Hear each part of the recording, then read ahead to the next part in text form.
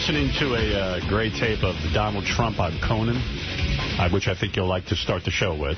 You know what? It was funny because he wrote a letter to one of the Extra or Accent Hollywood or something to Rosie, and they read it on the air last night. And he says Barbara is lying. Yeah, well, I got all that. Maybe you'll read it. But here's this. Artie, you said you weren't interested in Donald Trump and Rosie, but Jesus Christ, the whole country's interested in it. Well, I just said, no. I love how into this radio show you are. I'm a boob, and I mention that, and you're worried you're boring some other boob. I understand what you're saying. No. When I said that, after that View clip yesterday, did I not say that's the one time I might actually listen to The View?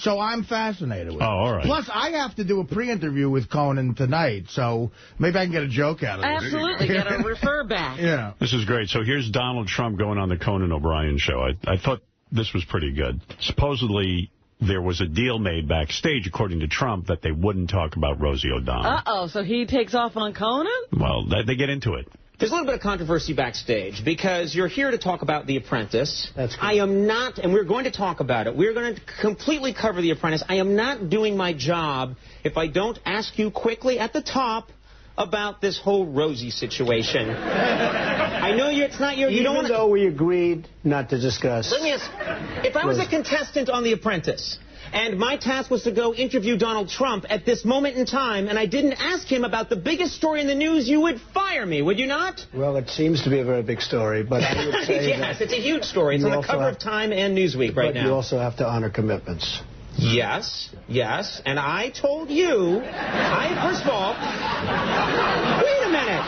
Jeff, did I make some agreement that we would not discuss the Rosie thing? I did not. Yes, you did. I did not. That's okay, but you did. But that's it. Don't feel guilty.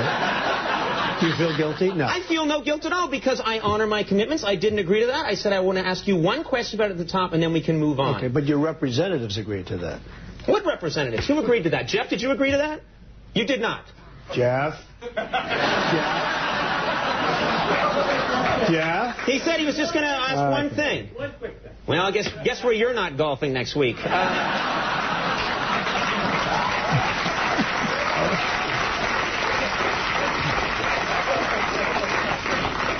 I just ask you if you see a happy resolution to this whole situation? Is that possible? Well, I think I've exposed Rosie for what she is. And, I don't see her ever loving me. I would think that it would never really work out. And there are a lot of people in the world, a lot of good people, and I choose to have my friends the way I like my friends. And, no, I don't see it in terms of happy. Will she ever be happy? She's not capable of being happy. Will I ever be happy? I'm a happy person. I'm a rather content person.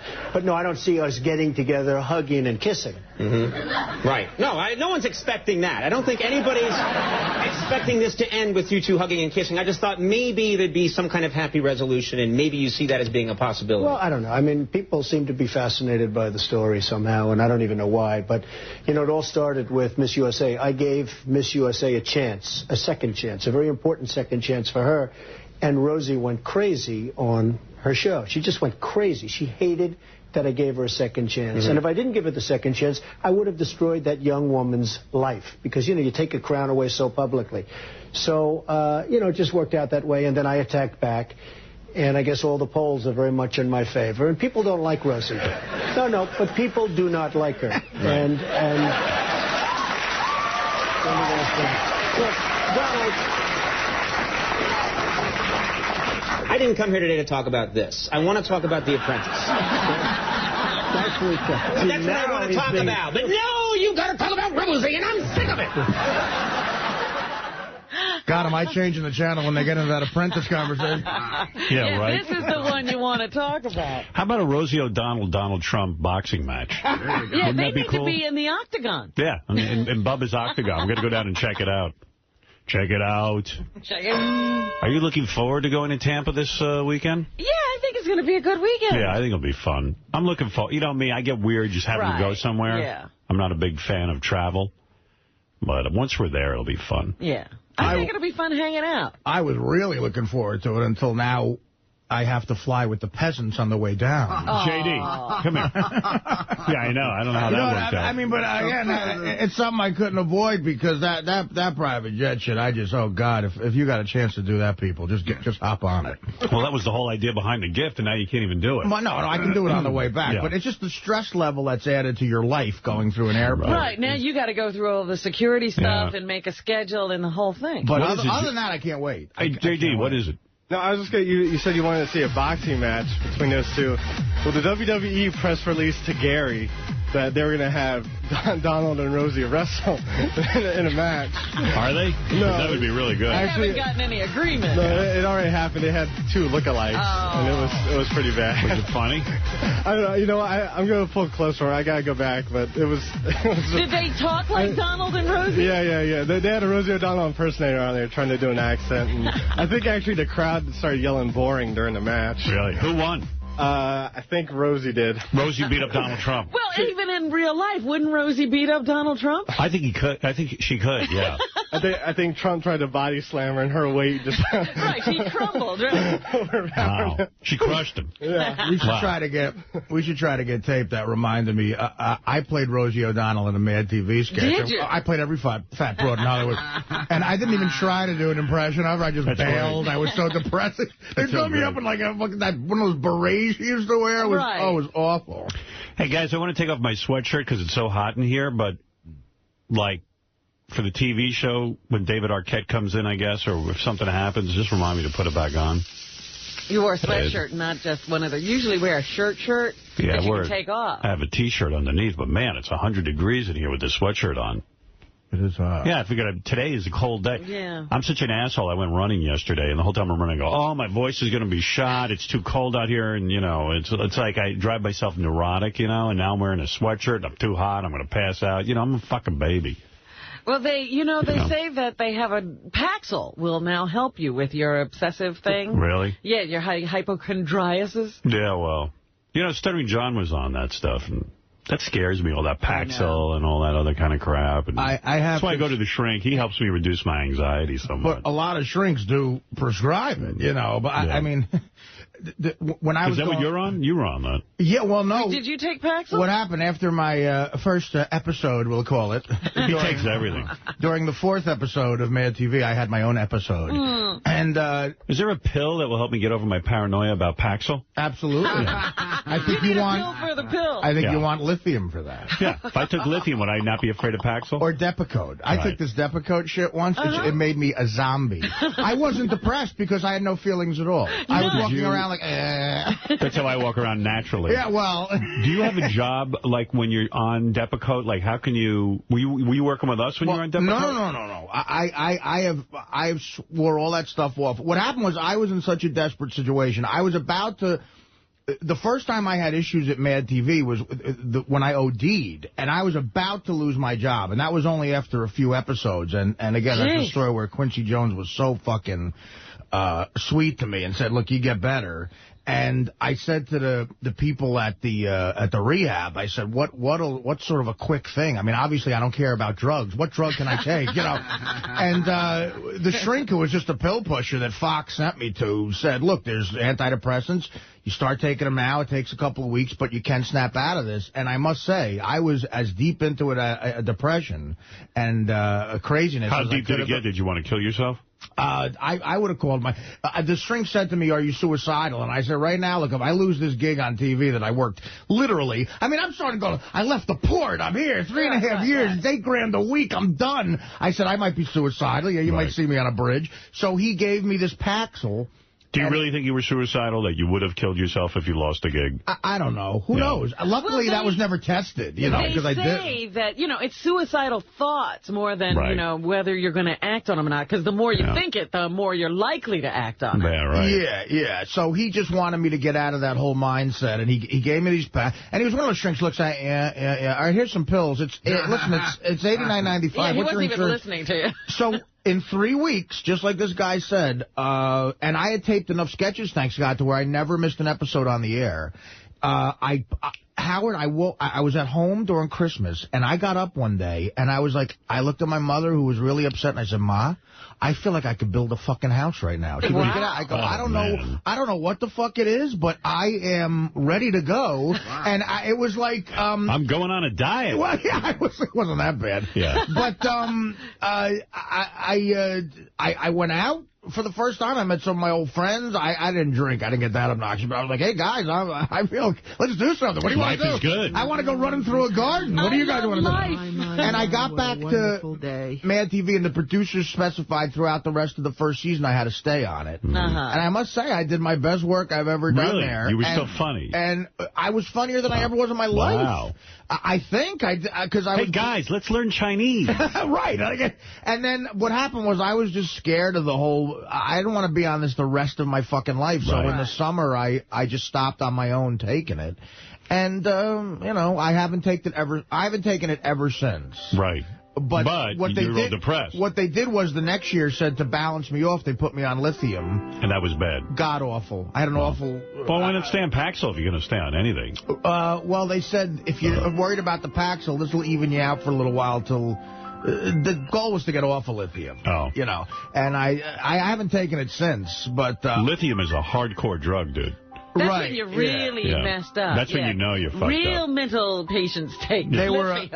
That's when I went, wow, I'm a real mental patient. Like schizophrenics take lithium. Yeah.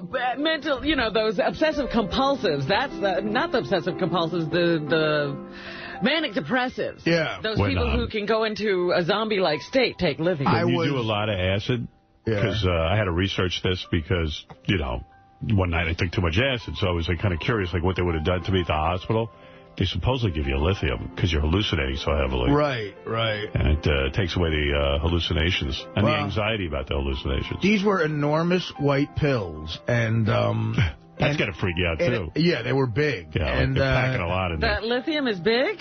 Well, they were these big white pills they gave me, and and the Depakote was similar, but it left such a weird taste in my mouth. But again, you see how I love sweets now? Uh-huh.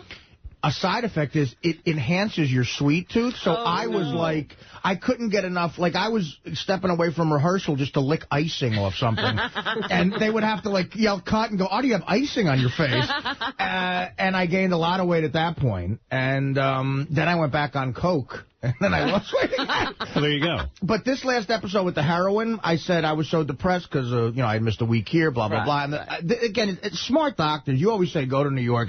This guy was so right who I talked to. He goes, listen, man, you're in withdrawals from the heroin. That's why you're depressed. 3 weeks out of that, you're going to get better. You don't need an antidepressant. And he was right, And most of the last year since then, I've been fine. Yeah, good. Because, heroin and that stuff coming off it, you are suicidal. Why wouldn't you be depressed? You will jump off a bridge, Yeah. Jessica Hahn's on the phone. She was on an antidepressant like Artie. Wow. I think I knew that. Is she still, or is she... Are you still on it? I've been through everything Artie's been through, literally. I just remember one time I was in California when Jessica gave me that horrible pot that freaked me out. That, really fucked my head up. Killer pot? That had nothing to do with it. Which I think was sprayed with something, quite frankly. It was killer pot. Paraquat. Paraquat. I am not, Howard. Other people had it, and they did inhale. You said they did. No, the other person who doesn't want to be named said that she faked it. Uh-huh. Yeah. People were taken to the hospital then. Yeah, other people had it the head of the Crips. All I know is Jessica Hahn has killer weed, or used to. I don't know if she still does, but then when she opened up her purse, I saw some pills and stuff, so... No, yeah, because I was taking with Artie, it is true, after 3 or 4 weeks, but you see, I've been through everything Artie's been through. You just never take the time to talk to me, but I've been through everything. You were a heroin addict? I've used heroin. Wow. Whoa. Yeah. Artie, a sister. One of the things I had to come... That's why when he mentioned that pill the other day with the homeless people, I so understood. Wow, I really should have hooked up with you with the Playboy Mansion. Yeah, I'm telling you, I could have... Well, yeah. Like Jessica, she goes, well, if you stopped to talk to me, you would know more things about me. I would just... Give me a hand job. I know, honey. It's not like you don't have a bazillion... Jessica, Howard's talked to you every day since 1987, I think. I mean... Heroin. When were you on heroin? I smoked it. I didn't do, the heavy... you did the black... Did you do black tar heroin? Yeah. Yeah. That's a cool look, Howard. You ever see people do that? Yeah, like I've seen old bag ladies do it. They spread it on a piece of tin foil, yeah. and you take a straw, and it's like you're smoking the foil. Oh my God! It's like oof. Was it something everything you loved, Jessica? I mean, was it like addictive? Well, you're very addictive. Was it addictive? I mean, like, did you really get a real bad habit? Well, I wanted it all the time for a while because it was such a great escape. You know, it's like Artie said, you could sit, anything is interesting. Howard, put it this way. If you see a chick doing that, just know you are $10 away from a great blowjob. Right. Yeah, but I was alone every time. I mean, I've never, you know. Jessica, did you give Casey a hand job? Remember you said you didn't? No, Howard. I'm curious because... Yeah, I'm going to say, and listen, if I did, would I say, oh, yeah, Howard, I did, sorry. Yeah, you would tell the truth. No, I did. Apparently she wouldn't. Evidently she wouldn't. All right, okay. I'm just curious if you gave him the hand job. No. I would love to know about it. Like did the guy... Well, because he was involved with that other girl, too. You know, it's not something you do. You know, your friend is there. Okay. You know? But, yeah, but Artie, that whole thing he's been through, I can so identify. You know, that pill you were talking about, Artie, is a lifesaver. All right. Well, there you go. Jessica Hahn admitting that she, too, like Artie, was on an antidepressant. It's been a long time. And heroin. Everything's good now. Everything's good. But anyway, I'm just... What were you all depressed about? You know, sometimes I just feel empty. I have everything, but sometimes, you know, who knows? I can't even... Artie can't figure it out. How am I... Tell you what, if I woke up and realized I banged Jim Baker, I might have go to drugs, too. Think that would do it? Yeah. Jessica, yeah. Did you see in the paper that Jim Baker's son is now an evangelist, a minister? I know everything. Do you know that he adopted 5 children? He's doing actually pretty... I mean, the son has a place in Brooklyn, I think. Well, the son looks just like Jim Baker, and he's tattooed like from head to foot. Right, he had that rebellious period. And he's like a heavy metal preacher, like he's trying to reach... the opposite. Yeah, he's got his own angle. I feel bad, though, every time I see him. I feel like real bad. All right, thanks, Jessica. All right, I love you. All right, love you. I couldn't get a word in. The guy is like rock and roll, heavy metal evangelist. Sort of like the Stephen Baldwin thing where he's got skateboarders in his... Yeah, the Republican Baldwin. Skateboarders in his congregation. Yeah, he's cool. He's a cool Christian. And break dancers. The son's like... break dancers for Jesus. The son's like, I'm a cool Christian. All cool tattooed guys who want to get into, Christianity and all that. I'm the cool guy to come to. And it's like it's a good angle. I mean, the family can't make a friggin' honest living. They can't get out of that religion shit. Well, they don't know how to work. No. They got to keep with the family business. I guess some people would think it's an honest religion. I don't. I mean, an honest day's living. Work. Yeah. The first thing in the oath of a con artist, not that they're con artists, I don't know, but I'm saying should be, look, never work. Right. Ralph, you're on the air in Jersey. Yeah. Although the kid might actually believe all the bullshit his father was up to and be delusional and really think that this is his calling. Right. Absolutely. I don't know that you can. I don't know that anybody can give you... It's one thing to believe in a set of rules, but all the other fairy tales that go on that they have people believing in, like, people walked on water and lived for 900 years and all that crap, do you really think people buy the whole thing? I don't know, but when you're about 21 years old and you got to figure out what to do for a living, I guess you'd probably say, hey, my dad didn't really appear to be having too bad a time doing this evangelism thing, and a lot of people gave him money for just talking a bunch of bullshit. Yeah, so. And I'm not telling him anything bad. It won't hurt him, what I'm saying. I was trying to think back to when I was a little kid in catechism in Catholic school, how I thought about Jesus when I did believe. And it's completely the same way I thought about Santa Claus and Superman. I was like, Jesus was a great guy. He could walk on water. I know more about Superman than I do. Absolutely you do. And it would be completely all right if they were telling you this story and they told you it's a fairy tale. Right. Hi, Ralph. What do you want to say? Jessica's gone, huh? Yeah. I was just wondering what she's on these days, because she seems to always be up. You know what I mean? It's like she never sleeps. Yeah. Yeah. I'm wondering. Maybe she's a vampire. Yeah, you know what? That's a good point, Ralph. We keep forgetting when she calls, and it's 3:20 a.m. out there. Yeah, and she calls like pretty much any hour she might call, so she doesn't appear to sleep. Yeah, I wonder what she's on. What are you on, Ralph? You're up. Yeah, what are you doing up? I don't know, man. It was just one of those, I don't know, I woke up early. Yeah, Ralph's up. Wow. Ralph's up for the day. What are you going to do today with all this time, Ralph? I don't know. I'm all fucked up now. Gee, I have things to do, but I'm not sure what they are. Yeah. I have drawings and a packing box. He's always unpacking boxes. Right. Well, you know, the other day, the smell ruined his day. So. Yeah. Yeah, I've been playing catch-up. I was running around all day yesterday. You know, it's a great excuse, Ralph, because I've been there. Go, look, I was up. Nothing was open. I couldn't get anything done. So I went back to sleep. All right, Ralphie boy, thanks. Artie, you need help, man. You are suicidal. You're killing yourself slowly. I need help, Ralph. Well, right now, one of us is at work. Which one? I'm working, man. This is work. Oh, get the fuck out of here. I'm calling in with content. He's contributing. Yeah. Well, one of us is getting paid for it. Hey-oh. Thank you. Thank you. That's a good question if Jessica's listening. What are you on that you're up all the time? I'll tell you what, Ralph makes an excellent point there, now that I'm thinking about it. And she never seems groggy. No, she's wide awake. Hi, everyone. Oh, It's me, Jessica. She's on that Stern Fan Network all the time in Jessica Hahn's Corner. How many, in this country, if you saw a close-up of the Stern Fan Network on a computer, if you just panned right to the right, how many crack pipes would you see? It's not like that, man. Yeah. You don't understand the Stern community. I'm saying maybe 10%. Maybe. All right, good morning, everybody. So, I don't know if you care about Donald Trump and Rosie O'Donnell, but he wrote a letter to Barbara Walters and Rosie O'Donnell, basically saying he wrote it to Rosie O'Donnell, basically saying that Barbara Walters lied to both of them. That's right, because he says everything he said is true. You know, it was weird yesterday. Not only was it our anniversary 1 year here, but the ratings came out for our old radio station in New York. Well, how are they? They're lower than when David Lee Roth was there. Oh, geez. So it's like... But David Hinckley didn't write a word about it. There must be some sort of pact there or something. Oh? That's not news? I don't know. I guess not, evidently. It seems like news. Yeah.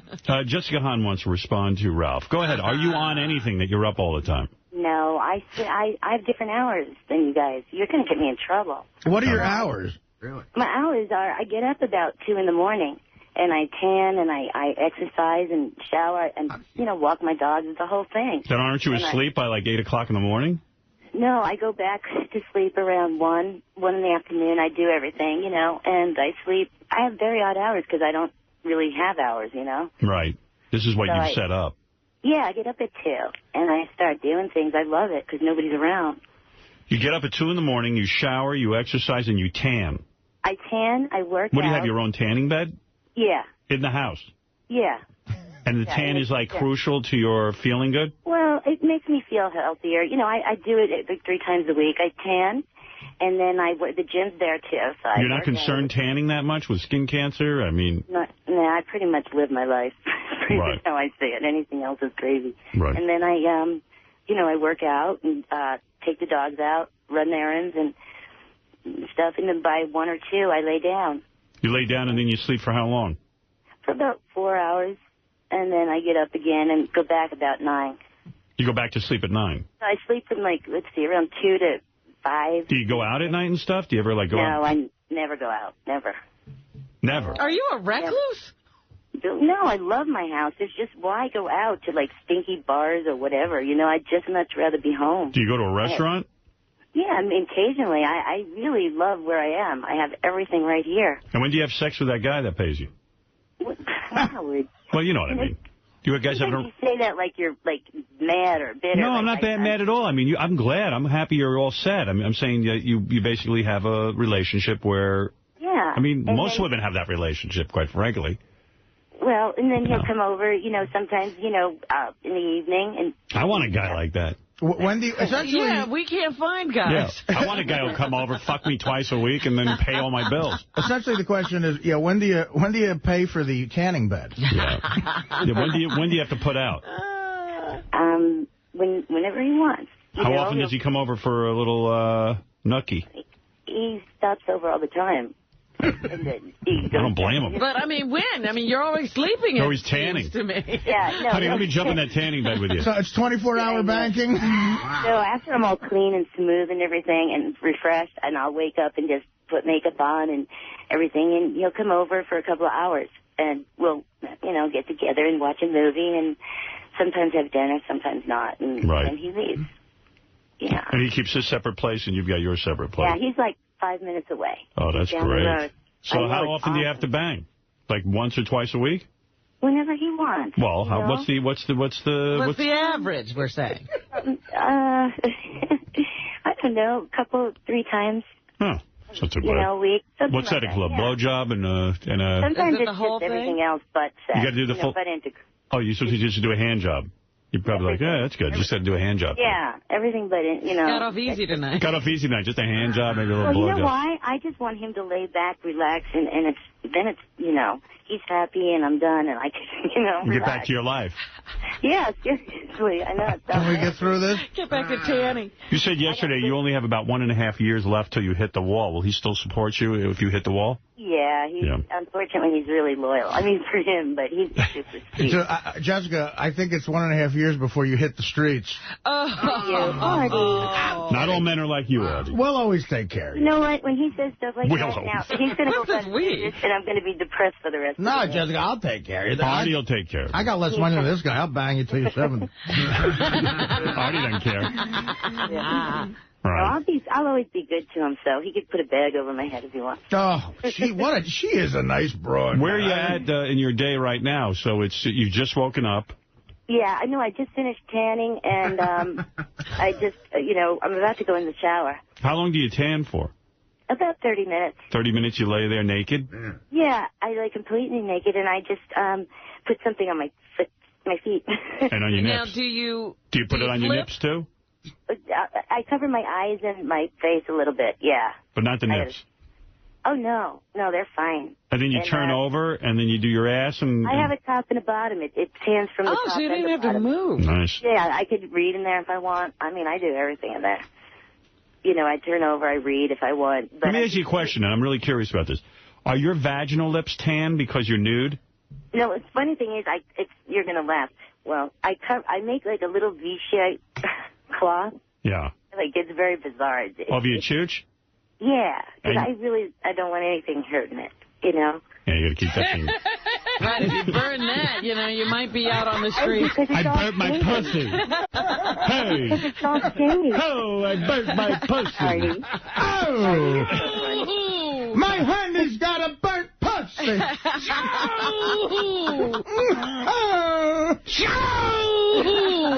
My fucking broad burnt a twat. It has no hair on it to protect it, so it's so bare. Okay, you know what? I'm flying out. I'm getting the first flight to L.A. I'm fucking you. Why didn't you fuck her when you were out there? She wanted to. She was coming to L.A. to meet you. She didn't show up. I was at the mansion. She's got to do a little work. I mean, you got to do a little phone call. Doesn't sound like that guy does. No, you don't. Hey, Jessica, Howard TV wants to fly out to L.A. and do a day in the life of Jessica Hahn. Oh, God. Really? Yeah, okay. All right. Well, yeah, let me talk to them. Yeah, we want to. Yeah, we even want to watch you tan and shit. Right, we want to see you get up at 2 and do your thing. Okay. So call the dealer and say no deliveries. Nothing into that. All right, so Jessica, I'm going to have Doug Goodstein call you, all right? All right, have him call me later on. All right, that's going to be good. All right, thank you. All right, honey. Bye-bye. Bye. Jessica Hahn, routine. Well into her day already. I think we should just, because Howard TV, we can do whatever we want. I think we should just, really literally follow her for the whole day. All the boring shit, too, you fast forward through. Yeah, like a Big Brother thing. Just put cameras in the house, and you can tune in on the Internet or anything. Do you know what part of L.A. she lives in? I'm dying to know. I have it written down somewhere. Oh, yeah, I'm dying. Yeah, I don't Gary remember. I'm dying to know exactly what, how much this guy's spending on a house, where it is. She's a wild chick. She's well set up. One thing about her, and I really will say this, whatever it is, she's so into her body and sex and pleasing that, literally when we'd go to L.A. and she would, I would just call her. I'd say, I'm in L.A., I got a group of guys in my room. You mind coming over and giving us a lingerie show? She'd be there in 5 minutes, pack a bag. Yeah. She had the lingerie ready. Well, yeah. And she'd come over, and like a real trooper, put on a pair of high heels, get naked. Within 2 seconds, she'd be parading around naked, and she was, really good about it. And then, she'd even say to me, Howard, if you want to relax, I know you're married and stuff, but if you want me to just beat you off, I give a great hand job. I was like, Jesus Christ, I really, I wasn't going to cheat, so I didn't do it. Thank God, because, she would have told everyone.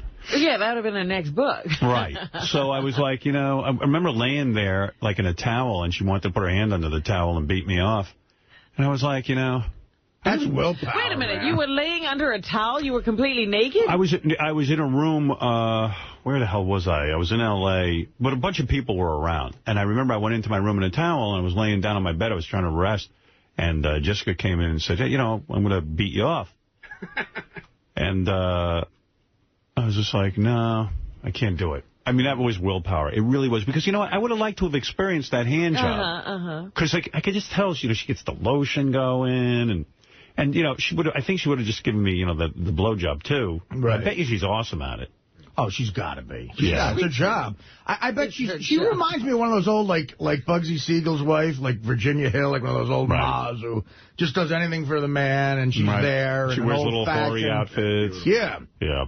You know what? Was there ever a time where her and Sam Kinison were like a couple to where like they would go to dinner? Not. I mean, yeah, they hung. He wined and dined her. Right. Yes. Yeah. But it was never like, the couple getting together. This is not my woman, no. Sam and Jessica. Because he was with Malika during that whole thing, too. Oh, he was? Yeah. I forgot. Yeah, he was with a lot of different women. Really, really a lot of different women. King of the fat guys. Yep. Let's, you want to take some phone calls? I got a million things to talk about. How was the anniversary for you? The one-year anniversary was great. I really, I didn't think it would affect me that much. I didn't think I'd care. You were kind of touched. I was, because I know I would have been on a radio. And we're doing so well here. Is thriving the right word? Yeah. Thriving as a show.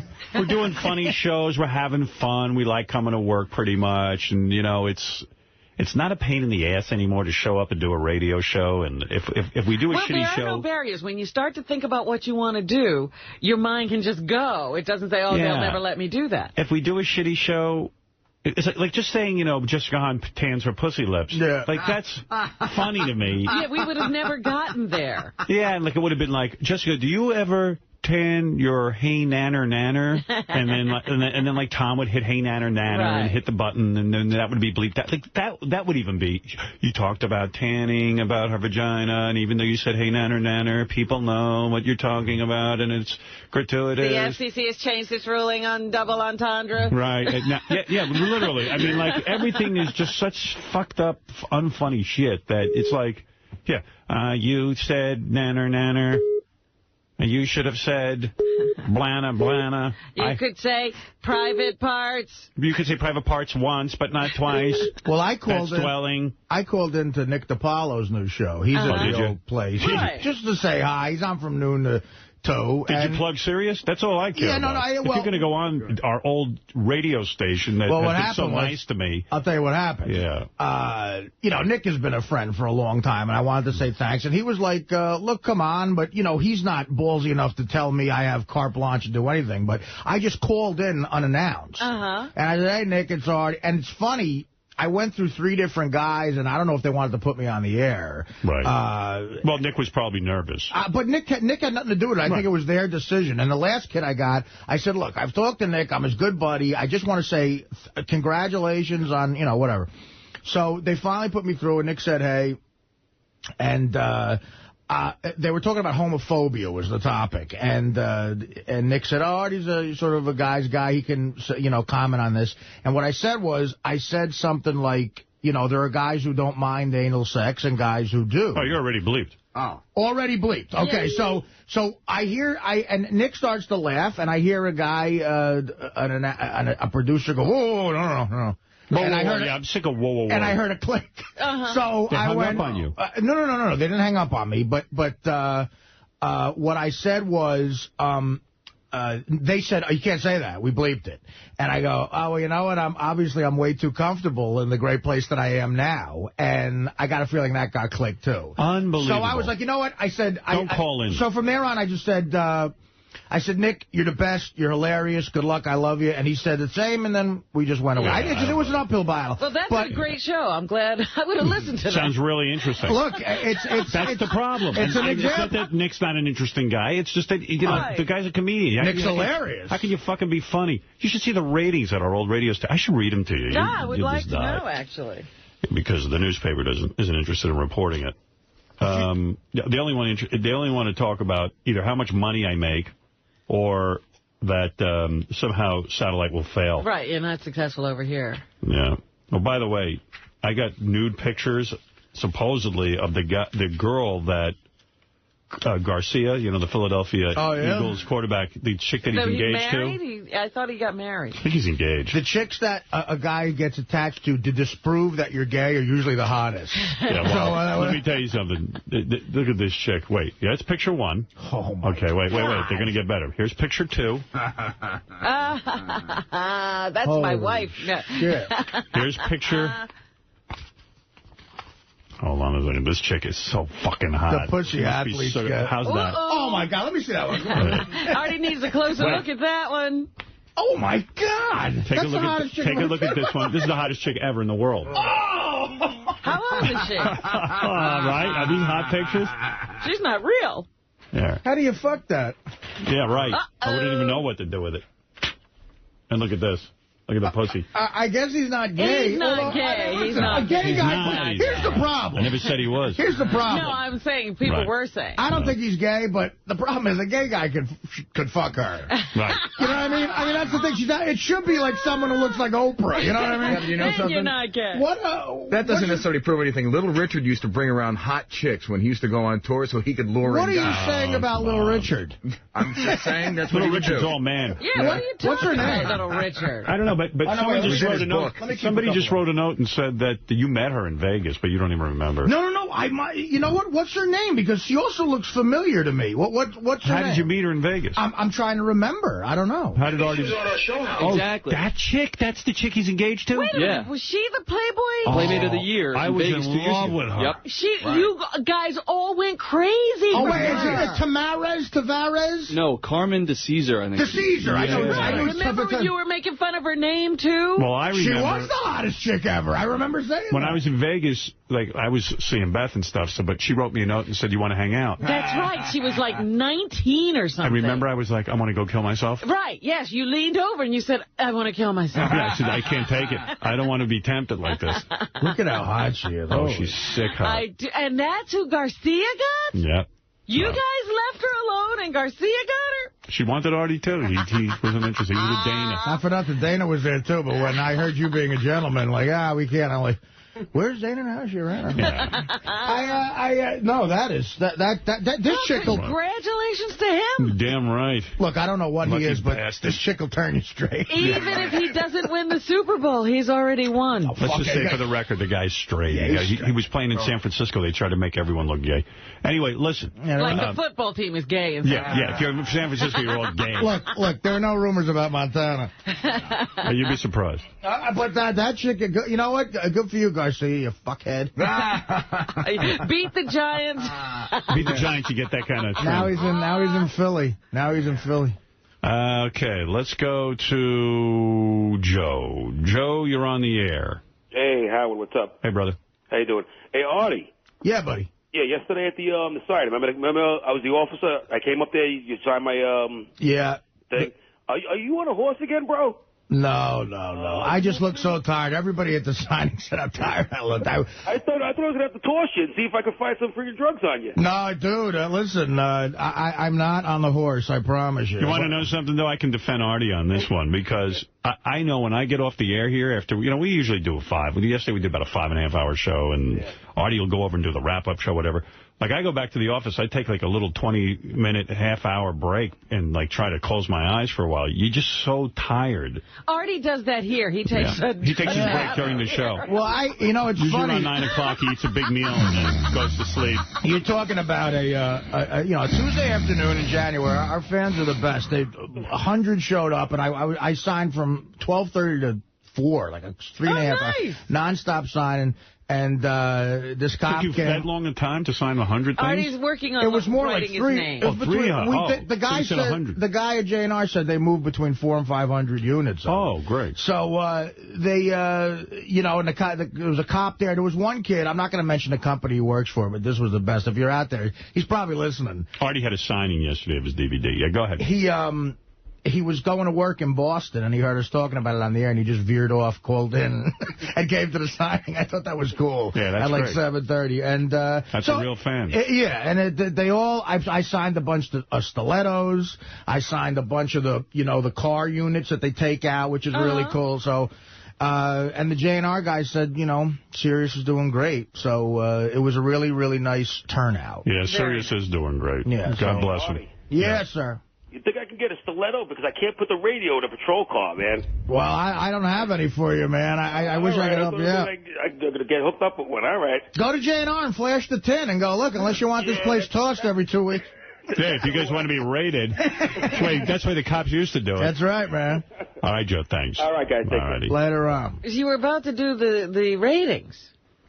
Oh, right. Thank you. You got distracted by Garcia's girl. That was in the pile. Well, I'm sitting in my email last night, and, boy, I do get a lot of email from friends and stuff, but I knew that something big must have been going on because...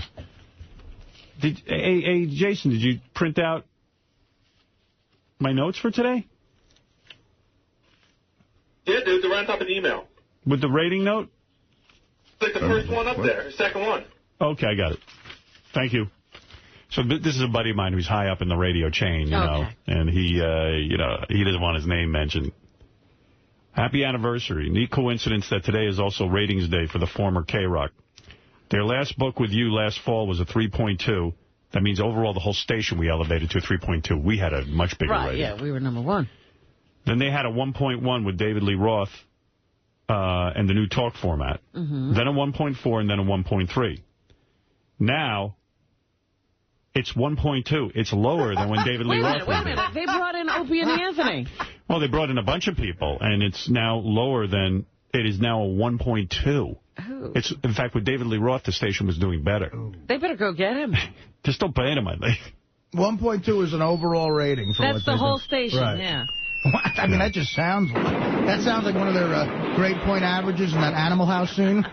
The ratings in the morning are 1.6, as low as David Lee Roth had.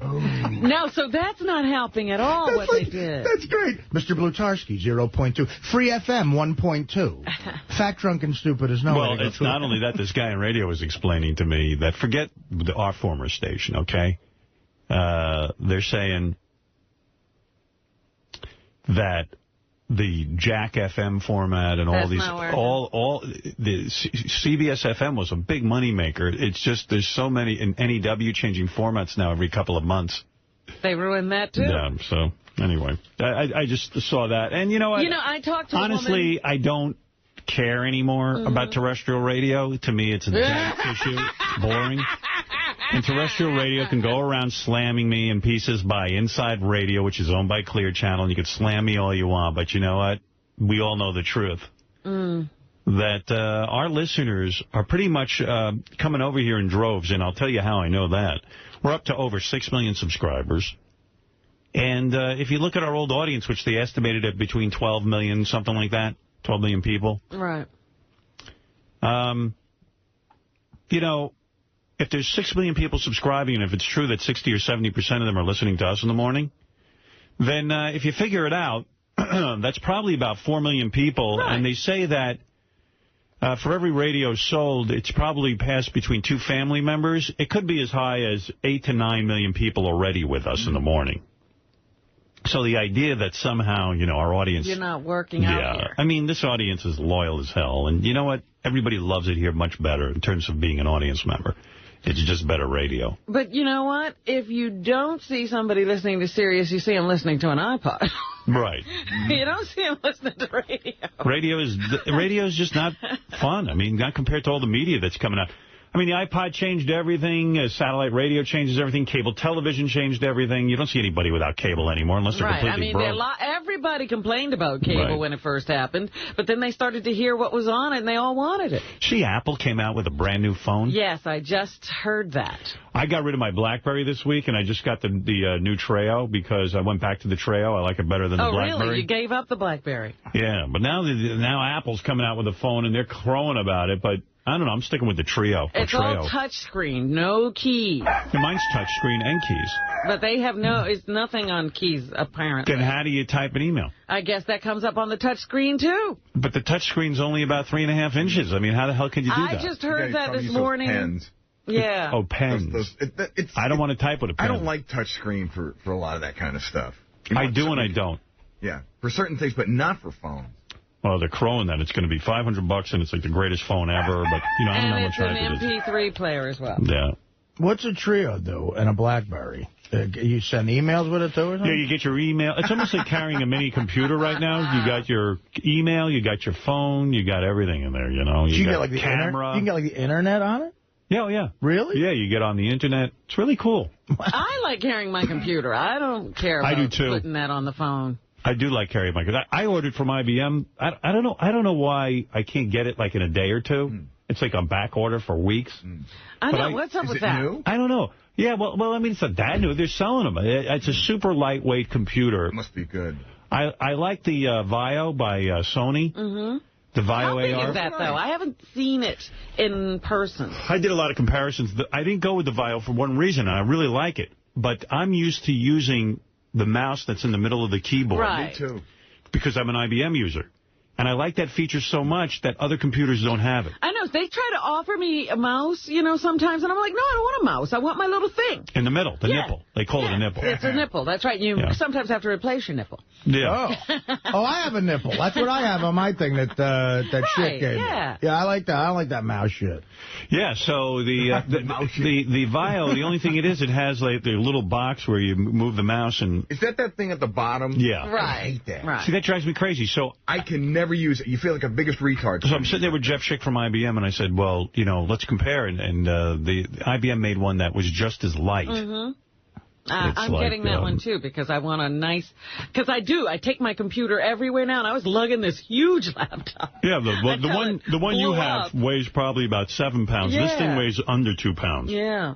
Well, I think it's under 3. Right, but it doesn't have a DVD. See, if you put the DVD and stuff in there, then it weighs more. Heavier? The Vaio does have the DVD player and all that stuff in it. I don't need a DVD player. Well, the only reason you need it is sometimes if you do an installation of a program or something. But you don't have anything? Like you don't have a tray where you can download stuff? You can buy that. It's a separate attachment. But, you know, the thing is, for me, I download most shit from the Internet. So what do I care if I have a DVD? But I like that little feature when I want to download some software or something. Well, then you have to weigh it out like I did. You might. I'm going to have to ask about that. Yeah. You can get an attachment, but it'll weigh more. How are you downloading software? What are you, like Bill Gates? Or no, Marty, it's so simple. You click on a website, and it says download, and it downloads. Right, or done. if you put something in that little tray, it tells you exactly what to do. Yeah. Software means the actual content that's on there. Right, the programs. Oh, so the words. Like you download an article. Or you download a new system, you know, if you want... like a chess game. Yeah. Oh. All right. Or, you know, dude, how are you not into this shit? Maybe that's why you're all depressed. You're not embracing all this. Because I'm not into computers? Yeah, I mean, like I got a feeling that's why I'm the little happy that I am. Computer. What? But you know what? You know what you said about the Apple phone? To me, it doesn't make sense. I always thought it'd be a matter of time before the computer companies just started making phones. You know. Well, it's merging. Like, why doesn't IBM come out with a phone that has, you know, everything? I mean, everyone's coming out with phones, but Apple's trying to say they got... First of all, Beetlejuice is so ahead of the curve on everyone. Beetlejuice is using the new technology? Well, I played this yesterday. You know what he uses? The Bluetoothless. I got to play this again in case you missed it yesterday. Beetlejuice, Sal and Richard were on the road with Beetlejuice. He shows up at some of their comedy gigs. Right. And they said to Beetlejuice, they're in the room, they wanted to see just sort of like what he understands. Yeah. So they handed him their iPod, and they said to him, make a phone. They said, there's someone on the phone for you. And Sal just stood behind him and talked, and Beetlejuice thought it was a phone. And he talked into the iPod. Yeah. Listen to this. It's great if you missed it yesterday. Ronnie. Yeah, we're here. Yeah, Beetle's here. You want to talk to him? All right, hold on. Hey, it's Ronnie. Who? It's Ronnie. Yeah? He wants to talk to you. What's up, Ronnie? Hey, dude, what's up? What you doing? What's going on? What you doing, dude? How's everything going, man? What's up, Ron? Where are you? Everything good? Where are you? Chilling, bro. You in Sacramento? Hey, Peter, do you realize you're talking on an iPod right now? Can you tell Ronnie me and Richard say hi? I'll call you back, Ronnie. All right, Pete, take care, man. So then they said, he's still on the iPod, obviously, and then he didn't even talk like Ronnie. He just he didn't say anything, and Beetle was still talking into it. He had a whole conversation with nobody. Yeah. Yeah. Yo, ask him if he's taking the truck or the car tonight. He's taking the truck or the car? He said he's taking the car. Okay. Where's he at right now? Ask him where he is right now. Where you at right now? Oh, he said he's on his way here. Where's he at? Where are you? Oh, he's on Night Street. Is he picking up McDonald's or pizza for us? Where you going? To pick up the pizza or the McDonald's? Oh, he said at the restaurant, he said. I'll call you back. All right, I'll see you later. Bye. Who was that you were talking to? Huh? Who were you talking to? I don't know, but you don't want to know. So there's B talking into the first iPod. Do you think if Beetle, do you think he can make a call, like if we told him to call home, handed him a phone, do you think he could do that by himself? No. No? You don't think so? Breakthrough, no, I don't. Breakthrough iPhone, wows high. He was just talking into an iPod. Oh, but if we gave him a real phone, I think he could. You think he could call 911? No. If we gave him the number. If we gave him the number for it, yeah. No, he'd be like, well, what number? Breakthrough iPhone wows high-tech fans in Wall Street. It's a cell phone and an iPod and a mini computer all in one. Looks kind of cool. Oh, an iPod, too. Huh? Apple How yesterday. big is it? Is it large? Well, here, I'll read this to you. Apple yesterday unveiled its much-anticipated iPhone, which the company is betting will thrill customers and terrify competitors. Jam-packed with a slew of innovative features, the slim but widescreen iPhone is being hyped by Apple and tech junkies as a radical breakthrough for mobile phones. In much the same way that the iPod revolutionized portable music players. This is what you got to see. The iPhone will retail for $499 or $599, depending on memory capacity, when it becomes available in June. Steve Jobs is, all full of, this is the day I've been waiting for 2.5 years, motherfuckers, blah, blah, blah, blah, blah. Every once in a while, a revolutionary product comes along and changes everything. We want to make a leapfrog product smart and easy to use. This is what iPhone is. Details of the iPhone have been closely guarded. Instead, okay, here we get down into specifics. Apple iPhone is the sexiest mobile phone ever, one besotted blogger wrote. Fucking guy's already in love with it. These techno guys are just in love with any new little device. Instead of a physical keyboard and a stylus, iPhone users' fingers will activate touchscreen features on the 3.5-inch display to type email, send text messages, browse the web via Wi-Fi, and select music and videos. Sounds everything like my Trio does. A sensor in the phone automatically rotates the display between portrait vertical and landscape horizontal views. I don't know what that means. Which means... oh, look at it. Whoa. Yeah, there it is. Looks kind of big for a phone. You know what the problem is? A lot of these... See, the reason I like the Trio, the BlackBerry phone blew. Like the actual phone technology. In fact, Ross walks around with a regular cell phone and a BlackBerry. He uses the BlackBerry for his email. And he can't hear on his BlackBerry? Yeah, the BlackBerry phone just bombs out a lot on me. And I got Singular, and with Trio I got Singular, but the Trio has better phone reception. I don't know, man. It all drives me fucking crazy. You carry a cell phone, or you're not even up to that yet? No, I got a cell phone. You want me to show it to you? No, I don't want to see it. It looks like that Maxwell Smart shoe phone. He's got a shoe phone. You're telling me this is already, obsolete? Absolute. I mean, obsolete. Absolute. That's a fucking cell phone. I got that. That's the Razor. You still have an antenna on yours. Oh, my God. You got the old one, dude. Wait, no, I do not. You know what? This is the Mercedes phone they give you. I bought it 3 months ago. The Mercedes phone? You know that. Who gives a coot about Mercedes phones? What they do is they say, when you get a Mercedes, you lease one, they say, give us your old cell phone, we'll give you ours, and it's a full, you can plug it into the car, or you take it out and you use it. Right, I understand that, but your phone has an antenna. So does my Mercedes. Hey, Ralph, you're on the air. I believe you should purchase the Vio type of computer.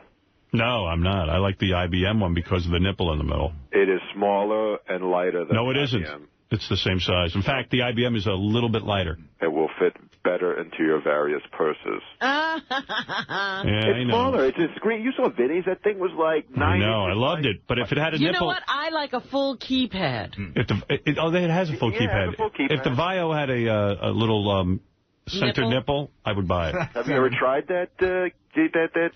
Yeah, I don't like it. I have it on my IBM computer. You can have an option. I don't like it.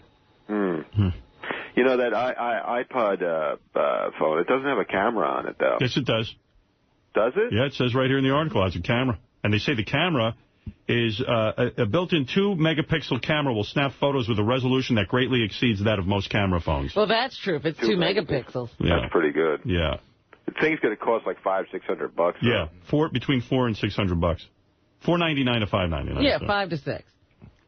I do have to leapfrog, as you say, into this technology. Yeah, you'd have fun with it. It's a little scary. Like, Apple is taking over, like, media and stuff. If they make a good product, they deserve it. Why not? Yeah, but, like, you know, it's all proprietary. You can't, like, if you download something, or you can only download onto their stuff. You know, it's like... The iPhone will also feature what is called the Safari browser, where users can view any web page the way it was designed to be seen and zoom in and expand any section by tapping on a multi-touch display with a finger. Oh, that's interesting. No.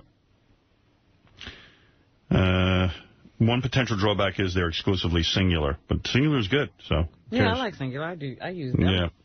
That's probably a good company to buy into. Apple stock went up like $10 yesterday. Really? Yeah. Yeah, well, hey, fuck do I know? Like right now, me and Frank Sebastiano are trying to write this other thing, and when he has to send me shit, it's like the Pony Express days. It takes 3 days for me to get it. Oh, you're about the only one. Because I have a fax machine, but it don't work. No, but you would love, like, you sit in your computer and Frank says, I want to send you something, and it's there within 3 seconds. Yeah. You could see it while he's talking to you about it. Is Frank lost in the dark ages? No, Frank has all that shit.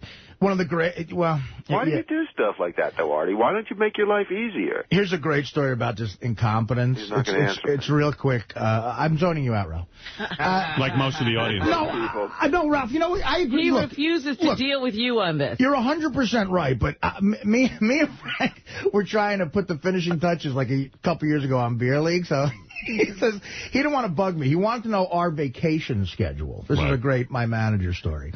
So he's like, so he could figure out when to fly to New York so we can get together to write. So he doesn't want to bug me, so he contacts my manager, Peter, and goes, Pete, listen, I want to know Artie's vacation schedule, what days he's going to have off. As soon as you get it, this was the beginning of the year, let me know so I know when to get together. So my manager actually did this. The vacation schedule wasn't out yet. My manager didn't have it. So he emails and faxes to Frank. He has an assistant do this. A list of holidays. So, in other words, now Frank basically has a cover letter that said, listen, Frank, the vacation schedule isn't out, but I know for a fact these are the holidays Artie will have off. So Frank now had a generic list of American holidays. Frank called me up. He was so funny. He goes, Art, someone can stay out late the night before Thanksgiving. Hey, Howard. That's funny. Like he wasted all his time. Yes, Gary. You know what's funny about Artie and the computer? You know, so like 3 or 4 years ago, I guess Artie was watching you all the time, and Jeff Schick was up here all the time. So he sort of got caught up in that whole thing. So ordered a very expensive computer, which Jeff brought to Artie's house and hooked up, where it sat for 4 years and did virtually nothing. So now Artie got caught up again, I guess, over this I broke the computer. But doing what? I got so pissed off. I was in my fucking office one day. I got so mad at something. So mad about something that rhymes with Zana. And I hit the fucking laptop with like a bat. I picked up a bat, and I just fucking went boom. Oh, my God. You took it out on the computer. Yeah, I did. Wow. So I'm not a wife beater. So, Howard, over this last... computer beater. I am. I believe over this last vacation, because I heard Artie say, did you get a new computer? Well, what happened was it sat there broken for 2 years. Okay, and then finally Jeff, this assistant kid, scheduled it all. I woke up one day to a door knocking, and I was asleep. I said, what the fuck are you two doing? He goes, you don't know we had an appointment. So Jeff put in brand new, most expensive laptop they got, and I haven't used it yet. It's been a month. Howard, 4 years he never used that computer. I went to my website once.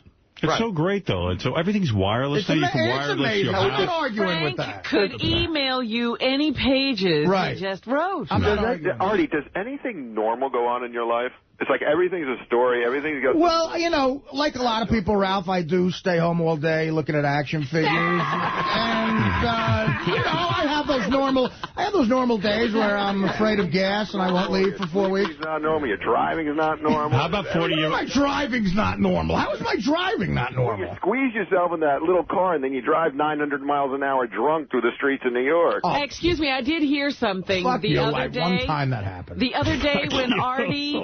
Howard. Yeah. The other day when Artie and Scott got out of here, apparently it took a while for Artie to get the seatbelt. DePace, you're a dirtbag.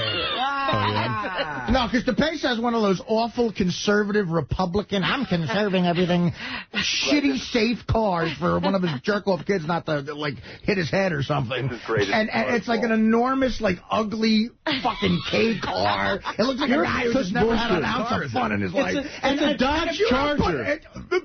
A Dodge Charger is like a muscle car. It's like a Mustang. A muscle car. You know what I mean? My car beat the shit out of your car.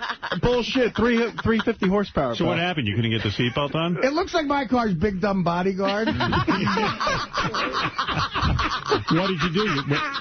You already couldn't get the seatbelt on, Scott? No, what happened was it's one of those like awful cars where it's like, if you don't put the seatbelt on, it's like ding, ding, It has a weight sensor in the front seat. It does not. Yes, it does. I swear to God. Well, tell it to get a hair sensor. It's for safety for kids. If there's a kid there, it'll turn the airbag off. Oh, you don't be kids. Don't even be safe. So Artie's sitting in it, and the computer went, that's no kid. That's a kid with the Ed Musburger's disease. So Artie called into the show, was waiting on hold, and that's the noise I heard the whole time. It wasn't that. I said, Artie, you got to put the seatbelt on, but he couldn't get it over. He's going, I'm trying to help him. I don't want to get it. I don't want it. Was bullshit. I don't want to be. I hate seatbelts. They're awful. Oh, that's smart. They're dumb. It looked like his arms are real short. You know, he was like trying to. My arms are real short. So how long did it take him to wrestle with the seatbelt before he finally got on? Who won? 5 minutes, and then finally we got it. Were you trying to help him? I had to do it. I buckled it in. You buckled him in. Yeah. Here, Artie, I'll buckle you in. You know you can't deny any of this. Did you have to tell your computer? I can deny every bit of it because I wasn't trying to do it. I was doing it half-assed because it was a stupid thing. My car doesn't do that. Even though you had to buckle him in, he's not a kid, so that the airbags wouldn't turn off? My car doesn't beep when your fucking seatbelt isn't on. Well, your car's not as good as mine, then.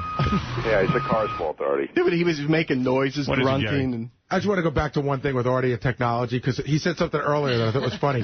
His Mercedes phone. Scott, get back there and direct the show. Yeah. His Mercedes phone that he has, those things are insanely expensive, Howard, because I went through this with BMW. Right, I know. This is before Bluetooth, right? Now there's Bluetooth, but before that, and that's why Artie keeps doing it, you buy the phone with the car, I think it's like $1,000 for the phone. It is. It's $1,000 for a phone. And it's not even a good phone. And it's not a good phone. And once you take it out of the car, it is this weird-looking antenna phone. No. But it's like, I remember I went to BMW, and they go, and the phone's $1,000. I go, who buys that? They go, nobody.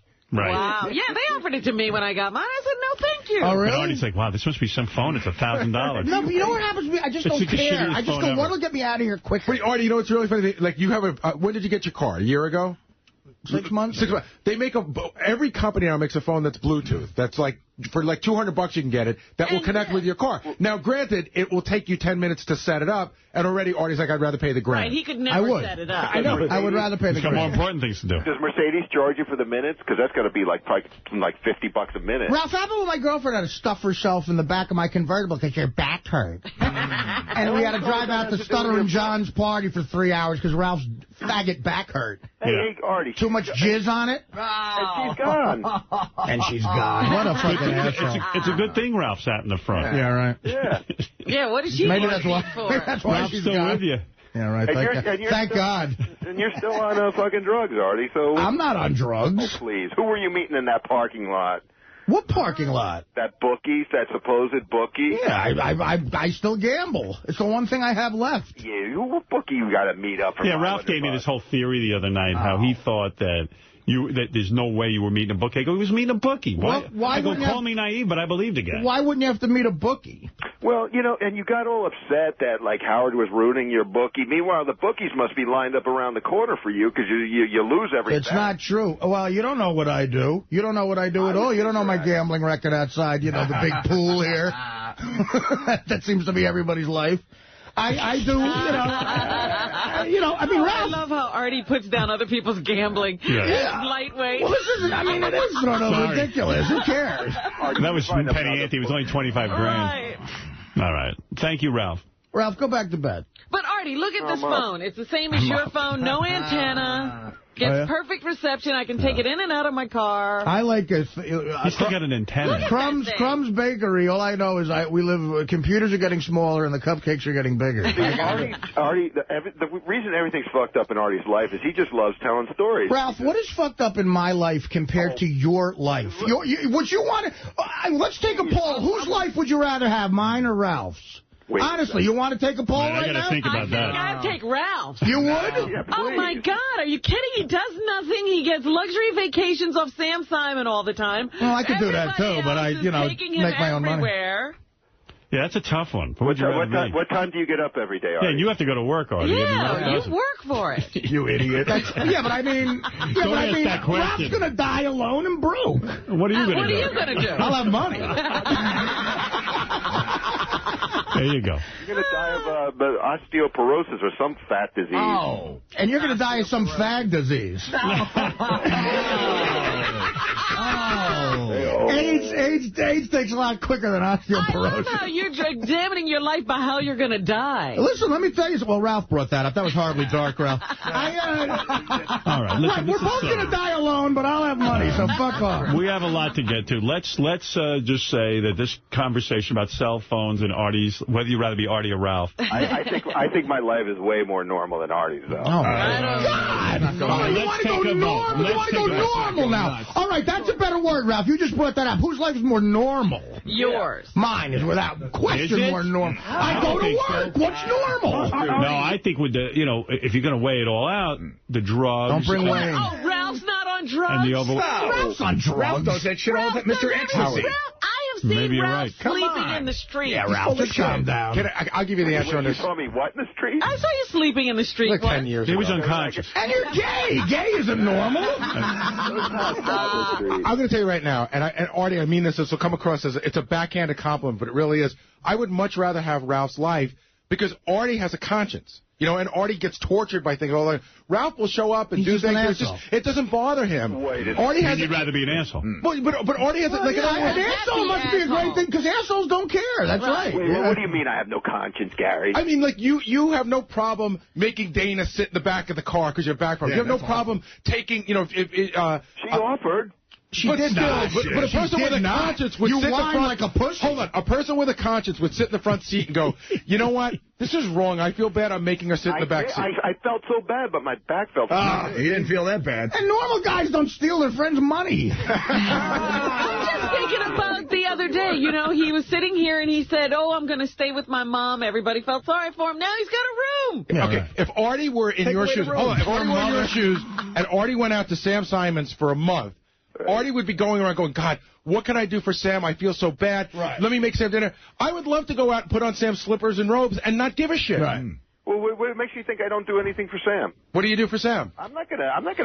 You can't think of it. Unless he's gay, there's nothing you can do, man. Must be blowjobs. What are you gonna buy him some licorice? Yeah, what could you do? I do the right thing, you fuckhead. What do you do? I do the right thing. What do you do for him? I do the right thing. Oh, man. What are you admitting to here? What is the right thing? Nothing sexual. It sounds like Jessica and her husband. Sam, I'll be tanning the boots. I'll be putting a shock on my pen. Ralph and Artie. Yes. Who's more normal? Hello, you're on the air, Chris. We're both whack. Yeah. Howard, what's going on? Hey, now. Let me tell you something, man. Ralph is such an asshole. Why don't you just get off fucking Artie's back, dude? He don't do shit. He's such a homo. You can't stand this guy. You sound like a piece of Philly trash. Shut up. I want to take my subscription back, man. This guy just fucking blows. Artie, you're the man, dude. You're the man. Thank you. Thanks, Rob. Alienate our best city. That's wonderful. That's good. Concise argument. All right. Thank you, Ralph. Goodbye. Moron. All right. You know what? The argument, who has the better life, Artie or Ralph? You're right. I got to admit, you're right about the no working thing. But I mean, if you're going to bring... you got to say Ralph has the better life, but who's more normal? Right. I mean, just the fact that I go to work wins the normal thing. Yeah. I know everywhere else I'm out of my mind. You got a point there. You're making a point. All right, listen, we've got to take a break. It's been a fun-filled hour, but I've got to take a break. And also, did Scott DePace hear about our new contest? What? Fifth caller can have his pet monkey direct the show for a week. You're mad about that? No, it's just he always says it, like in the car, he's your best friend. Like, oh, let's get out of here. Fuck these assholes. You know, we got to go home, get home early and everything. And he's fucking monitoring my every move. Right. You can't get your seatbelt on. I'm in his enormous... I loved that story. I said, oh, my God. His enormous George Bush car. Do you realize after the weekend at Bubba's how many stories we're going to have on each other? How horrible? That's why we have to go. I bet most of us won't even be talking to each other when we get back. All right, we'll be back right after these words.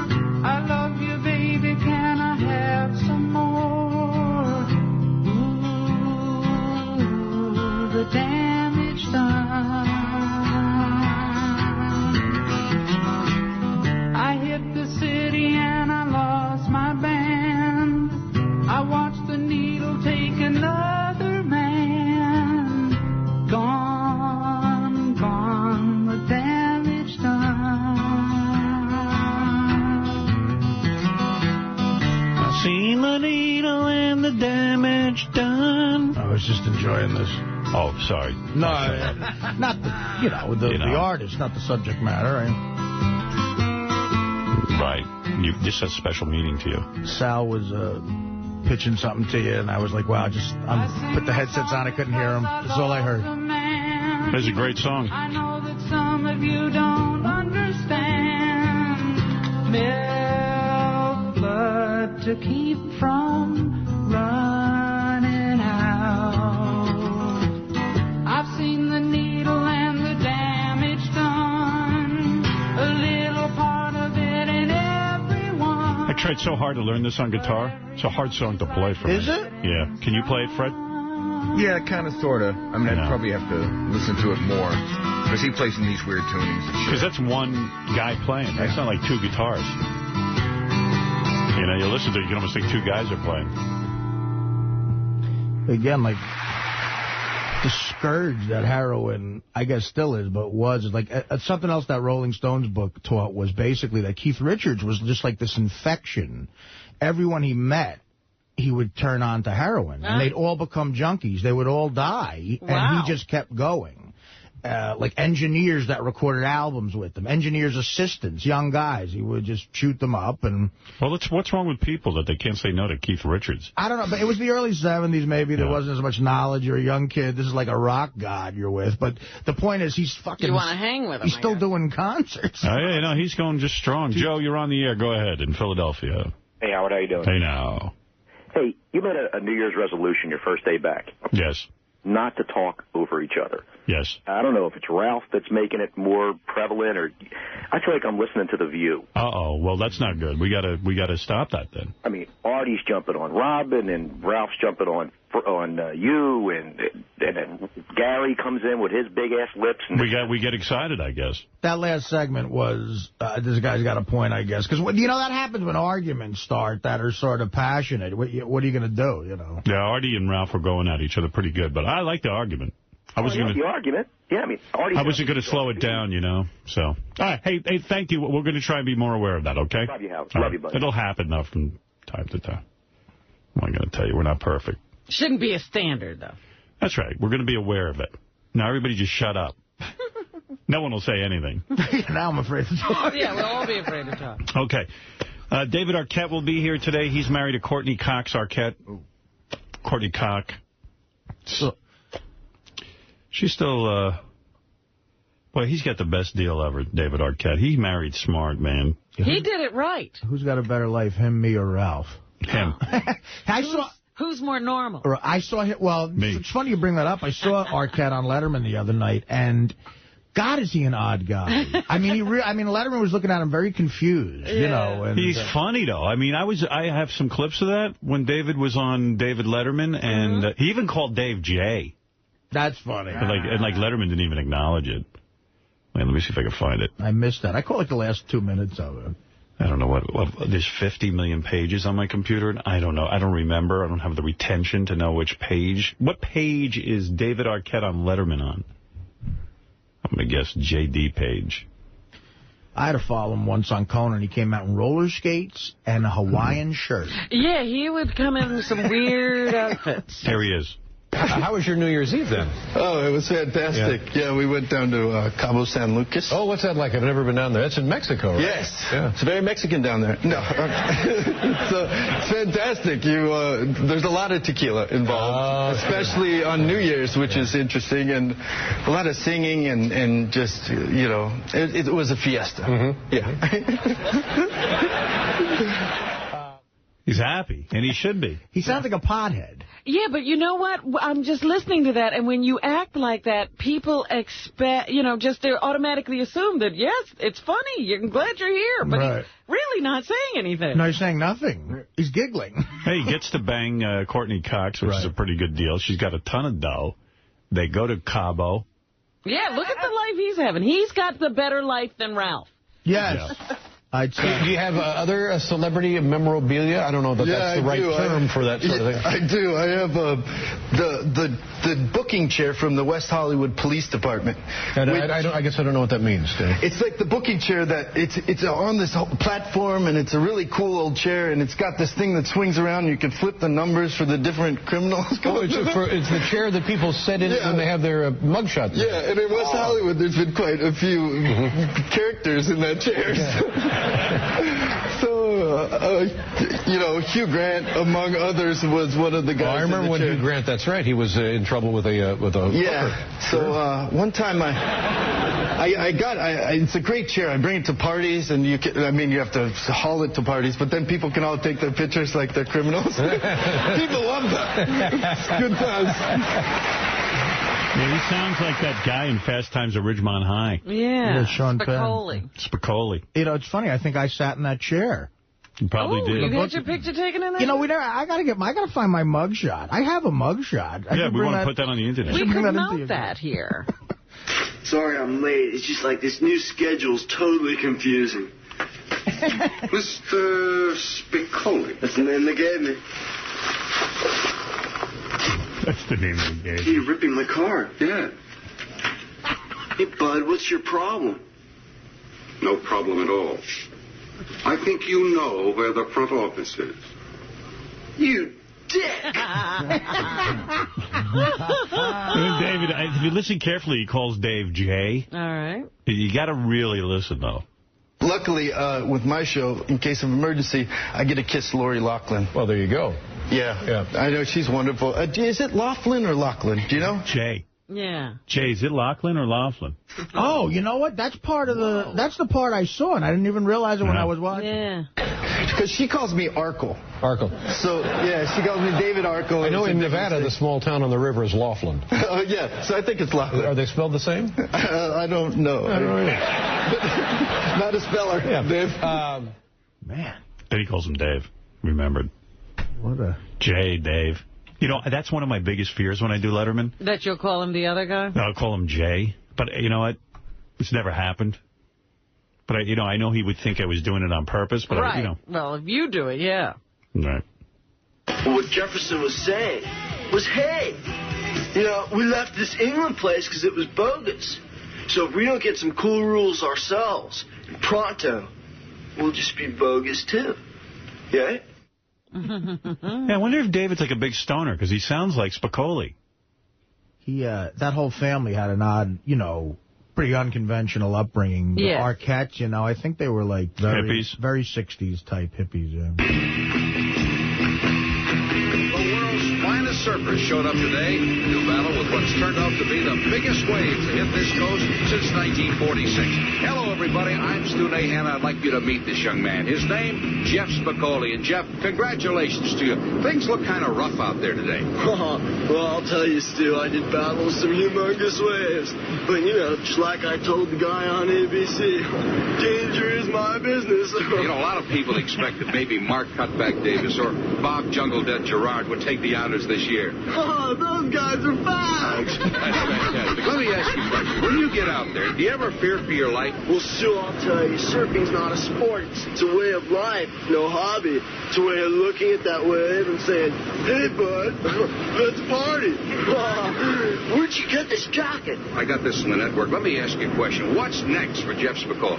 Oh, headed over to the Australian and the Hawaiian Internationals, and me and Mick are going to wing on over to London and jam with the Stones. You guys are invited, too.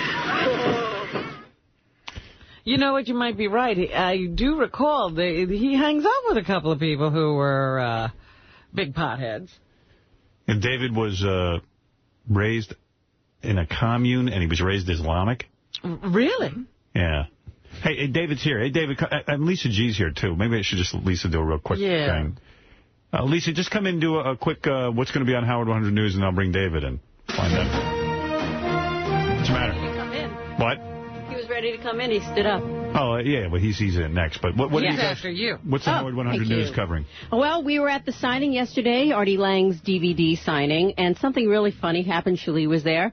Some guy wanted him to sign a Britney Spears CD. It was pretty, you know, it just sounds really crazy here, you know, everyone's in line. He's just busting Artie's balls. Right, yeah. I mean, it was, you know. I mean, you know, it's like, hey, dude, come on, what do I got to do with Britney Spears? And there are people who will spend all day to just do that joke. And oddly, yeah. You know, I mean, it wasn't that funny. It was just like, I know. I'll go to the signing and have Artie sign a Britney Spears CD. I'm like, yeah, all right, yeah, okay. And then the rapper was out. It was a black kid, actually. And I was like, you know, you're into Britney Spears, dude? Is that He's the black kid who goes to the Van Halen concert. I guess so. Yeah. All right, anything else, Lisa? Yes, is the city of Tampa ready for the Stern Nation heading down to Tampa, Florida? No, they're not ready. Believe me, we're not ready. There's a front page story in the St. Petersburg Times today about Bubba getting married. Yeah, Bubba was on the air yesterday. I'm listening to him. He goes, now, seriously, Brent, is there another personality that you can think of sports here in the Tampa area or who's on the cover of the second largest newspaper in St. Pete? And I'm like, Bubba, St. Pete. I mean, you know. Is he making a big deal about the paper covering it? There's nothing to cover down there. He's a big star. So, you know, Bubba's all excited. And he is, and he wants to do everything. As soon as they say something else is going on, he goes, should I do that too? Even Ross, who was talking to him yesterday on the phone, said, Bubba, don't you want to have a little time before you actually walk down the aisle? No, Bubba needs to slow down because he doesn't realize we're a bunch of adults and stiffs. Like, we don't want to do anything. I want to get down to Tampa. If it's nice weather, I want to hang by the pool. Right. He's got an itinerary. He thinks we all want to be doing shit. Right. He wants to create a circus. Yeah, like an eventful day. Right. And I'm like, you know, dude, like I know Beth planned a spa treatment, and I plan to hang by the pool. You know I like going out on a boat. If he's got a boat to go out on, I'll go but out I mean, it's like he feels like he has to entertain us. Then he had his whole studio redone to get it ready for us to come. And I'm like... He had his house redone. Like, somebody said to Beth, who was it? Said, you know, Ralph goes to Beth, you know, Howard and you are going down to Bubba's studio on Friday. And Beth goes, I don't know anything about it. I got something planned. And I said, I don't know about it. People are making plans. Well, I don't know Bubba has everybody in the studio sometime on Friday. Because he was Does he ever plan on telling anyone? In fact, they were talking yesterday, and there's the private jetters and the regular McGillicuddy Jones people. Right. And he was like, who are the private jetters? Because maybe we can get them in here on Thursday.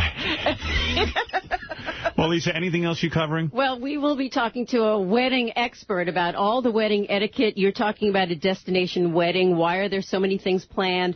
What you're supposed to give as a gift, what you're supposed to wear. So we'll be filling everyone in. Howard TV will also be down there with full coverage. Well, that's the other topic of conversation. They're now, I mean, I think he now feels the need to provide content right. for the TV show. You know, my only goal is to get drunk and to go to every overpass and spray paint Tampa Bay Succaneers.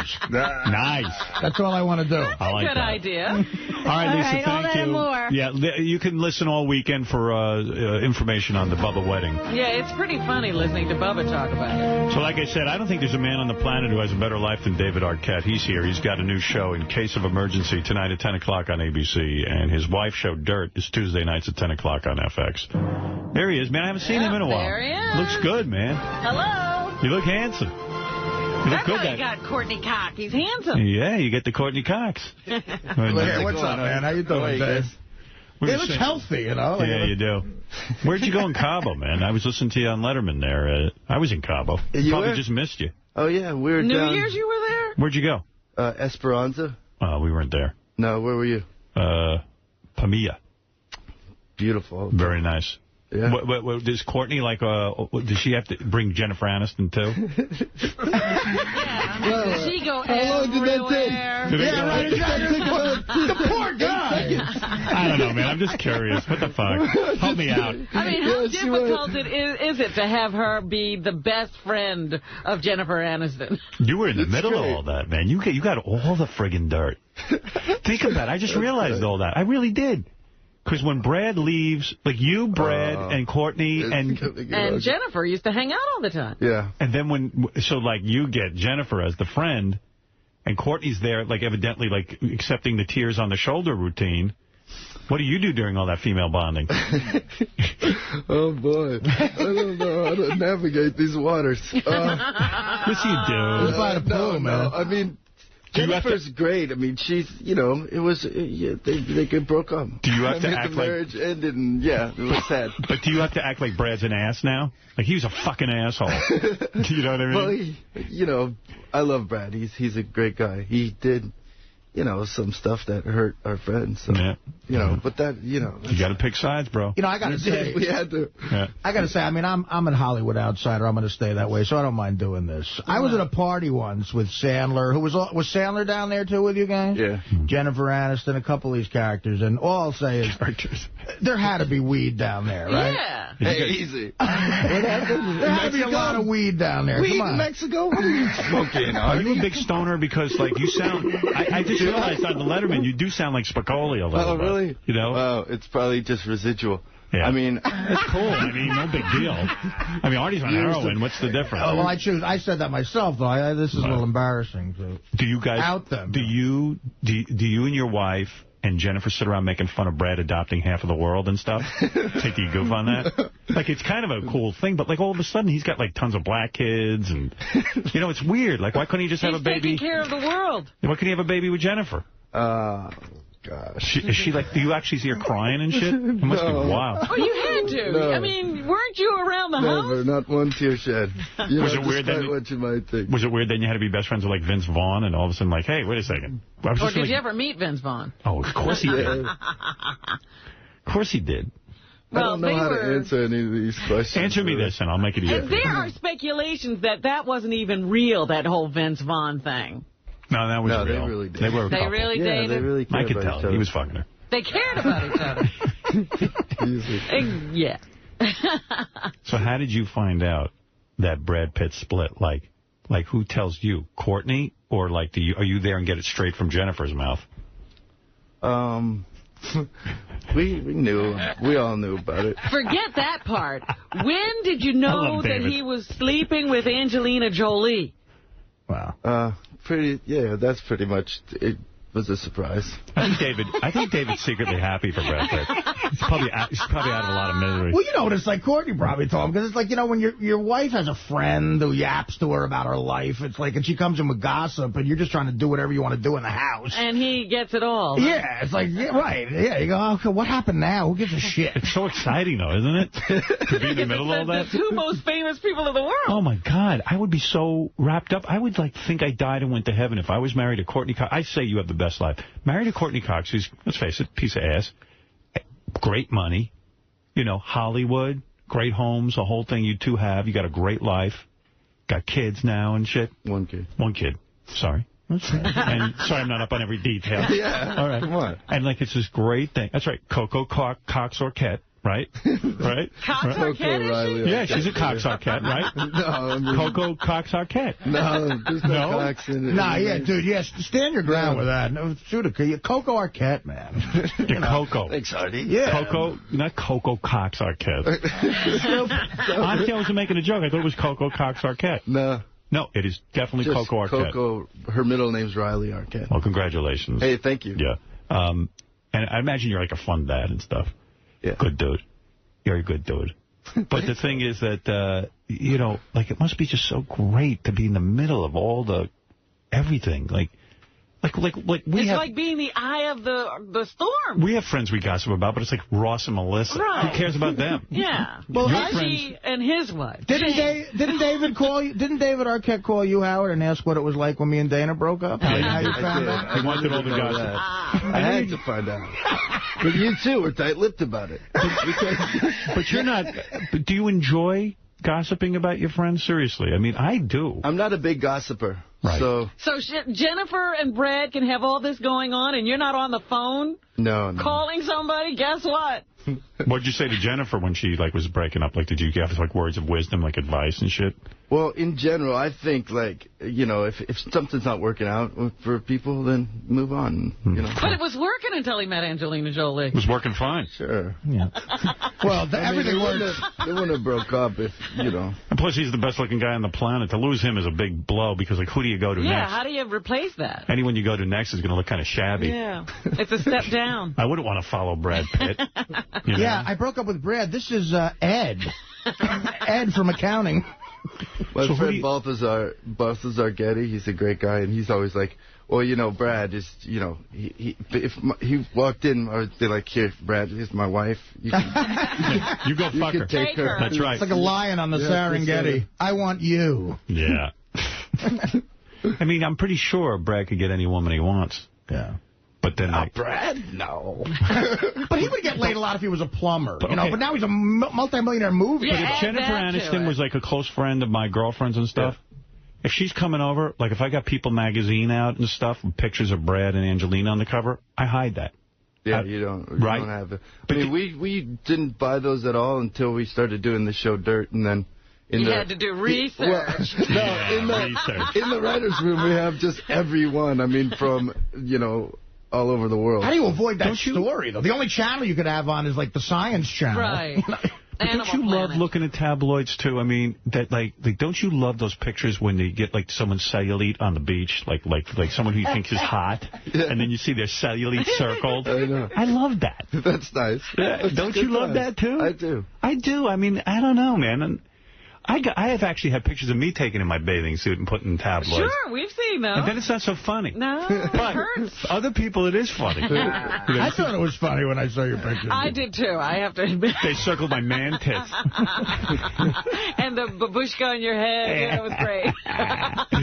I hate it, man. So how you doing, all right? But all kidding aside, go ahead. With this whole thing, Jennifer's like the greatest girl, and she's, you know, those magazines, they take something and then it's working for them. Like, they want you know, to play this whole thing out. So yeah, but what about that she's whole, not all sad I'm not about really it. seeing Vince Vaughn, I am seeing Vince Vaughn. You know, that was crazy. A certain amount of that is just trying to maintain your privacy. But what's so great about Jennifer, though? Like, she's the greatest. Why? Because she's such a sweetheart and, like, just a funny, she's just a great person. See, I see her on TV and I go, as a guy, I'm talking guy now, and I don't know her for like you do. I like her, doesn't appear to be that much fun. She's always with the hair and pushing it out of her face, and She's always like uptight. I can't admit I'm going out with Vince Vaughn. It's like, shut the fuck up. You're going out with Vince Vaughn. Just say it. Oprah's asking you a question. Answer the goddamn question. I mean, goddamn. To the rest of us normal people, it seems like, like she seems too uptight. She's no fun. No, she's just private. Yeah. She's a private person. Have you ever seen her naked? No. You just see her in bathing suits, right? Yeah. Down in Cabo? Yeah. So what's the scene in Cabo? You guys is that like a real private hotel? Yeah. And like, so everyone, like all the close Hollywood friends say, let's go book some rooms? No. I mean, everyone's just down there, and then we everyone know where different people are. How does everyone know how to go there? Like, I didn't know to go there. We didn't know either. And then when we were going down there, like everybody would found out this person's there and that person's there. Well, who are these people? Well, Jennifer Aniston, Sandler. What an A-list crowd. Who else? It was fun. I'm never... Balthazar? No. You know who I was with? Natalie Maines, the lead singer of Dixie Chicks, and her husband was on Heroes. Oh, nice. That was it? That was it. I met them down there. I mean, we didn't plan it. They were there. He was with Sandler, and you were with... I was with the guy from Heroes. Asdar. Yeah, he's a nice guy. We talked about chess. Yeah. Sounds like a hoot. You should have hung out, Howard. Who else was there besides Sandler and other cool people? Yeah, Sheryl Crow was there. Fuck. Did you see her in a bathing suit? Yeah. Did you? Yeah. How does she look? And Kevin James was down there. Who's that? Oh, the guy from...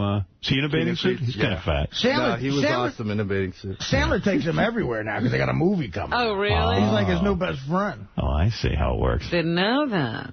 Look at you in the middle of all this. Wow. So you all hang out at the pool? We hang out at the pool. Wow. What do you do at night? We just go to, dinners and stuff. Yeah, dance on the table. Yeah. Everyone's trying to be crazy and shit. It doesn't get crazy. What does Courtney wear to dinner? Like, does she dress hot and, no panties? No, the no panties thing is over. It is? You can't do that anymore. They ruined it for everybody. Yeah, it's true. Brittany ruined it, right? Does it change, though, after having a kid, sexually and... No. No? You're still as hot for your wife? Yeah. You'll fuck her just as much. It's satellite, we can say that. I did read, though, that you two were back in therapy for a while there. Therapy? Didn't you go back? We go to therapy once in a while. Yeah. What is the problem? What is the problem that you need to be in therapy? I'd do whatever she says. What are you talking about? We're too happy. We need depressants. What do you want to happy about? No, just... it's stress. Stress is What stress do you have? We work Work? You get to be on a set. I mean, as an actor, that's what we do. But we also produce dirt. Oh. So we got a bunch of stuff to do. Is monogamy... So you got to go to the shrink to make sure everything's... No, I mean, we don't go that often, but... But I had just read why do you guys think the shrink is some ooh? I go to a shrink. It's crazy. But marriage therapy is you should be happy. Is monogamy hard? I am happy. Don't get me wrong. You haven't had sex with anybody besides Courtney? Never. Wow. Never. Never. You've forgotten all the people you ever had sex with. I've never had sex before. How do you keep the sex hot after Coco's born and, life settles down after many years of marriage? How do you, will she dress up in outfits and stuff? Well, no, she won't dress up. She's not a dresser. But I put on a cowboy outfit. You put your dress up. Will you put on, would you ever, put it... Yeah, take that off, because we got a lot of questions. Shit. Would you, have a stripper pole in your bedroom? Does she get into that stripper thing? Stripper lessons like Terry Hatcher has? No, that would have been nice. Do you ever fantasize about banging Jennifer Aniston? No. Never? They never go into that? No. It's not You could never get them drunk and maybe, sort of carry on with each other? No. You would never even go there? No, not even. Do you think? But I don't think those terms anymore. When I was single, I was crazy. And once I got engaged, I changed my sort of outlook. First time you ever got laid, it was a threesome, right? I didn't have sex, but yeah, that was my first real sexual thing. Did you grow up in a commune 13. And you were raised Islamic? Is that true? My father converted to Islam. No kidding. Yeah, but I was born on a commune, and it was crazy, mix of a bunch of different religions, Buddhism, Hindu. Is that why you got to bang two chicks at the same time the first time? Yeah, it's part of the... Is that like the bar mitzvah in the commune world? No, we were at some 8th grade graduation or something. And 8th grade? Wow. I don't know. I was 12. Wow. And then these 2 girls that were graduating. Graduating? They what? They just said, like, I don't know what happened. How did you get in the room with them? They took me back to their place, and I don't know. They said, hey, we want to experiment sexually. And yeah. How did they seduce you? Like, did they just take their clothes off? Yeah, they had it down. I was kind of like, whoa, what the fuck? They had a whole routine. Yeah, and they turned on a red light. I mean, it was great. They put on some crazy music. And no kidding. Older women. And then when they started doing each other in front of you? No, it wasn't. They didn't do each other. They got naked in front of you. And then what did they do? Give you a hand job?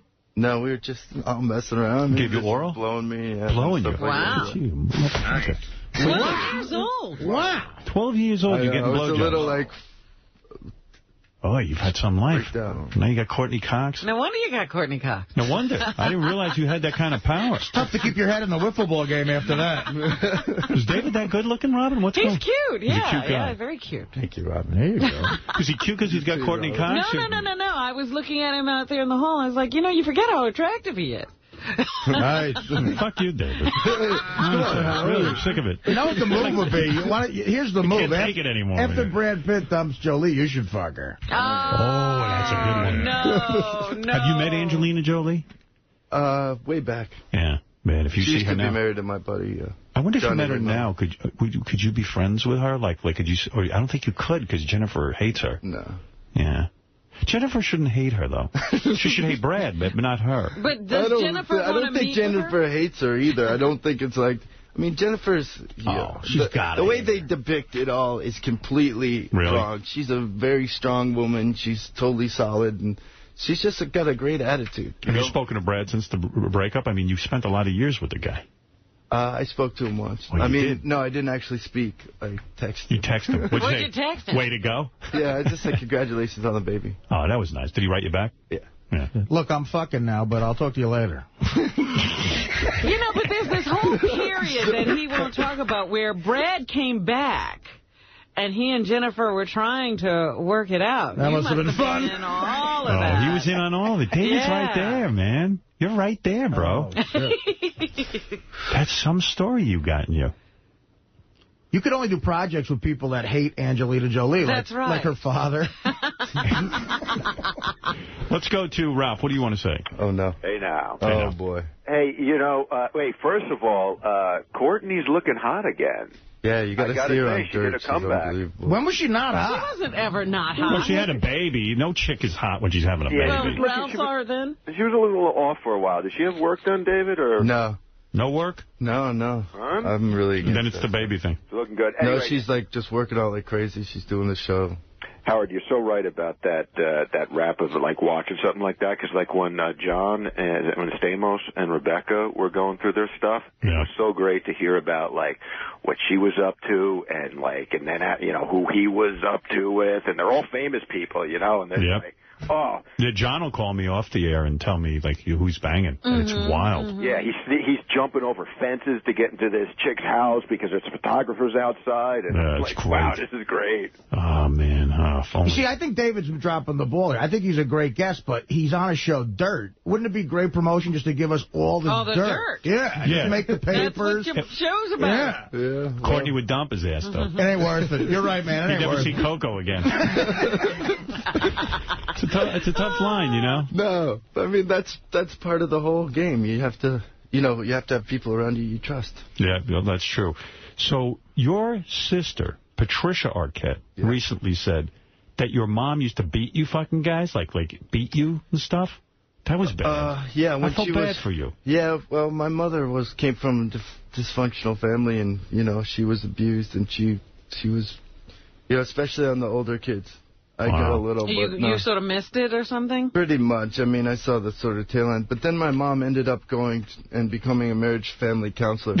I love that when they make that. It's always funny. No, They get better after. Yeah, great.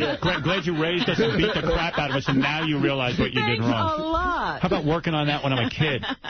Yeah, but it's an amazing thing because she sort of broke the cycle, you know. So what would it entail? Like spankings and beatings? And yeah, I mean, Should have put an iron on your head or anything? No. Yeah, she didn't put cigarettes out on you or anything like that. Yeah, that's the hardcore stuff. Yeah.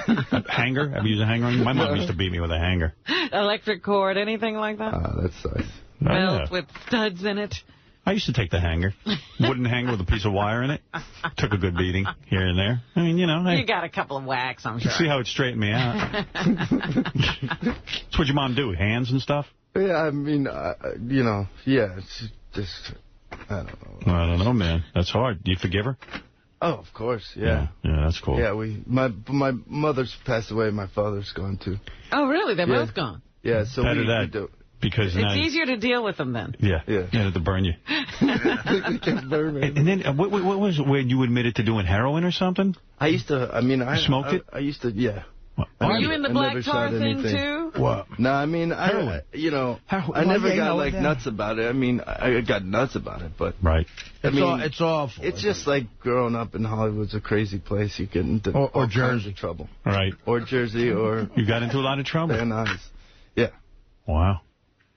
Yeah, it was crazy. Well, you bounced back okay. Yeah. You're doing good. Yeah, and what about the Arquette that's doing the sex change? Has that happened? My sister, Alexis. Holy shit. Yeah. I watched that Surreal Life. Yeah. That's a handful. I thought you were crazy. Alexis is insane. Yeah, do you allow Alexis to come over and hang with Coco and Courtney? Yeah. You do? Of course. And he can calm down and, like, kind of act normal? Because on the show, he's, like, all over the place. No, but they pick all the craziest moments. But, yeah, Alexis is incredible. Do you call him your sister or your brother? No, my sister. Now your sister. Yeah. You got to get hip to all that. Yeah, it's not easy, but... Not an easy life. I kind of feel bad for the dude. Yeah, no, definitely. I do. Has he got a boyfriend or anything? Yeah. Oh, he does. Seems like a nice guy. Great guy. Yeah. Girl. Does she have a boyfriend? Yeah. Well, you said he. Does he have a boyfriend? She. Well, he, I don't... Well, he just said you call her she. It's his sister now. Look, I'm getting used to it, too. I'm not in that world. When I'm the couth one here, we have trouble. What's your brother going to do with his penis? Put it up in the box. Well, seriously, is he going to chop you have an Emmy? If you have an Emmy, it'd be nice next to that or something. What do you do? Is he going to chop his dick off? I guess so. I mean, you don't talk to him about it? I haven't gotten into all of that. Tell him not to do it. You think it's freakish. It really is. You know what? It's even if you want to dress up like a girl, have your penis, because you have a good orgasm. But sometimes it bothers them so much. Then they get it off and then you miss it. It ruins the illusion of being a woman. Why don't you tell phantom limbs come in? Tell your brother just to tuck his penis between his legs, like balls and penis. Because that's I do that when I want to feel like a girl. Would you fuck me or fuck me? Does Coco call him aunt or uncle? I guess Aunt Alexis. I don't know. Oh, how do you not know that? I mean, we have. It's too weird. Yeah. I don't think Coco's ever met him. Said that. I mean, has Coco met your brother? Yeah. Yeah. Yeah, plenty of times. Does Coco say what's wrong with Aunt Alexis? No, Robin.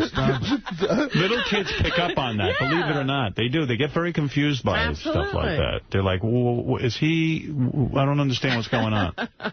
Well, I saw it with my sister, Rosanna's daughter. So she grew up with it, and it's really normal. Right. And she calls... And it's Aunt Alexis. It's Aunt Alexis. So we got to start teaching Coco Aunt Alexis. Yeah. Even if it freaks her out. Yeah. You're in on this teaching? We? Yeah, come on. I don't help the guy out. Yeah. We're all going to go along with it. Aunt Alexis has a huge penis. Oh, my aunt has a huge cock. I could see Courtney going, Coco, some girls have penises. What? That's going to be a whole thing. This is a pretty weird family to have to bring to your girlfriend. I mean, that was pretty wild when you got together with Courtney and you had to reveal that your family is... He never told her. He never did. I married her first. Yeah, but they're a famous family. She had to know. Went down there when we got engaged. Yeah. Yeah. I talked to your sister... Rosanna. Yeah. Boy, I always wanted to bang your sister. How great she. Oh, my God. Yeah, we had a nice conversation. She's fantastic. Yeah. Boy, oh, boy, I used to beat off to her. If you don't mind me saying, if that's cool. That's okay, right? She's one of the sexiest chicks in the last... I've ever seen. Hey, every rock band was writing songs about her. Yeah, that's right. Oh, yeah, they did? In the 80s, she was one of the sexiest chicks. Could you do me a favor, one favor, all the years? She's still beautiful. I mean, Rosanna, you see her now, it's unbelievable. Yeah. What's she doing? What's she doing? No, she doesn't do anything either. No. I saw that documentary she made about Deborah Winger. I watched because it was all these hot broads she was going to interview, and I wanted to see if they were hot. But how they lasted? Well, no, but it was no makeup. It was a real broad thing. Like, no makeup. We're just going to be hanging out. Oh, dear. I mean, I liked it. It was good and everything, but I wanted them to be hotter. But Rosanna still looked good. You know what you got to do? You got to tape when you and Courtney sit down with Coco and explain the whole thing with your brother. Yeah, that's good. Please just tape that for me. I don't ask you to do much. I mean, it could be, you could market it. I mean, other people are going through this. Honey, that's not a penis. It's a large clitoris. She has an Audi. That's a good question. It's like, you're right, because he's in the center of all this. He's got an interesting life. He's married to somebody so interesting and famous. If the bottom fell out financially and you had to give dirt on one subject, like what would it be? Like, what would you... Who would you out? Who would you sell? You'd have to come clean with all the Brad Pitt, Aniston shit, I think, at this point. How does it work when you produce a show like Dirt? Like, where do you get a script for that? Some dude sends it to you? No, we have a whole writer's room. There's a guy, Matthew Carnahan, who's the creator, writer. He's an incredible guy. And how'd you find him? Wrote an amazing script. He's, we read a bunch of scripts, loved his. We developed this idea for 2 years with FX. Yeah. And they came and give you a bunch of money? I mean, yeah. FX is cheap. But no, they're good. They probably put out some money. They backed our show big time, so it's been amazing. But they came up with the idea to make it centered around a female character. I see. That runs a tabloid. So it's all behind the scenes of a tabloid. What does your wife wear in this show? Does she wear super hot outfits? Like, is she kind of slutty in it? Good. Yeah, there's tons of sexy. Not like Friends-style outfits, which was wholesome. No. She dresses sexy? It's all like, yeah. And it's like sex scenes. Like, I have to deal with that. Does she have sex scenes? Like full nudity? No, not full nudity. She short titties? No. Do you see anything? Ass? Yeah, you see stuff. You see her ass? You see stuff. Well, he's seen it. Oh, I know he's seen it. Does she do masturbation scenes in the show? Yeah, last night was an episode where she did. Well, how graphic does it get? Because FX does some graphic stuff. It's a graphic show. Wow. It's pretty out there. I'm going to have to check this out. Can you see the outline of the vaginal lips? If I may ask. If you have HD TV, maybe. HD TV shows that? Yeah. It's so graphic that you can see every detail? I wanted to see some camel toe. Now, are you on the set when she's doing these sex scenes? No. I don't. I actually don't go by the set that often anymore because of that. How soon after your wife gave birth did you wait to have sex? Like, did you wait? A while. Yeah. Why? Because it was trauma to that area? Yeah. Wow. Was it hard for you to watch the birth? I mean, to see all that stuff? No, not so much that part. And you didn't pass out? No. I don't think guys should be in Strong man.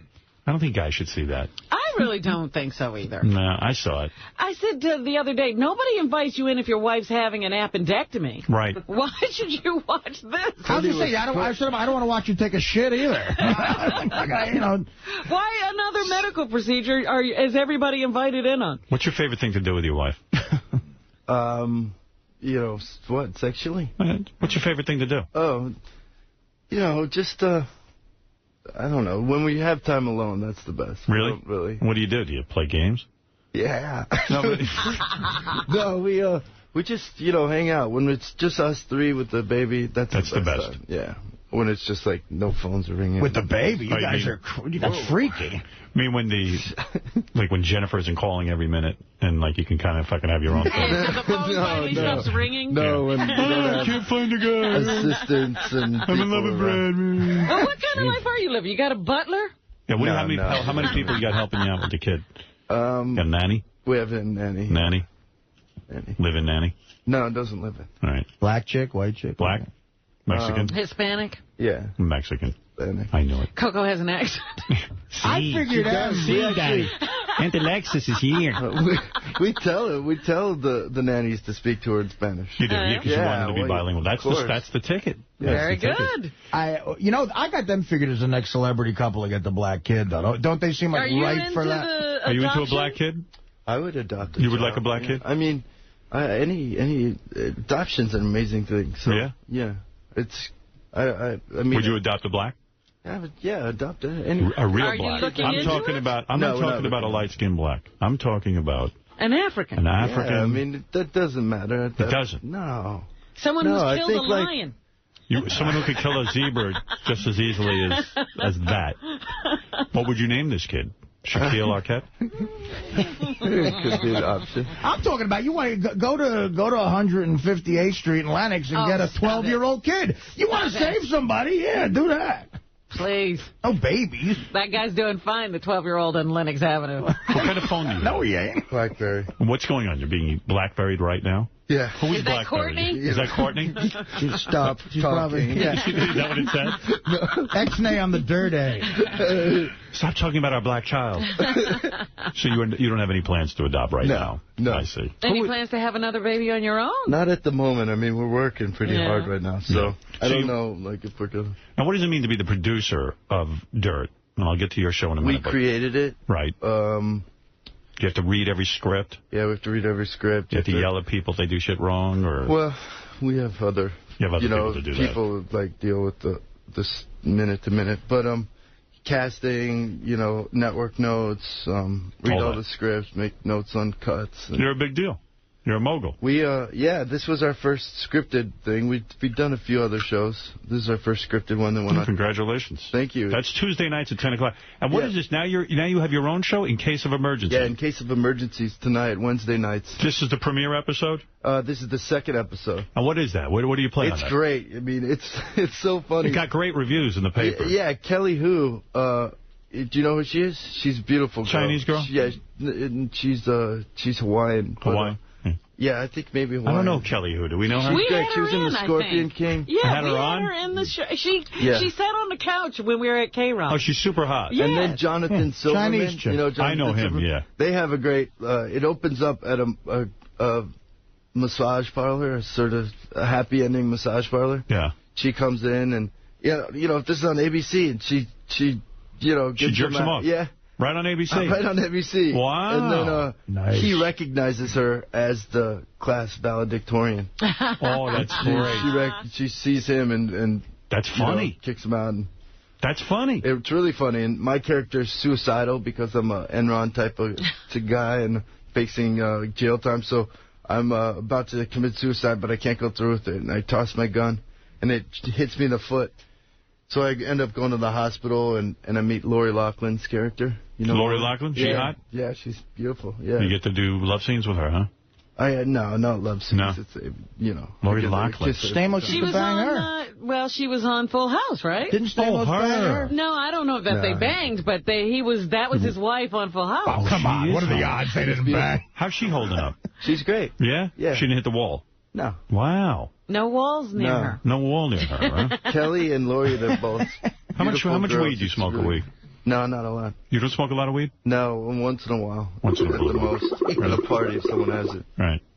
Once in a while, but never like a lot. All right, if I have to commit to watch, I have very limited time. I have to commit to watching one show, Dirt or Emergency. Don't do that.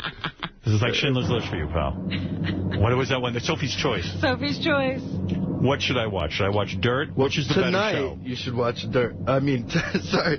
Tonight, you should watch In Case of Emergency because it's on tonight at 10 o'clock, special time Eastern, and then 9:30 in the West.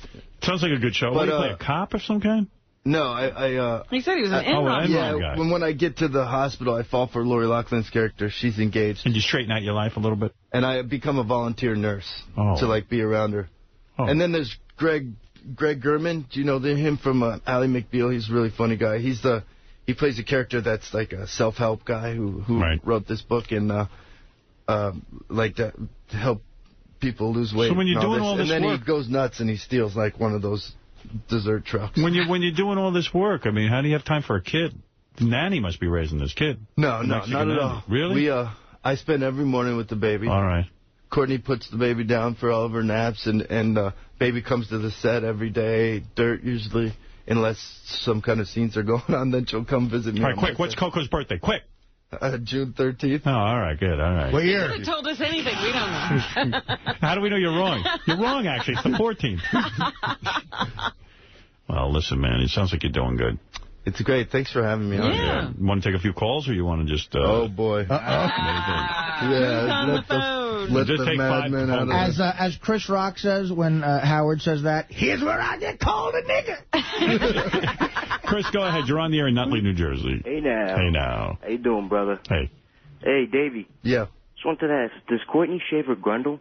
Of course, every hot chick does. Not completely. Why? Why not? The whole thing? You don't like the whole thing? No, you need a little. Really? I love the whole thing. I agree with David 100%. Really? Why? I don't know. So hot when it's all gone. But isn't it hot with the, like just a little bit there? Not for me, It's man. a preference thing. Why do you have to have everybody doing what you want? No, I just don't understand it. It seems what I want. What's this broad got? Let's show this chick to David. Hey, Dave. What do you think of I this know you girl? don't cheat, but look at this fucking. Come on. How hot is she? That's a broad. That's a hot girl. Look at that. That's a piece of Do you find it hard as a man to only be with one woman? Seriously. Honestly, be honest. Are you? No, I don't. Do you ever sit and go, it would be interesting to be with someone else? No, Never. I really don't. You got You're that all not worked out. finding the practice of monogamy hard. No, I don't. Once I sort of made that decision, I'm not available that way. Mm-hmm. Isn't it a shame that men And still have to bullshit? it changes the way you sort of connect with women, so it's not like, you're not sending out that signal. You think so you're not really bullshitting getting right it now? back. Of course he's bullshit. You know what?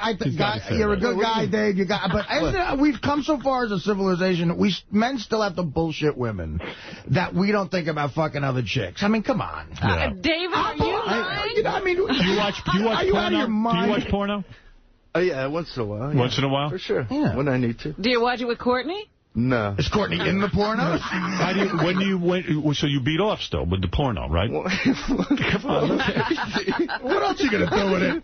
Where did this come from? Like the What do you mean, where did it come from? I'm talking man to man. I mean, I beat off still. Blame the kid who asked the shave the grundle question. Right, yeah. What's wrong with him? What do you do? You have to wait for the nanny, for Coco to be out of the house? Okay, when do you do it? No. Where do you do it in your the funny thing is, I'm a private person, too. No, you're not, man. Let's leave a little mystery. But we're guys. When do you do it? Just do it once in a while. Really? When do you watch your porno? When do you watch the porno? Now, do you have a stash of porno? Where do you keep it? Yeah, where do you keep your Next stash? to the weed. That he doesn't smoke.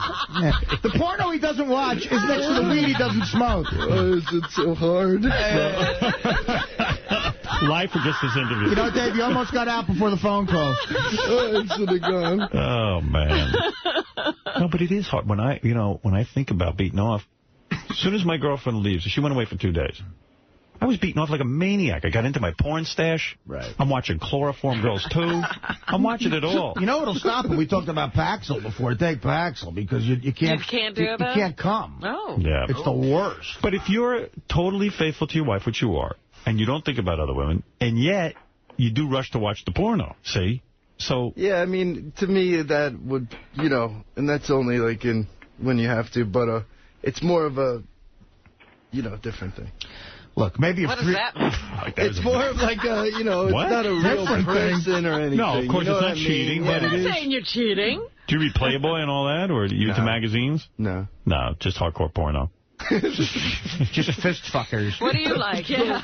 What do you like to see in porno? Do you like to see girls together or midgets? Anal? What's your thing? What do you like? Come on, David. Let us know. And then maybe in the ass. I'm not prudish, but this is a great porno story. Please. We went through fertility, Right, I remember. It took a long time. But you have to, go into a room with porno, masturbate. You're, walking by these nurses and doctors with your little bag of sperm. It's ridiculous. Oh. But it's the one time where, these... all these everyone's like, hey, here, go to the porno room. Wow. You know what's ridiculous. funny? And at that point, I thought, that really is probably what porno's for. For medical purposes. That's called medical porn. That's right. But, my friend used to donate to a sperm bank when we were in college, $75 a shot, and the guy made a lot of money. 2 times a week he donated. And he was like, Christian, white guy, blue eyes, blonde hair. Right. So everybody wanted a sperm. Decent IQ, yeah. Yeah, decent IQ, bright guy. So, you know, the thing is, he was able to, his girlfriend would jerk him off at home, and he'd have to race to the sperm bank. Wow. They have to keep it at a certain temperature, so he'd wrap it in a sock, the test tube, and get down there. Why do you have to beat off at the doctor's office? Why can't you just beat off at home, have Courtney give you a hand job? I guess you could, but... Right. Suppose you get into an accident. Right. I think the best, like, you know, he's keeping it fresh. Yeah. Right. Isn't it weird, though, that the sperm that produced your child was caused by another chick? You know what I mean? Like, right. That's true. You had an orgasm. Not really, like, right. I mean... come on. I mean, at the end... Shouldn't you think about your wife? At the end, like, when he got a little closer at the very end, you thought of Courtney? I turned it off. I got quiet. And you thought about Courtney. I had a little moment with my wife. We were together. And then it's like, oh! Would she come to the sperm bank, whatever it's called, the doctor's office, go with you and then help you beat off? Or no, you had to go down there yourself? Yeah. She wouldn't wait in the waiting room while you were beating off? Seems like a lot of pressure. Is it pressure? Would she go to the doctor's office and wait in the waiting room? And you say, okay, here goes David to go beat off. Yeah, I guess so. Oh, man, that's too much pressure. What do you do to Karen? If you jerk off at home, what do you give it to a Domino's pizza delivery kid? How do you get it there? Would it take you a very long time to finish because you knew your wife was waiting and everyone was anxious? It's a little bit of pressure. Yeah. Yeah, did you ever have a problem? I mean, you know, people are like, hey, how long is it going to be? They're knocking on the door. There's other people out here. And then when you walk out, like, does your wife go, did you come? Did you come? Did you finish? Was it a good batch? Not so much. It's way more clinical. It's kind of weird. Wow. And weird process. Man. Yeah. Well, what are you going to do, man? You have to do it. Yeah, I mean, the weirdest thing, too, is that you also... They put the egg and the sperm together. They wait for it to join, and then they take it, and essentially a doctor impregnates my wife. Yeah, but was that Courtney's egg? It's wild. Yeah. It was Courtney's egg. Yeah, so it's totally your biological kid. Yeah, completely. See, you know what would be cool? Because like, sometimes I think of you as like crazy kind of guy. You go into the doctor's office to give you the magazines. You go in the bathroom to jerk off. You should have had like a huge screaming orgasm. Like you should have been like, like this really played up. You know what it reminds me of? That classic Saturday Night Live sketch when the sperm bank with Rodney. Yeah. Rodney Dangerfield. Everybody comes in like 10 people in a row go, we'd love our kid to be funny. Do you have any Rodney Dangerfield? And they go back and Rodney's with the suit in the back and they go, I can't do it again. I can't do it. It's funny. I never saw that He's got a Playboy. He's like, I got no more in me, man. I got nothing left. Take 2 more phone calls. You're a good guy to be here today. David Arquette on In Case of Emergency tonight at 10 o'clock on ABC. Eastern time. He got a lot of funny reviews, a lot of good reviews, 3-star reviews. I saw the reviews for it. And watch Dirt Tuesday nights at 10 o'clock on FX. King of All Blacks, go ahead. Yeah, I just want to ask David, did you ever have sex with your wife's feet? What does that mean? You know, he has a foot fetish. Right. But how do you have sex with the feet? I just did it last night, Howard. Oh, my God. She was sleeping, and I was just, like you just touch them, or you could curve them, like put them 2 together and like make a passageway and put them through and put it through and just keep fucking and fucking and fucking. So, you know, King of All Blacks, that's actually, you know, that's the kind of porn I'm into. That's it. I like that freaky foot stuff. By any chance, King, did you tape that? Because David would love to see it. and they gotta be dirty. I like them like with dirt at the bottom. Oh. Dirty feet. Yeah, dirty feet with painted toenails. And maybe like a basket of laundry on her head. Do you ever fuck your wife's dirty feet with painted toenails? Is what King... Courtney Cox, her feet's not dirty. No. Did you ever do that? No. No, he's never done it. Never done that. How do you let your wife's feet get dirty? What do you make her do? Why is she in bed with dirty feet? She has to stomp grapes. Well, if she's walking around, you know, I go, let me touch your feet. And she goes, they dirty. I said, that's how I like them. All right, thank you. Let's go to Mike. Mike in Philadelphia. You're setting the black race back 300 years. Sorry, Mike, go ahead. I said, yo, cuz, happy anniversary. Thank you. Alrighty, forget about Ralph. He's a faggot anyway. But I got a question for Dave. Thanks, buddy. Dave, my favorite movie ever that you were in, Buffy the Vampire Slayer. Is there any chance I can send my VHS copy to you, and maybe you could sign it and Courtney could rub her breast on it? Oh, stop that. That's you know, you almost got through a whole question. Good experience being on Buffy the Vampire Slayer? Yeah, it was cool. In the movie, right? Yeah, the movie, yeah. Were you shocked that the TV show had so much success? Yeah, you know, the crazy thing about that is that the producers, the Fox, for some reason, didn't tie up the rights. So the producers that did the movie owned the rights to the TV show. Oh, wow. Yeah, they're sitting pretty. Yeah. Now, did you ever get together with that Christy Swanson? No. No? Oh, yeah, I would like to bang her. You had other celebrities before Courtney, right? Be honest. Yeah, look at you. I wonder what the hell you were up to. You got any names? I don't know. Do you ever tell Courtney? Nah, Courtney knows all the girls, the famous girls you Did banged, you ever right? tell Courtney? Yeah. Courtney wants to know. Yeah, Courtney. Tell me again who you fucked. Girls get turned on by that stuff. Did she tell you? Did you get her list? Yeah, I mean, I know. Oh, yeah. I know a couple of guys his wife. Oh, yeah, we all do. Oh, yeah. No, you don't know some of the ones I know. I know one that you know. I don't know anything. I'm kidding. Double A, you're on the air. Hey, Howard, how's it going? What's going on? Hey, now. I got a question for Dave. First of all, I want to make a comment. He's definitely one of the best guests ever, man. I haven't stopped laughing so hard. He's just, like, really fucking outgoing and all that. He must be stoned right now, but I saw him the other night on Letterman. He was definitely stoned on that show. Were you stoned on Letterman? No, you seemed it. That's is that your general mistake. Yeah. All right. Here's my question. Listen, did you ever pull, like, a Sal the stockbroker? Like, you have two hot sisters. Did you ever, like, spank it off to them? No, that's sick. I wouldn't spank it off to your sister. Did you realize you called Dave Jay? Did I really? Yeah, you called him Jay Leno. I mean, not Jay Leno, but Jay. I mean, it wasn't really obvious, but you do call him Jay. I call him Jay. Yeah, you screwed up. Did you see? Did you want to hear it? Yeah. All right. You tell me if I'm wrong. That's I hear it. Let me see. Wait, here, I'll play it. I don't have it. I have it on audio. We don't have the audio. No, wait. Okay. Luckily, with my show, in case of emergency, I get to kiss Lori Loughlin. Well, there you go. Yeah. I know, she's wonderful. Is it Loughlin or Jay? Jay, is it Loughlin? Is it Loughlin? I think you maybe G. Is it Loughlin? No, Jay. Listen carefully. I'm telling you. Wait, I'll rewind. Wait. Luckily, with my show, in case of emergency, I get to kiss Lori Loughlin. Well, there you go. Yeah. I know, she's wonderful. Is it Loughlin or kiss Lori Loughlin? Well, there you go. Yeah. I know, she's wonderful. Is it Loughlin or Loughlin? Jay. Do you know? Jay. I might have. You called him Jay. That's funny. You called him Jay the whole time. Well, when I go on Jay Leno, I have to try to sneak in. Well, Dave. Try to No, I'm just kidding. It confuses you, right? You do these talk shows. Yeah, I don't know how that happened. It's in a warp.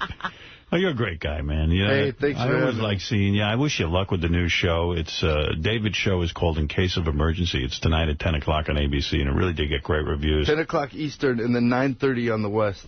All right. And I know, because the president's speaking. Oh, and it's that's shifting. right, yeah. What's he talking about? Iraq. 20,000 more troops, huh? Yeah. Well, I might need something to undepress me after the president's speech. Right, you will need a laugh. Hey, happy anniversary. Thank you. 1 year here. That's nice. It's been a great year. We love it here. Nice. Yeah. Fantastic. Yeah. Courtney let you listen to the show? Or we have one at the beach and one in one of the cars. Wonder if she's listening now. Are you guys out in Malibu? I don't think she's up yet. Yeah, we're out in Malibu part of the time. Well, you didn't have problems with that fire? No, it was Everybody's right out there? down. It was the next beach over. Really? Hosing down their houses? You see, Suzanne Summers' house was in, shambles. Just completely destroyed. That's bad. She's a nice lady, too. I feel bad. Yeah, she's got Malibu scratch? Suzanne Summers? Yeah. Why is she so rich? Diet pills. Oh, that ab thing or whatever? Yeah, ab thing. What was that? The Thigh buster. She married a rich guy. What do you live right on the ocean? Yeah. Okay, bad. You got to have me over to that place. Hey, well, anytime you want to come out. I want to check out what's going on at your place. That, but what do you got? You got a Crestron audio-video system? What kind of gear you got? Yeah. That's do you? What we got. What do you got? You got a big screen TV or you got a movie theater in there? We got no movie theater. Bowling alley? It's just a great hotel. It's like a hotel. It's a house. It's a great house. It's by a guy named John Lautner. You got Moen faucets? Moen? Moen. You got a built-in pool? That's right. Central air. It goes under the house, the pool. It's under the house? It goes under the roof. Oh, wow. Nice. That's amazing. That's fucking great. What goes under the roof? The fucking pool. Under the roof? Yeah, you should check it out. Is it glass encased, like it's underground? There's a lot of glass, but it's built like a cave. If I come over, I want your wife in a bathing suit so I can look at her. I'm telling you, we'll swim. Jet stick, man. It's a great way to get a guy's wife naked almost. Right. You tell him you're going to swim. What's the nanny look like? Come over for a swim. Wow. And all our hot friends can come over. Have Jennifer Aniston parading around those big tatas. Forget about it. Nice ass. I saw her a couple times in person. You got a nice ass, that Aniston. I got to hang out in Malibu one day. If I tell you, it's a fucking den of sexual deviancy. Why wouldn't it be? I mean, where were you? I was on the beach somewhere in Malibu, my friend's house. Which one? I'm walking around. That was when I had the shower with Carmen Electra. I know. And was it Rick Rubin's house? No, not Rick's, but I started walking up and down the beach. 2 seconds later, some like Hollywood types are, hey, Howard, come on, stop by. We're having a little party here. We walk over, hot chicks in the movies, all like and being friendly to me. Just hanging out, huh? All, I think, wanting it. Yeah. I could have had it. Oh, wow. Could have had it. It's what you walk from house to house like a trick or treat. Except there's Hollywood vagina there. Could you imagine right now there's some African baby, months away from diphtheria and malaria who might be living this lifestyle. If David would just get off his ass. And get it done. Sign those papers. Exactly. You're not kidding. A pool, to go from that life to a pool under the roof. Should name the kid Sahara. Just like Brad and Angelina. Yeah. Save that kid. That's your responsibility, Dad. You're not kidding.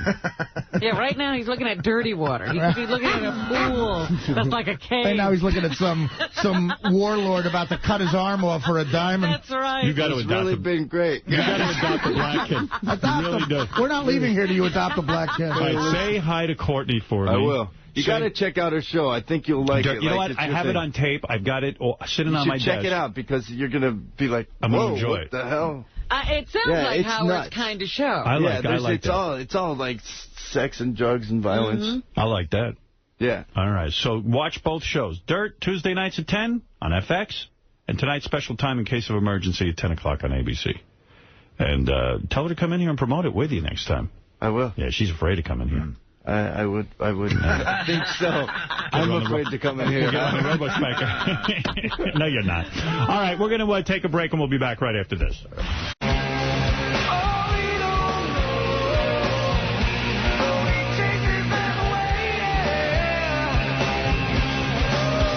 Hey-oh. What is this? Pearl Jam, yeah. I've been busy doing other things. I wasn't paying attention. Did I interrupt a good song? Yeah, great song. I'm sick of that song. That's the song they always play. What do you want to hear? Baba O'Reilly live? Everybody's saying that. That's supposed to be really awesome. That's awesome. They do... This is the Who doing it or Pearl Jam? Pearl Jam doing it. Baba O'Reilly? Yeah, they're big Who fans. Right. Yeah.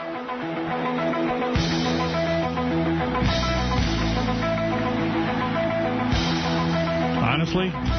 You don't want to hear this either? I don't know. I got to think. I dig it because... The guitar's getting on my nerves. Really? Yeah, I'd rather hear that. Usually that opening is not on guitar, right? Right. So that's cool. That synthesizer usually does that. I'm more into the synthesizer opening, but... It's pretty good for guitar, though. I think it sounds great. Hey, great. Big deal. I'm ready to vomit from it. The Teenage Wasteland, oh, yes.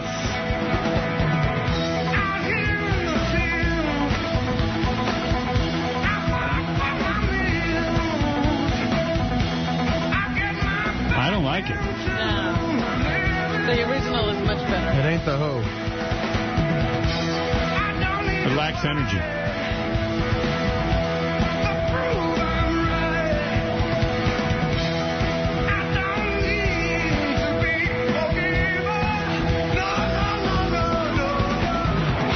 I'm at a Pearl Jam concert.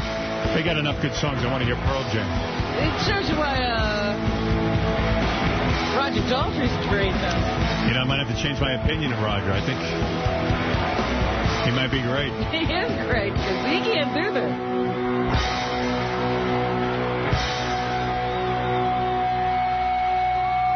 Don't cry. Don't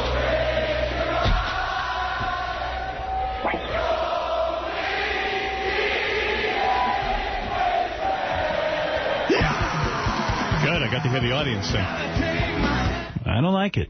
I don't like it. I didn't mind it so much, but there's no reason not to just listen to it's not to the great, Who's yeah. That's better. Yes. And I'm all about remakes. I like remakes, but that's not for me. All right. I heard some TV show using one of Train's versions of a Led Zeppelin song the other night. Well, that is a real good remake. You see, there's an example of a guy who can do a remake. It's Pat Monahan from Train doing Any Led Zeppelin. Dream On, I think they were. Oh, they were doing Aerosmith? Maybe it wasn't Dream On. It was a Led Zeppelin song. Which was the one he did here? He did Babe, I'm Gonna Leave You, right? And Baby, yeah. I don't know if it was that. No, they didn't do Babe, I'm Gonna Leave You. I thought they did that here. No. What did he do? Did something else. Ramble On. Yes, Ramble On. Sing my song. Maybe that's what it was. And What Is and What Should Never Be. They did. I remember it because it had a big impact. That's these guys. Yeah, this is the one they used on the TV show. Oh, yeah, that's Pat Monahan's version. Maybe had the maraca. It's hard to work a maraca into a Led Zeppelin song. Leaves are falling all around. See, that's good. Each time I was on my way. Thanks to you, I'm much obliged. Such a pleasant stay. But now it's time for me to go. The note of moon lights my way. Difficult song to sing. But apparently so is Bubba O'Reilly. Really came and it's headed my way.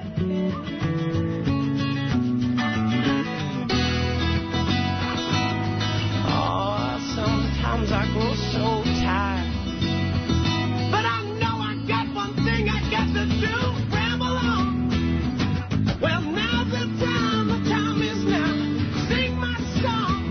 I'm going round the world. I'm gonna find my girl. I'm on my way. And I've been this way 10 years through the day. I'm gonna ramble. The pairing of Robert Plant and Jimmy Page was so brilliant because Jimmy Page had come up with this great music. And Robert Plant could keep up with it, and create something with it. Absolutely. Well, that's the same with Van Halen and David Lee Roth. Yeah. No, I have sweet drag. I got to go. I never go to the Rock and Roll Hall of Fame induction, but I'm going to that one. I ain't missing that. To see that. Oh, I got to see that one. Sammy Hagar and David Lee Roth show up, and Michael Anthony shows up with Wolfgang. It's going to be awesome. 2 armed camps. Yeah, it's going to be great. Does Michael Anthony still have that mullet? Because if he does, I'm going. I'm growing a mullet just for the Rock and Roll Hall of Fame. You know, I never thought I had a mullet. I always tell people, nah, I never had it. I was never that. And you know what? I've seen pictures. I had a mullet. You had a mullet? I'm not even sure what I had. It's beyond a mullet. Yeah, your mullet went crazy. I was a pompadour. I was like a big cockatiel. People forget you were way more about hair, man. But I wasn't, but I was. I mean, I didn't realize what I was about. Well, now we realize that you were, your hair was like from the 18th century when they used to have those high wigs. My friend Dr. Lou Weinstein, his dad used to call me Chief Justice in high school because I had really big hair there, too. And he said, the Chief Justice is here. And I was always insulted, and I realized he was absolutely dead on. He was like, yeah, I'm a Chief Justice. I look like the guy with the powdered wig and the whole thing. I mean, but everybody used to run around looking like that. Oh, not like that. Yeah, I mean, back then, like those wigs came from somewhere. I was talking to Howard about one of his 80s Letterman appearances last week, and, he's saying pre-Ralph and everything. Yeah. It's the funniest thing. I mean, I always just thought he was funny. I never look at clothes, but oh my God. Now that it's more noticeable. You had leather pants on. Black leather pants with brown boots. Brown cowboy boots. And the leather pants tucked into the cowboy boots. Oh, no. Yeah. Oh, my God, you have no idea. And people must have thought this guy was insane. Fashion faux pas you used to be. I mean, could you imagine a guy in the Midwest looking at that? It's funny. My father... One of them New York fruits. My father was funny. My father always loved you, That when he did those appearances on TV, he'd be like, what is he, what did he have his mind? What is he, fucking nuts? I mean, I must have been nuts. Well, I mean, hey, look, I was young. Must have been. You kept it rock and roll for a while. Did you have that hair at my age? I'm 39. Did you have crazy, right? Crazy hair. Yeah. I mean, you know what it was? I had really long hair in high school, and then I cut it all off. I had a professor who told me in college, if you want to get a job in radio, cut your hair. And he was right. The guy hired me because he was sick of hippies. Not because it was good, because he was sick of hippies, he told me. And, someone from your generation, they don't want to hear that. You're like such a sellout. It's like, I'm sick but of I showed up in a suit and short hair. And but then, I remember... Because at NBC, you were conservative looking with the mustache. I was very conservative. I stayed with it because I figured, well, that's what gets you a job. But then I had the job, and Dee Snider who said, gee, why are you so conservative? I always think of you as a wild man. I said, I always had long hair. I guess, you know, I got it in my head that I have to cut it for my job. Right. So I grew it out. But I didn't grow it out. I got like a weird, like, pouffant. It went nuts. It's poofy and a bouffant. A pouffant. And I had this big, giant hair. I didn't know what to do with it. And when I met Ralph said to me, why don't you just grow your hair out if you want long hair? Don't cut it in, like, little shag cuts. Right, you had all those layers.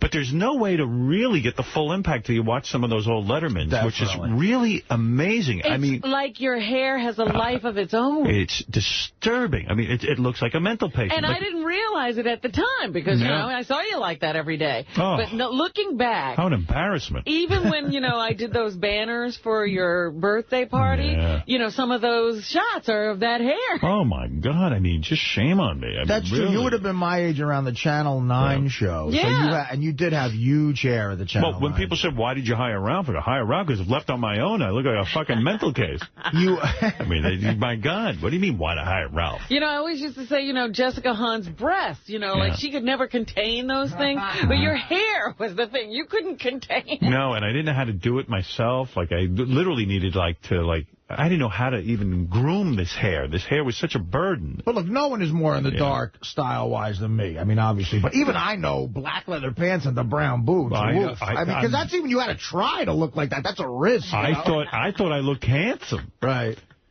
I mean, and before Ralph, I hired a guy, Robin turned me on to him, Mr. Ponte. Oh, yes. Mr. Ponte, you had to call him. And we went shopping. Robin was nice enough to say, listen, you need some help. You had to call the guy Mr. Ponte? Mr. Ponte. Was he a fruit? And I don't know what the man's sexuality was, but he told me I looked like a gorgeous prince. And he tied me up in a belly shirt, so, you know, in a sailor's outfit. No. Yeah, hey, listen to this. We go shopping at some store, and he has me, and he gets in the dressing room even with me. And I come out, I'm wearing white flowing pants with a shirt tied up with my midriff showing. Oh, that's great. You look like Sinbad. Do you remember? I look like Sinbad the sailor, not Sinbad the comedian. I walk out, and he goes, you Where are the 40 thieves? Are a dark prince. And I said, if there was videotape of that, that is the funniest fucking thing I've ever heard in my life. So Mr. Ponte says to me, you could wear this on the beach or beach. What fucking beach? Jones Beach? I'm not going to wear that, get my ass kicked. What beach am I on? And I looked at it and I went, you know, and as bad a dresser as I am, I looked at it and I go, dude, I can't wear a belly shirt. I don't know what this is. I mean, that's out of his mind. I didn't want to insult the guy, you know, Mr. Ponte. I didn't want to insult. So then he was trying out things. He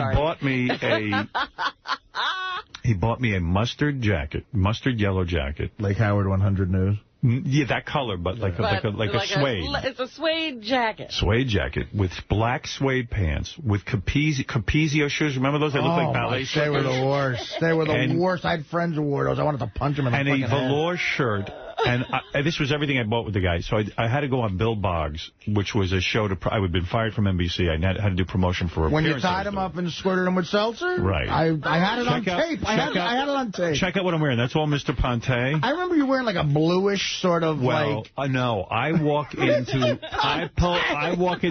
Bill Boggs' studio. Did you yell at Robin? No. I didn't know what to have. Maybe I look good. The comedian Shirley. We didn't know anything. The comedian Shirley Hemphill is there. She's a very heavyset black woman. And she doesn't know who I am. What's Happening? She was on That's Happening. What's Happening? The waitress. Yeah. And the green room, she didn't know me. I wasn't on in California yet. I was only I'd just been fired from NBC. She had no idea who I was. She looked at me. This woman doesn't know me. And she goes, motherfucker, they would fuck your ass up in Compton. Just like that. I didn't know what Compton was. I didn't know she's talking about California. She goes, they would fuck your ass up. I went, who the fuck is this big fat pig to be telling me about you fuck me? She had a point. She had never been dressed by Mr. Ponte. A big fat, not attractive black woman is goofing on my Mr. Ponte outfit. Shirley Hemphill's giving you advice. So I didn't care. I was confident. I figured Mr. Ponte knows what he's doing. He knows how to. I go out there, I do my thing, and then I look back on tape and I go, I look fucking ridiculous. Doesn't it suck? Because I think Eddie Murphy must have the same thing because... He doesn't. He doesn't. When I watched him on Inside the Actors Studio. He thinks he looks good back then? They played the bit with him in the leather suit and everything. Yeah. And even the moderator tried to crack a joke about it. He didn't want to hear about it. Really? And he was like, no, that looks good. I thought he thought that because, like, in other words, like, that was a great talk show appearance you had. It's ruined by what you're wearing. Yes. Like, it would be look, you could show it to your kids. Like, look how funny I was, man. I was rock and roll. I was being funny, but all they're seeing is what you're fucking wearing. And Eddie Murphy did a perfect stand-up routine except for what the fuck he's wearing. Well, exactly. It's a goof. Well, Beth, when, she wants to see these old Lettermans, and once in a while, if she gets some, sometimes they'll show up on the Internet, and she'll be like, who the fuck are you? Yeah, like, what was wrong with you? She doesn't know from this. It's very important. Like, that's why people have to go through a transition. It's not easy getting to I did some transition. I mean, there was something seriously wrong there. You taught me because, like, when I started making talk show appearances, I would choose to not take any risks. I just wear jeans or something real, a T-shirt, whatever. So at least it's not, like, overtaking the episode. You know what I mean? Like, people can sort of concentrate on what you're saying. Well, the first time I ever did a Letterman shot, I was at NBC. And it was very important to me. And I had the short hair and the bad mustache. And someone said to me, I don't remember who, maybe even Robin, said to me, what are you going to wear? And my attitude was, I will put zero thought into what I'm going to wear. That this has nothing to do. I am not about show business. I am not about how I look. You're an artist. No, it's just the opposite. I'm every guy. I didn't look at myself as somebody in show business. Right. That was my attitude. So to put any thought into clothing other than what I normally wore was ridiculous. I wore like a rugby shirt and jeans, ill-fitting jeans, with sneakers. I come out, I'm bent over like Nosferatu, and I'm literally like looking like a fucking schlub. And I got to tell you something. I see why people get consultants and stuff because, you look retarded. Yeah. You look on TV, you could look extra retarded. So, I mean, after 50 Lettermans and looking like a fucking idiot, I kind of looked into maybe what I should wear. But still, that outfit you just described has got to be easier to watch than the leather pants. Because the leather pants... leather pants was my attempt to look nice without any help. You're going for something there. Yeah, and that could go horribly wrong. But at least the pants is more plain looking. It's not, I think even Letterman cracked on He the leather did. pants.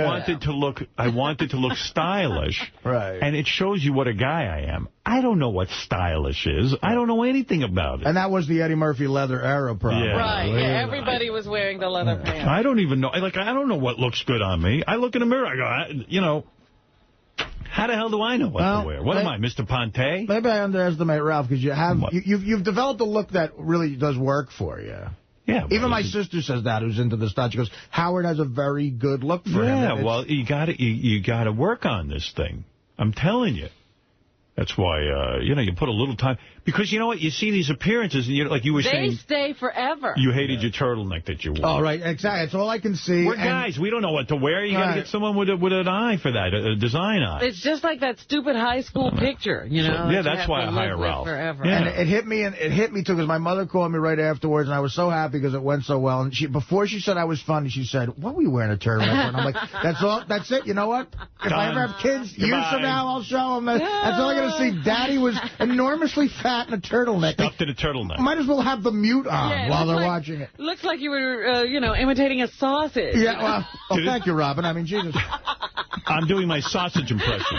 Clearly, Robin thought about it more than I did. I did not get to see the People's Choice Awards yesterday. I didn't either. I didn't even know they were happening. Everything is so busy here. I was just reading the cover story on Bubba the Love Sponge and his marriage and how he met his wife. How is the story going? It's a big story. It's a big story. Yeah, no, it's a big story down in Tampa that Bubba's getting married. What do they say in the article? It's a very romantic story. I mean... Did they say how the couple met? And yeah, they say Bubba's first words to her was, fuck off. Oh, gee. It was something like that. And because she walked up to him and said, oh, my God, you're more attractive than that imbecile on the radio that you do. And it just seems like a very, very heartwarming story. Match made in heaven.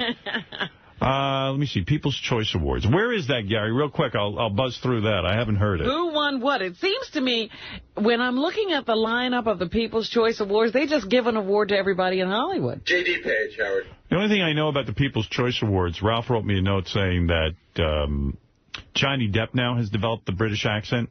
Well, yeah, he's, an expat. Right. Yeah. Well, he's totally European now. Right. Yeah, he's not American anymore. He just works here. Let's take a listen to that. Wait. Johnny Depp is in London working on a film, but he's here with us live by satellite. Johnny was also the favorite for male action star. Congratulations, friend. Yes, you're done. Thank you. Thank you so much. Hi. First, I want to apologize for not being able to be there in person.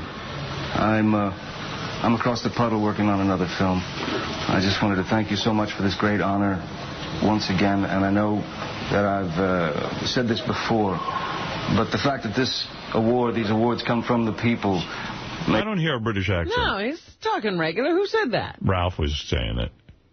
He sounds pretty normal there. Yeah. I did read something that I sort of agree with, though. You know, he used to do these interesting films, and, you know, he didn't care about box office, and now he's totally sold out. Well, that's a lot of cash. His cut you know what? I get it. His cut for Pirates of the Caribbean alone is probably $500 million. Yeah, but that's a total sellout. Is it really? Why? Because he's doing, like, sequels and all of that? Right, yeah. I mean, he used it's to... a Disney movie. Is the first one a sellout? No. So you're saying doing the second and possibly a third? Well, even taking this part. You know what, is a sellout? Why is that a sellout? I got to say, though... He did a lot of big movies. He did a lot of Tim Burton movies. He tried to sell out years ago. Big in that way. Edward Scissorhands. Quirky. They were still quirky and interesting characters. But he tried to sell out years ago, and it didn't work. Remember that movie Nick of Time he did? I remember. Yeah. He wanted to become, you know, now Keanu Reeves or whatever, right. And it didn't work. It bombed. But why is it a sellout to do a movie like Pirates of Caribbean that is it's the Caribbean. In his defense, Pirates of the Caribbean. Why is that a sellout, especially the first one? Why is that a sellout? In his defense, though, Robin, the Disney executives, this is a funny thing to hear about, because they didn't know what the fuck he was going to do. He's doing a very unique character, though, in a sellout movie. So he develops this Keith Richards thing, which is almost like a gay drunk guy. Right. And it's in a Disney movie. I don't think that was a sellout. The executives see the dailies and go, do we fire him? What do we do? This is going to be awful. Johnny Depp sat them down, supposedly, and said, look, I'm going for something here.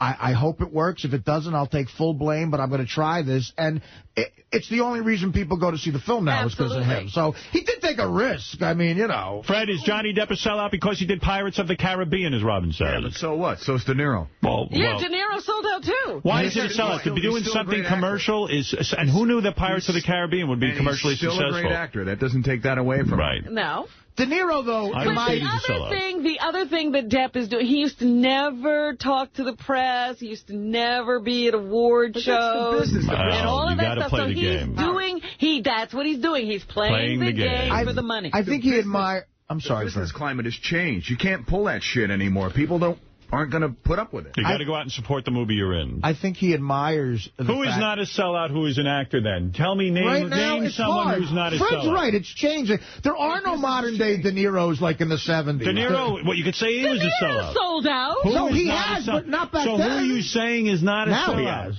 Then you're saying everyone in the world is a sellout. Who isn't a sellout right now? Well, that's right. Wait a minute. Anything musically, anything? That part of Johnny Depp's allure was he quit 21 Jump Street because he wasn't going to do that. He was an artist. Yeah, but what do you mean to be? What movie should he be in? If you're in a movie, you're a sellout. You know, like Water for Chocolate or whatever the hell he was doing. They're not making a lot of movies like that anymore. He's going to sit around and wait for like 20 years. If you're an actor, you got to act. I'll tell you who's not. Well, that's not true, because there are no modern-day guys like that from the 70s. Sean Penn. Steve Buscemi, you could say, but he is a sellout. He does Armageddon, so he can do like... Sean Penn. He's a sellout. What did he sell out? Sean Penn. The answer is, under your Robin's definition, everyone is a sellout. Now, he does a lot of Hollywood films. All right, let me move on. Get out of here. What has he done, Hollywood? Not a color. All right, here is the People's Choice Award. That was his own movie. Here's the People's Choice Dennis Awards. Hopper directed it. But Robin's right. They used to, like, he would show up for the Oscars, but the People's Choice Awards, that's like, oof, that's bad. Crazy. That's really brutally bad. All right. Mystic River was a big Hollywood movie. Oh, stop it, Fred. The only non-sellouts are sleeping on the street outside our building right now, looking for acting work. All right, let's go to the People's Choice Awards. I Am Sam. All right, thank you. Stop. Guys, it's over. The discussion is over. We've proven our point. Nobody knows what they're talking about. He also did that shitty Woody Allen movie, Sweet and Lowdown. I like that movie. I really do. These are not mainstream films you're yelling It's out. definitely not, though. It's not a mainstream movie. All right, let's go to Robin Williams. Let's hear what he had to say. Gracias por esta premio. Gracias. Sell out. I also just want to thank God for just having her wear that dress. Thank you. Having who wear what dress? I don't know what he's talking about. It's a gift once you get out of rehab to have that waiting for you. Thank you. That's a joy. I mean, the Academy Awards. Go ahead, J.D., explain. He was just talking about Halle Berry. She's the one that presented the award to him. Who hosted this debacle? Queen Latifah. Oh. Was it a horrible show? How could it not have been? Nothing but sellouts. JD's not a sellout, my friend. Three Faces of Ronnie. Right. Three Faces of Ronnie is not a commercial movie. Fucking A. Super Twink. Right, you do the best movies. Cool, but this walks. Adrian did the whole thing, but girl. Brittany, underwear. Remember that. Okay. He's not going to leave the stage. They're laughing. Sweetheart? I think it was Sigmund Freud who said, if it's not one thing, it's your mother. And I want to send this award out to Miss Punky, my mom, who started me off in this. She got me going and thinking that comedy was a good thing. You know, they say your mother pushes your buttons because she installed them. But I also want to send props out to the other women in my life. Zelda, my daughter. I want to say to Shasha. It helps to have that a backup when you have comedy going for a lot. And I also want to send props out to people who got me started and just thinking that comedy is great. Jonathan Winters, George Carlin. Doesn't Robin Williams have 2 kids? He's got a bunch. I think he's got a son, too. Oh, what's the son's name? Like Sam or Max? He's got one some of those. of those names. Hmm. But no Marsha this time. Is that Shasha? I don't know. What did he win for? I don't know his world. I was going to say, like, he's one of those guys. What did he even win an award That's what for? I'm saying. They just give out awards at the People's Choice Awards. What was he in? RV. For annoying people. Oh, RV. And then right. that RV. RV. Oh, my God. Yeah, you get an award for that. Here's Ellen DeGeneres. First of all, really, this means a lot, and I want to thank, obviously you, but everyone that I work with. My show is it's jam-packed with some talented, wonderful people, and so what I did is I wrote a poem, and so you, the people. How does and she the irony is when how does she have a career? Lesbian, man. They want to root for her. Yeah, they want her to succeed, you know. And she's who's this they you're talking about? Before she was gay. There's no gay agenda. It's just how do people find her exciting or interesting? I don't get it. She drones on like a gavone. I mean, I never heard anything like this woman's act. How do you watch Mr. Wrong and say that? I don't know. I don't understand her act. Wow, this is incredible. David Duchovny, thank you so much for giving me this award. Oh, that's Halle Berry. I was going to say, how did Ellen turn into a woman? I don't know. I lost my place. Wait. A hot First of all, really, this means a lot, and I want to thank, obviously you, but everyone that I work with. My show is it's jam-packed with some talented, wonderful people, and so what I did is I wrote a poem, and so.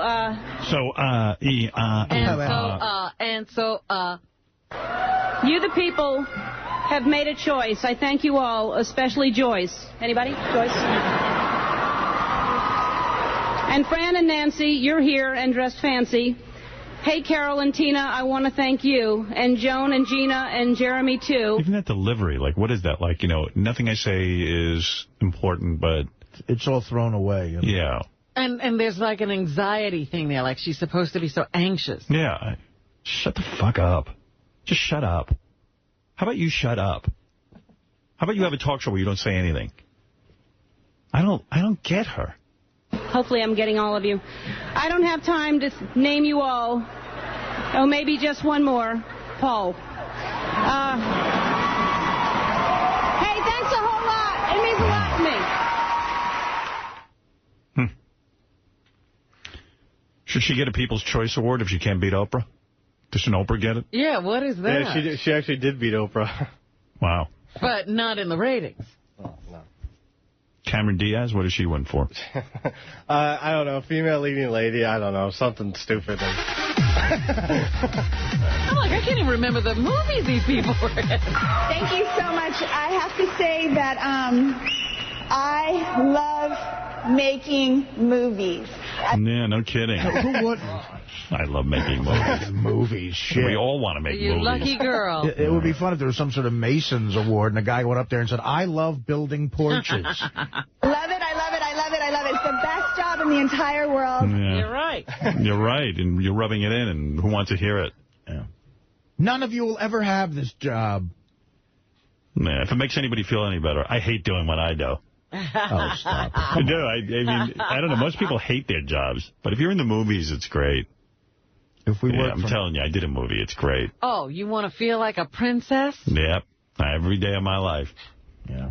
Princess Stern. I love to bring smiles to all of your faces. Except 99% of the people in the world aren't born as good looking as Cameron Diaz. Right, yeah, and get plucked out of obscurity to be in movies. Because they're good looking. It brings so much happiness to me to see all of you here enjoying yourselves, investing so much in what we do, because I think that everybody that does what we do in this business does it all for you. Whatever. Please. I think she says in the speech that she hopes her relationship with the people lasts a long, long time. Yeah. Because obviously with guys, she doesn't do that well. Yeah. Yeah, Justin Timberlake dumped her ass.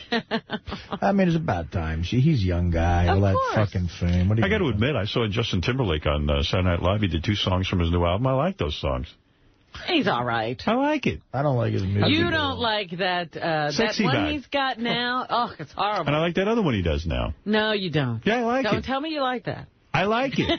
I don't know. What's wrong with me? I like that it. one, what is it going to... He likes Dawson's Creek, too. What's so surprising? Yeah, and I like... well, only seasons 1 and 2. Let's be honest. What is that song called? I don't know. Sexy Back was all right. I just don't see how you could love, like, early Neil Young and that. You know what I mean? It's like, I don't get that part of it. But, you know, look, you devour pop culture in a way like no one else does. Honestly, it's like, you know, it's unbelievable. Yeah, that one. You like that one? Thanks for the compliment. No, you do. I mean, and then you're able to comment on it, so that's your job, really. Yeah. It's good. But you got to be, you know, diversified. You like this one? Come on. Yeah, this is good. Oh, you're out of your mind. Stop. I like it. And J.D., don't you laugh at me. You're into techno. Hey, you know what? This is okay. But yeah, Fruity. At least it'll be a little faster. Just to say what you mean to me. If I told you were beautiful. It was good. I like it. Oh, you do not like it. Wow. I said I do. What do you mean? This is extra sucky. You must have liked this dancing or something. I like the dancing. I did. I thought it was good. I judge it. I watched the whole thing. Usually on Saturday Night Live, I fast forward through everything. Sounds like Mr. Ponte was watching. You know, they were playing this when Mr. Ponte dressed me. Maybe that was it. Oh,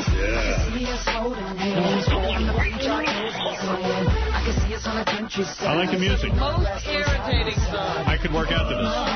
The music's good. I don't know about the singing. I could fuck some girl to this. The music's good. Why don't you go back to your fucking little cubby hole?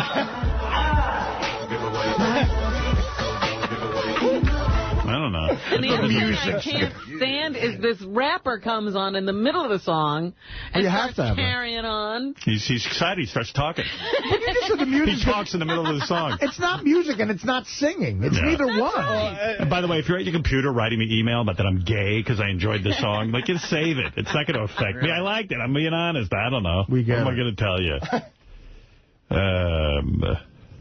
I don't know what else. He did that live? How do you even do that live? It sounds like it's all like studio produced. Probably just played a tape and he's That's right, and he lip-synced. Right. Let's see what we got here. Oh, Gilbert's here. You know. Gilbert, man. Gilbert's in a weird scene. What do you mean? What do I mean? You know.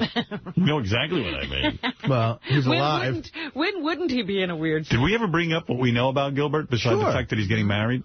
Yeah, The we baby? did. That he's having a baby? Yeah. We we discussed brought that up the last As a matter of fact, you brought that up, I believe, 3 seconds after we discussed his marriage. Gilbert? But the thing is, he didn't really seem to know. Yeah. Gilbert's having a baby, which is like the biggest horror scene I've ever heard of. This is fucking gay. Gilbert, he's a mess.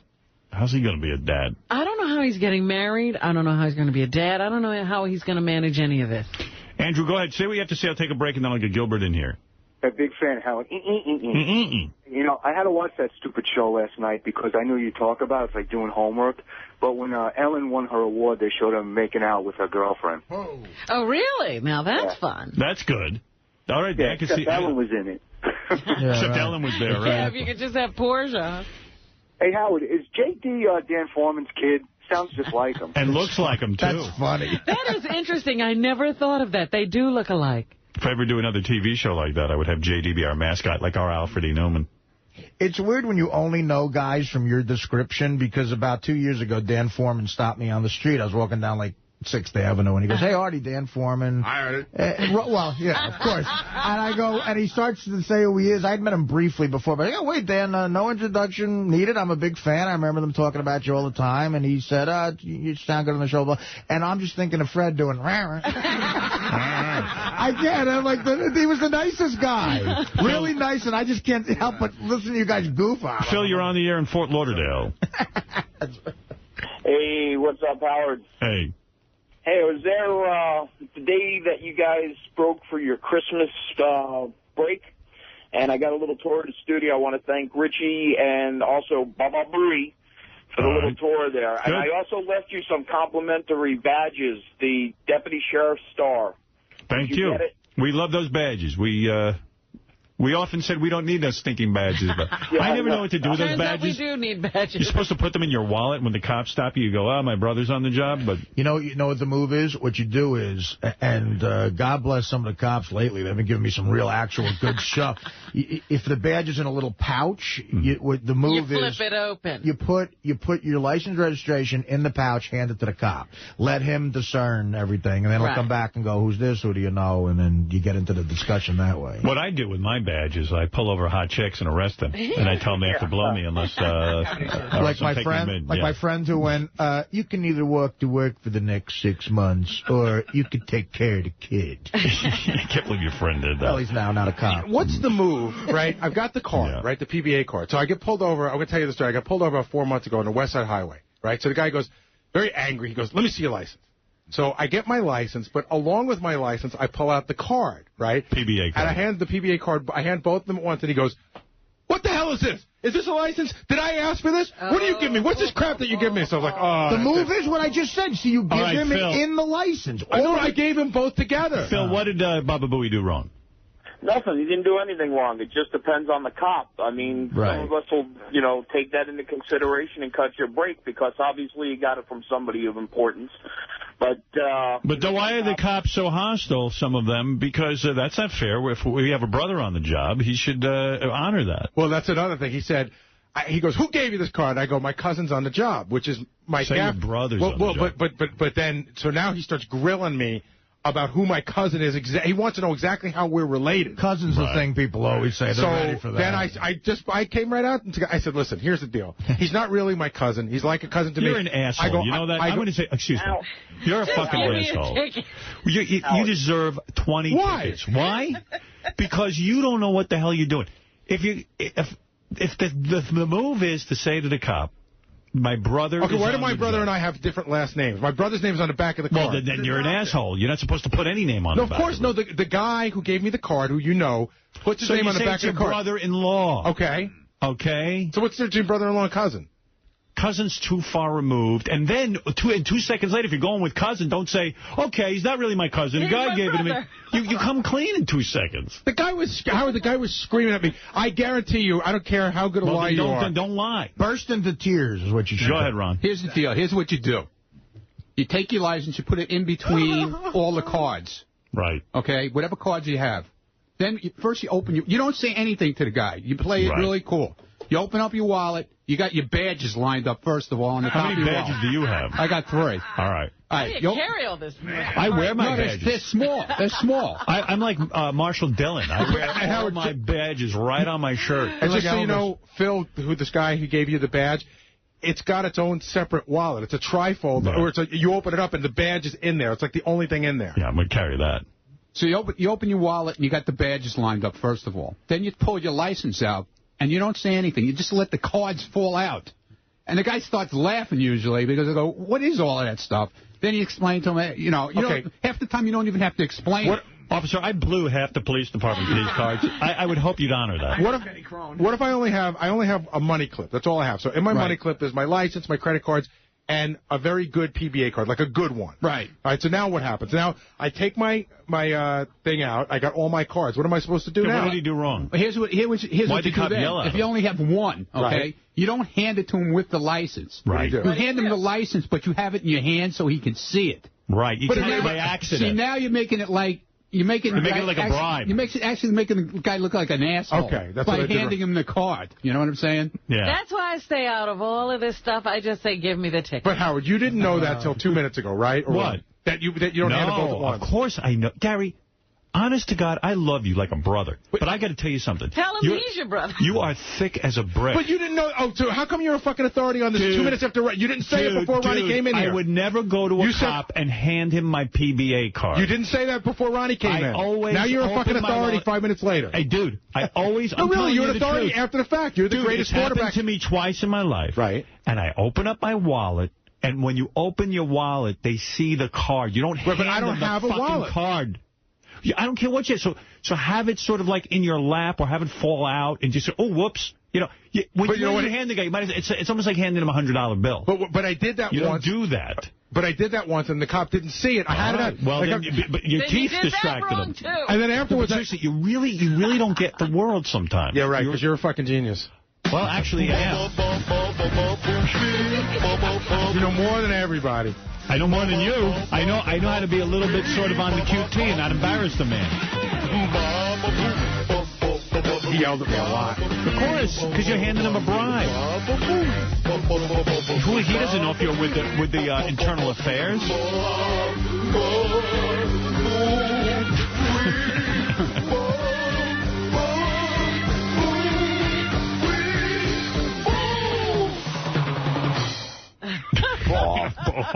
Do you remember that time when you used to live on Long Island, we got pulled over on the expressway? Do you remember what happened that day? What happened? I used to be an idiot also. I made up this plaque of every PBA card I had.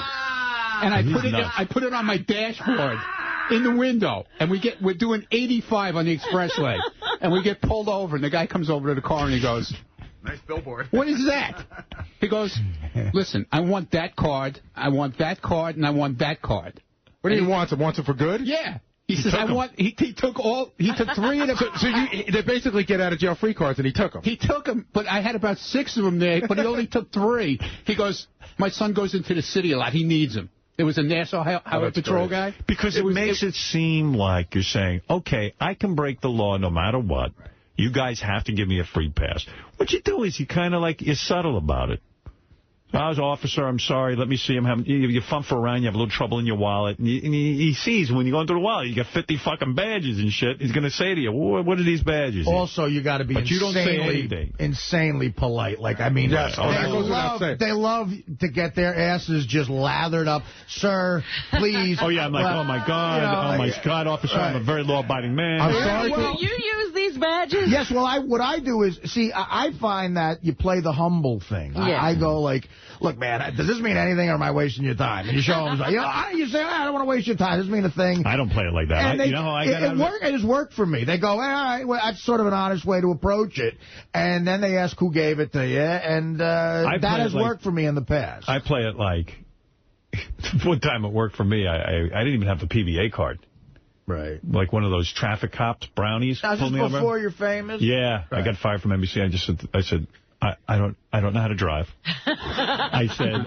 That's more than humble. I wanted to get out of the city, and I really couldn't find a street that wasn't one way during rush hour. I couldn't get home. I said, listen, I got fired from my job. I'm in a panic to get home. I want to kill myself. I said, officer, I don't know what to do. I can't find one street that lets me go to the tunnel. She said, you don't get the fuck out of here and go down. You want to hear me whine. I'll tell you what I did learn, what a cop taught me. The first words out of my mouth, Artie's right, is I immediately apologize. As soon as they come, I go, I apologize, officer, for whatever it is that I did. Did you get out of the ticket? Well, I did get out of the ticket. Right. You don't go ahead and admit guilt. But I'll tell you another thing. You don't say anything.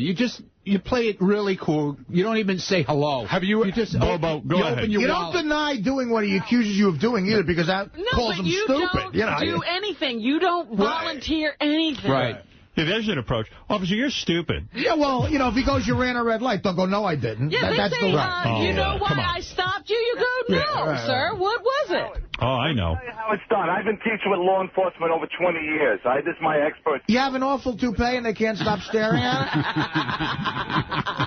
it? He hides his PBA card under the toupee, and then when the officer pulls him up, he rolls down the window and the toupee blows off, and then he sees the PBA card. He has a badge glued to his forehead. When you get pulled over, right? You got to pull over. And if it's at nighttime, you keep your hands on the steering wheel, and always keep your hands on the steering wheel with the dome light on. And when the officer comes up to you, you say, officer, the key word here is, I want to be honest with you. I went through the red light. All right? And you sit still, let him go through everything as he talks, and then you can introduce my brother, my uncle's on the job. Because if you show him that right away, you're insulting the officer. And Yeah, saying, don't stop me, putz. Right. Because I get a lot of people in my class, they blew the stop sign. Officer says, I was just sitting at the corner. Well, my uncle's on the job. I don't care if your uncle's on the job. What does that mean? Right. Yeah, you still broke the law. Right. That's right. Bobo is right. Shannon, you're on the air in Miami. Hey, how are you doing? Hey, now. I just wanted to tell Gary that the PBA card to most officers really don't mean anything. Well, there's levels. There's levels of cards. We have very high-level PBA. No, in other words... We have high-level cards. We do. We are almost officers. We're almost police. We have everything but the guns. My card's not a regular police card. It's a specific section of the police, and it's got a guy's name and phone number on the back, which is different than just a card. Is it a plastic card or a business card? It's a plastic card. Okay. But it's got his business card taped to the back. My husband's a police officer, and somebody tried to pull the PBA thing out on him the other day, and he was like, PBA doesn't mean anything. It's just an association that you can donate. Oh, he's a hard ass then. And you'll get a card for that, But if you have a badge, like I have a badge, and I get pulled over all the time, that Artie's right. The move is that you pull out your little wallet. There's a special wallet. Where is my badge? It's in check-in. It's on its way to you. Immediately I need that. Yeah. Because sometimes I go over 30 miles an hour. I don't have no stinking badges. I don't need a badge. I'm afraid to drive fast. I'll tell you, here's another thing that I got caught up in once that was so difficult. Do you ever get quizzed by a policeman? About what? Okay, so I pulled into, it's like a strip mall in my neighborhood, and I parked in a no parking zone. Mary and the kids were in the car, and I ran in to get the food from the restaurant, literally under a minute. So when I come back, the guy's standing there, and he goes, all right, tell me 2 things that you're doing wrong right now. And I could only think of one. I can only think of one. Is he using the Socratic method? So I go, well, I'm parked in a no parking zone. He goes, that's one. And I go, second one is doing everything your wife's supposed to be doing. So I go, officer, I'm not being a jerk or anything. I really don't know what the second thing is. Well, what was it? It was apparently I had parked going the wrong way. In other words, I was. But it was you're not at a 45-degree angle. But Howard, I was panicked. I didn't know the answer to the second question. I'll go you one better than that. In L.A., the cops are some of them are very bitter if you're in show business. They deal with show business people, and I guess sometimes they're arrogant towards them, and they already have this preconceived notion of you're an asshole. I'm on my way to the Norm show. I'm driving over Mulholland Drive, and I rolled through a red light, turning yellow into red. No problem. You got your badge. Well, at the time, I didn't because I was in transition from New York to L.A., but I was in a convertible Mercedes. The top was down. This cop was just whatever. He pulls me over. Where you going, buddy? And I said, I'm an actor on a TV show, and I'm going to Warner Brothers. And he goes, oh, wow, what show are you on? And you fat loser. I go, what show am I on? I go, it's a show on ABC. called Norm? He goes, what show? I go, it's called Norm. He goes, what is that? I go, well, we're in our second season. They moved us to Friday. I was trying to be funny, just a blank stare. And then I go, well, you know Norm Macdonald is a comedian. He goes, the news guy? I go, yeah, he's got his own show. And he goes, what do you do on the show? And I go, what do you want, the fucking pilot? I go, I play his, like, half-brother. And he goes, how do you prove to me you're on the show? I had the script. I go, well, here's the script of the show. All right, where's your name in the cast? He makes me fucking turn to the cast page, shows me that. And then he goes, listen, man, I'm doing you a favor because clearly you guys need to do something different over there. It ain't working. And I go, what do you mean? He goes, well, maybe you should be a little late for rehearsal because I don't think you guys have a good show going on over there. He goes, I pulled somebody over from the Drew Carey show recently, and I let them go.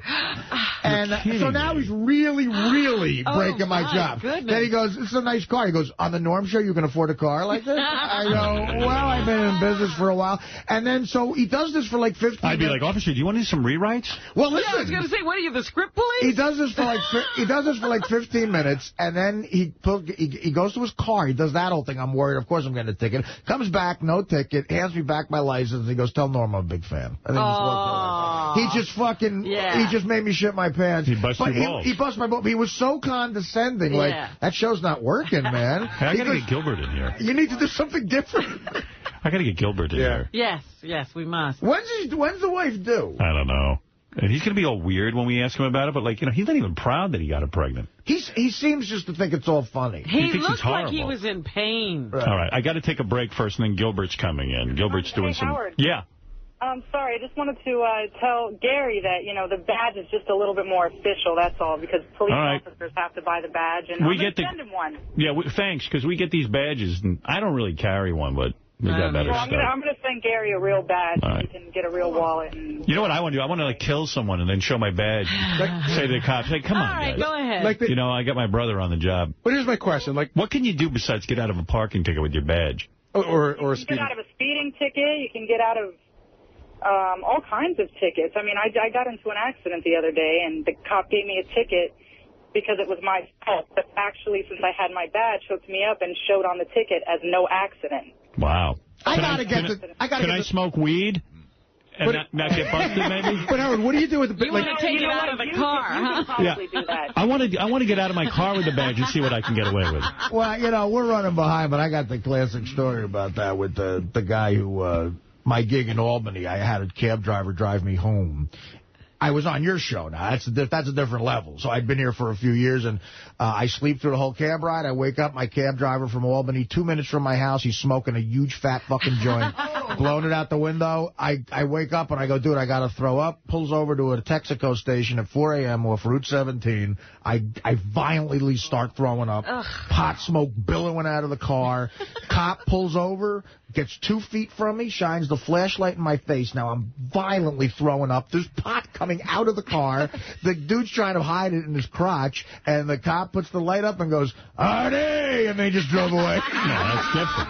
You didn't have to use a badge. Yeah, that's your badge. But he was the third caller the next Monday going, I pulled Artie. I saw him throwing up. I was like, that's fine. He's a good man. Yeah. Shannon, okay, thanks. Thank you for taking my call. Right. Got to take a break. We have Gilbert in here next. Maybe I'll go into the break with the guys re-edited the phone call with my parents calling that guy named Howard. Yeah. If you want to hear it all the way through. And then Gilbert Gottfried will be in, who's tomorrow night at Caroline's in Broadway, Manhattan. But here, let me see if I can find it. Take me a second. Shit, I just got rid of it. I got rid of my page because the other page, the Gilbert page, don't ask what's going on here. Robert, it's very complicated in here. I know. You got an encyclopedia over there you're trying to get through. Yeah.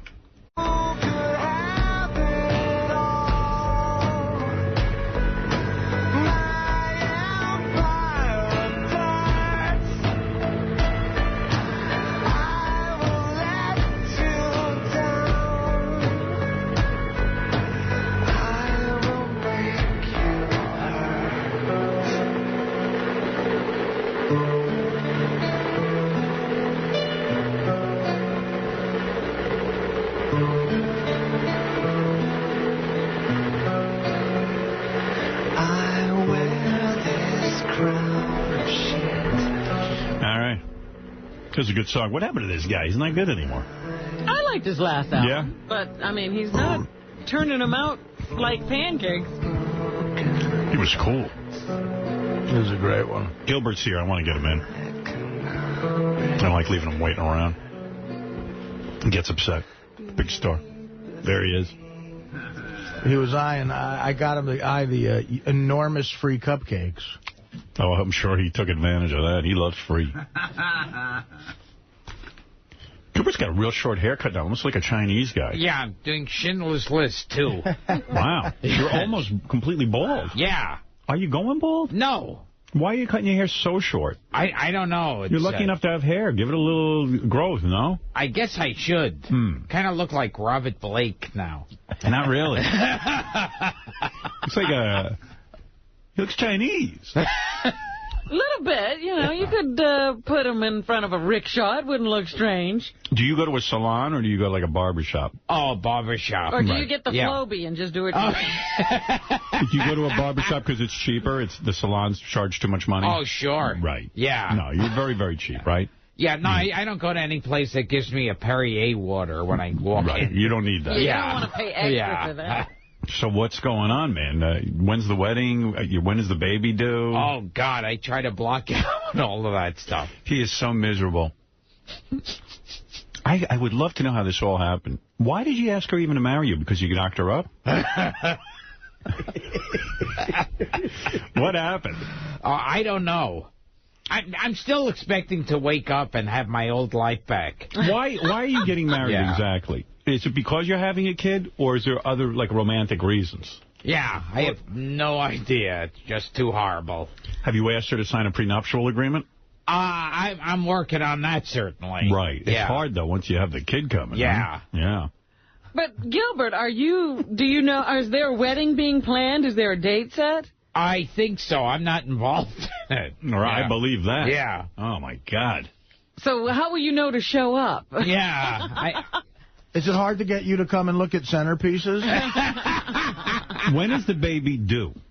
I think June. June. And is it a boy or a girl? Do you know yet? No, I don't know yet.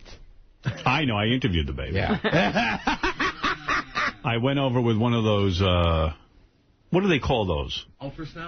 Ultrasound machine, and lo and behold, we could actually converse. You could hear the baby. The baby said a few things to me that were rather intuitive. Really? Here's what the baby said to me. I said, can you hear me? And the baby went, my daddy is so cheap, he uses lawn chairs as furniture. The kid already knows. Wow, somebody's been talking. Yeah. And then the baby said, my daddy is a bigger plug whore than Jackie Martling. That's impossible. And then Gilbert's baby said, my daddy is so lame that he was booed at Belinda Carlisle's concert. Right, you should be very proud of that. Have you met? The baby knows Belinda Carlisle. Yeah, the baby's very intelligent. Yes. Are you excited? Do you have any fantasies about playing baseball with the baby or walking in the park? I still, block it out of my head.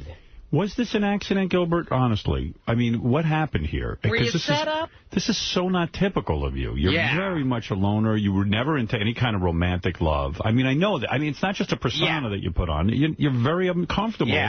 Even sharing your apartment with someone. Is this torturous for you? Sometimes. Yeah. Are you seeing professional help? Are you... That costs money, Hal. Oh. Yeah, exactly. You seeing any non-professional help? Were you using birth control when this happened? Or was it an intentional thing? I'm asking you. I don't know. I go from day to day to day. It's like without planning anything. So you didn't... no birth control? You don't use birth control? Yeah, no, I can't even get a hard-on. But that's good to use. Yes. Isn't it amazing that David Arquette and Courtney Cox had to go through all that craziness? And Gilbert just gets a girl pregnant. Yeah. It's not fair. But, Gilbert, is the young lady Jewish? Will we be raising the child Jewish? Oh, yes. Yeah. What will you sing to the baby so that the baby will learn Jewish songs? Do you sing it now?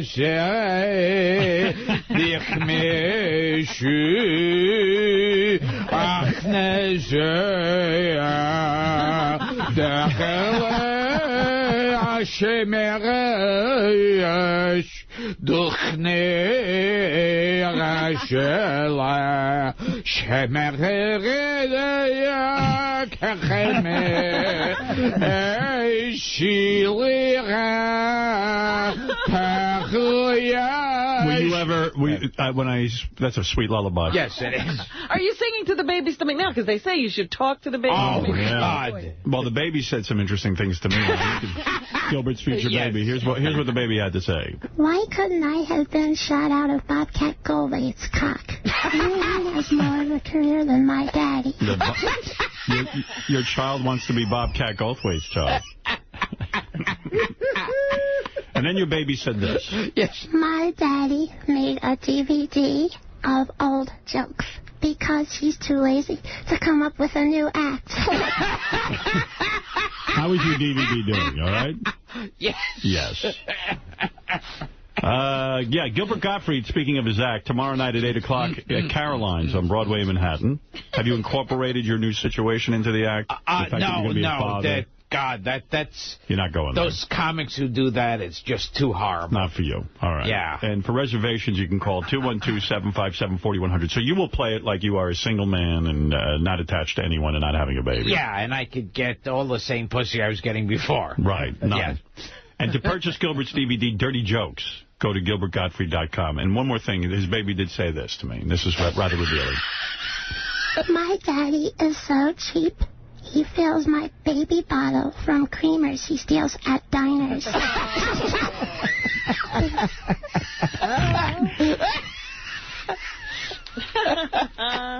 So the marriage is the baby's due in June. Yeah. Will the marriage occur before the baby comes? I guess so, yeah. Oh, so you got to get married before June. So there is a date involved in the marriage? Yeah, she's planning all that stuff. Do you have any idea? Is it May? Is it April? I mean, that's very soon. Yeah. Have the invitations gone out?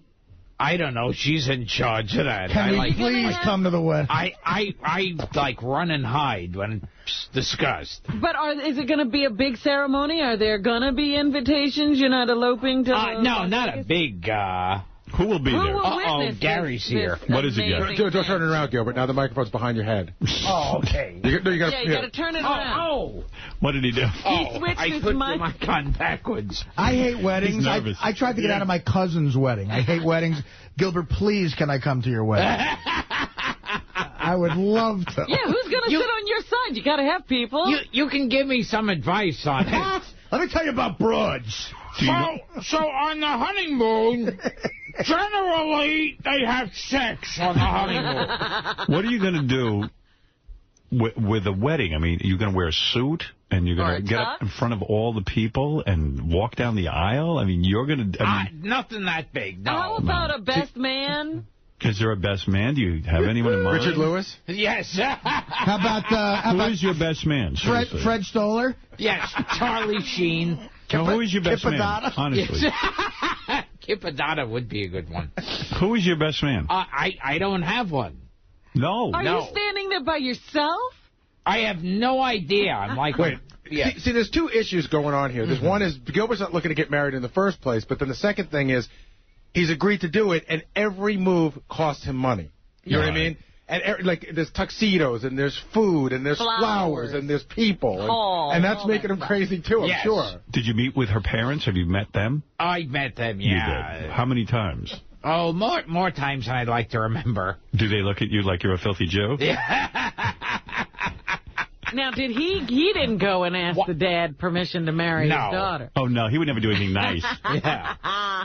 You know, he would never do anything nice like that. Nothing like that, huh? Right. So the wedding is before June. Yes. The invitations have gone out. They have? I don't know. He knows. Yeah, that but did you put anybody on the guest list?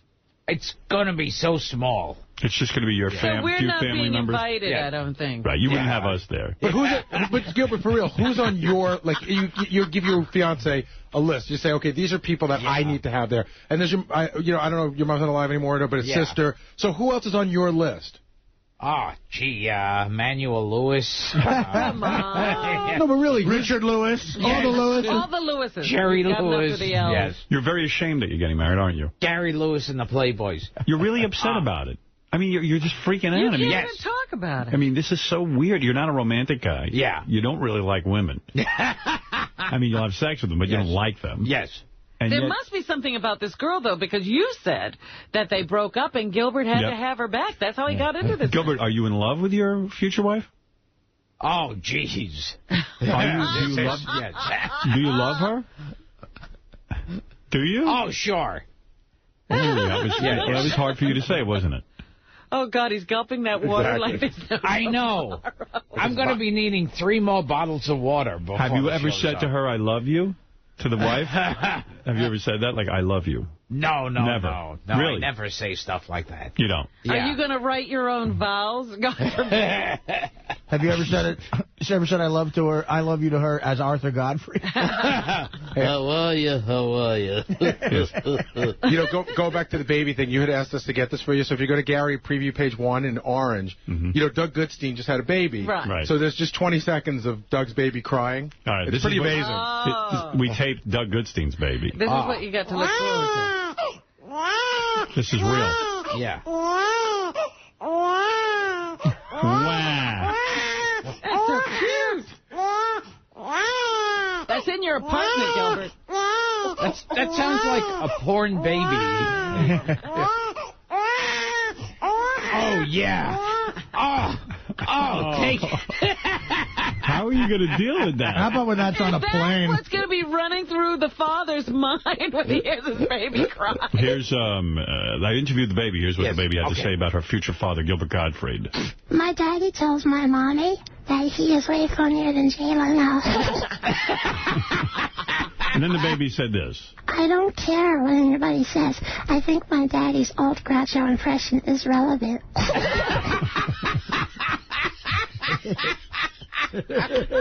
Well, you can always tell your kid that you made one of the greatest phony phone calls of all time to the gay bathhouse, which I love. Oh, it's great. What are you, a homo? Ow! Tommy? Yes. Hickory dickory dock. Ow! All right, say something worth listening to her. Ow! You fucking dickwad. You stop annoying me. Why don't you come on in here and then we'll talk. You fucking asshole. Come on, come down here. Don't call me on the phone, you pussy. What are you, a homo? Ow! Are you? Yes. You have the address? Come on down and fuck with me, you little fucker. In your face. In your face, fuckface. Come on down here, motherfucker. Come on, pussy. Hey, that's the best you can do. Okay. Come on down here and say it to my face, you motherfucker. Okay. Do it. Get down here. Hurry. Fucking knock you next week, motherfucker. Oh, I love this. Come on. Bring it on, motherfucker. Bring it on.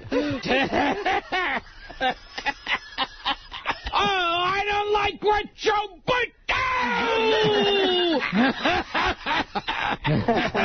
Dick face.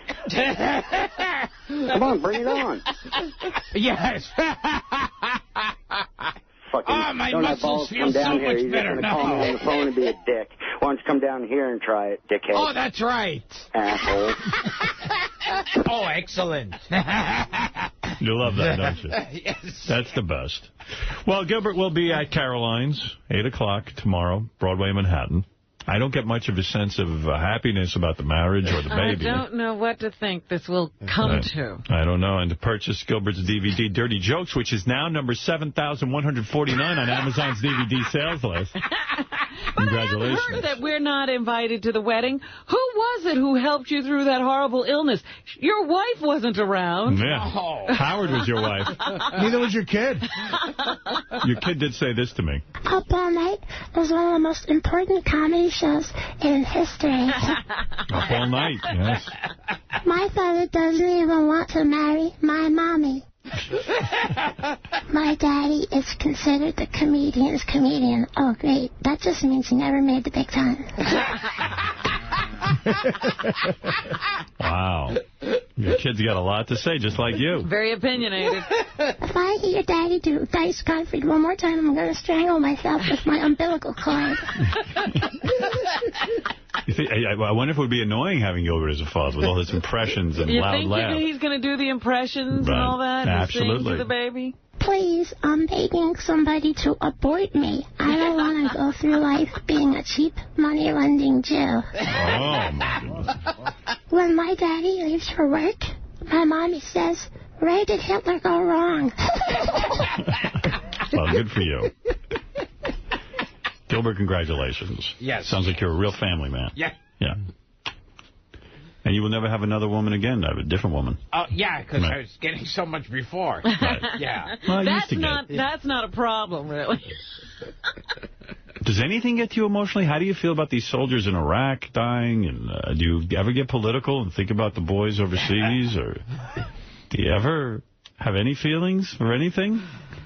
Yes, yes, my boys overseas, yeah. Wow. See what I mean? He's very closed off, Robin.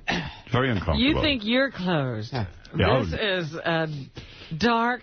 This is a textbook case. Yeah, I think, the safe has never been cracked. You never went to a psychiatrist to get analyzed? Or, No. Now, you go to a psychiatrist? Yes. How often? 3 days a week now. Wow. Used to go 4. Wow. Help me. Look at me. Yes, you changed so much. I didn't know you cut back a day. You did? 3 days, yeah. That's a big deal, isn't it? Yeah. When did that happen? Well, how do you have a life? Busy going to a psychiatrist every minute. I have no other friends. Do you ever visit your mother's grave or anything? Do you ever talk to your mother at her grave? Or are you just happy she's out of the picture? No, I have a mannequin in the room. I see. Does Gilbert have brothers and sisters? He has a sister. I met his sister. Lovely woman. Paul Winchell. Yes. The ventriloquist. He used to, he had a horrible upbringing with his mother. Terrible. And he built, a dummy of his mother that he used to scream at. Yeah, that's pretty good. You should do that. You should do that. Yes. Did you love your mother, or did you have nothing really to do with her? Was she terrible to you? Yeah. Did she make fun of you? I was like Georgie Jessel. Right. Yes. Well. Yeah, hello, Ma. It's your son. Yeah. Hi, it's Georgie. You know your son, Georgie? The one that sends your money every week. Yeah, that's the one. Yeah, so, hey, did you get that parrot I sent you? What, you ate it? Why, how could you eat that parrot? It spoke 3 languages. Oh, it should have said something. How's your health been doing, Mama? What, you see spots before your eyes? Well, put your glasses on. Are they on? Oh, now you see the spots more clear. Okay. That was some act. Yes. Wow. Well, I got to tell you, Gilbert, everyone in the audience is very excited for you. Yes, I'm sure. Can't wait to see your little baby. We can't wait to see you wheeling a carriage around Manhattan. Yeah. I'm sure people will get pictures of that. Anyone sees that, take a picture. Well, okay, it's time for news. I'm going to ask Steve Langford to come in, as well as John Hein, and get updates for you right now. Steve, what are you working on in the Howard 100 newsroom? Just some of the stories we're working on in the Howard 100 newsroom. Bubba the Love God, his big Florida wedding day this weekend. A local paper there reporting in a feature story about Bubba that he met bride-to-be Heather at the Livestock Music Festival 5 years ago when she was trying to get an interview with Bubba. Bubba told her, F you then, but now Bubba and Heather will walk down the aisle this Saturday night. The Stern Show essentially airlifting itself to Florida for the great occasion. Howard 100 News there to provide full coverage. Are you in our hotel? No. No? No. Good. Good. You got to keep press outside. That's right. There's got to be separation between press and the subject. What are you wearing, Robin? Did you figure it out yet? Yes, I found a little something. Something short with no panties? That's it. I found a big something. Did you hire Ralph to get you a suit? Well, I don't have time. Again, it's all about Ralph. Ralph, did you talk to him? Well, I'm leaving yesterday for the signing, and somebody comes up to me and goes, Ralph needs you to call him immediately. And I said, well, I got to go to this fucking signing. And then the signing took till 4, and I went home and slept all night. I haven't discussed it at all. Believe me, I'll have some. I'll just wear. You're not wearing a suit, though, right? I'll get whatever I need to get. All right. Yeah. What are you wearing, a short dress, Robin, or a long gown? No, it's sort of mid-calf. Mid-calf. I like you in mid-calf. With the titties. I got to say. I got to figure out what I'm wearing to Gilbert's wedding. I can't believe we can't come. The important thing is to wear pants and a jacket. And you could have a tie with it. Sometimes you should have shoes that will match the pants. Like if you have black pants, you could also have black shoes with them. That's already giving you dressing advice? Yes. Yeah. Socks go You know, it would be great shoes. if Robin wore a wedding dress. Yeah. You know how you're not supposed to? I should wear a wedding dress You to should the look wedding? a magnificent wedding dress. You're going to catch the bouquet. Funny. You'll catch the bouquet. I told that to people. They thought it was a good idea. Oh, that's a funny idea. Why didn't you tell me? I'm telling you now. Well, too late. Steve, anything else you're covering besides the Big Bubba the Love Sponge wedding? Ask Elliot often a simple question, and you get threats. Howard 100 News asking the one-man crime spree how he feels about scoring more than $8,000 in the Stern Show football pool, often at first refusing to answer, then demanding a second chance to respond in order to issue more threats. Howard 100 News asking why Mr. Big Mouth is so afraid to answer simple questions. So you dealt with him again. Yes. Very good. Anything else? Whack Packer Joey Boots shipping off to Iraq. What? Boots telling Howard 100 News he's trying to get a job in Baghdad as part of the bid to clean up his act. I heard him on the air yesterday. He's still off the wagon. He's been, he had just been up all night doing coke or something. Oh, my God. He had drank a six-pack of beer already in the morning. He was feeling great. No, since remember we reported that he fell off the wagon a couple of months ago? Yeah. Well, he's never gotten back on. Wow. Well, I heard Shuley was at my signing yesterday, and we were talking before, and he told me horrifying things about what Boots is doing now. I mean, really? Well, he doesn't leave his house. It's not even like a social thing. He just, what happened to the rehab, and he felt great, and it was a whole new lease on life? That's like ancient history. He took a hard fall off that wagon. Yeah, and he's in front of the computer all day on the network or whatever with a camera. So he's not doing the Stern wrap-up show, that roundtable show anymore? I don't think. My thing is, he always, he said to Shuley, like, well, if I had a job that I loved, like almost a hint, I would get off the drugs. Right, like we better employ him or he's going to kill himself. How's he buying all this blow? I mean, that's know. a lot of fucking money. I'd like to ask Maybe him. he's doing favors for it. Joe, I hope that ain't the case. Well, then maybe he'll do us a favor and call in.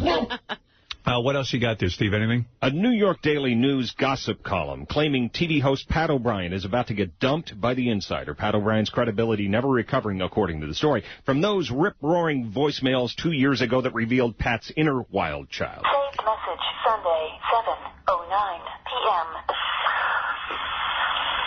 You're so fucking hot. And I want to eat you. I don't want you to suck my cock. So fuck you. I don't want my girlfriend to eat you. So fucking hot. You're fucking hot. Let's do it. You're so fucking hot. Please leave me a voicemail. Go to the bathroom and leave me a voicemail. Can't believe his reputation didn't recover from that. You know that Betsy is marrying him? I heard they got engaged over the holidays. That's nice. Yes. Anything else? Stern World News tips to Howard 100 News anytime. Call us 877-33-SIRIUS. Choose Channel 100. These stories and much more coming up on the Howard 100 Noontime News. Weekdays, noon Eastern, updates every hour. Also, we're looking for mothers and sons who are interested in playing It's Just Wrong. If you want to play, give us a call at 888-9-ASSHOLE for your chance to win $5,000 from HotMovies.com. Enjoy the best in adult movies for 10 cents a minute. Get in, get off, get out. HotMovies.com. That's right. It's Just Wrong. Coming back because of the beauty of satellite radio.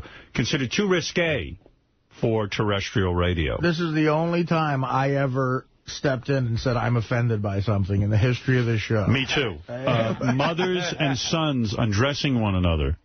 Well, Unbelievable. The sons have to answer questions about their mother's sex lives. That's right. Like they would know. I believe a father was about to make out with his daughter. Yes. Well, someone else's daughter while his daughter watched, yes. No.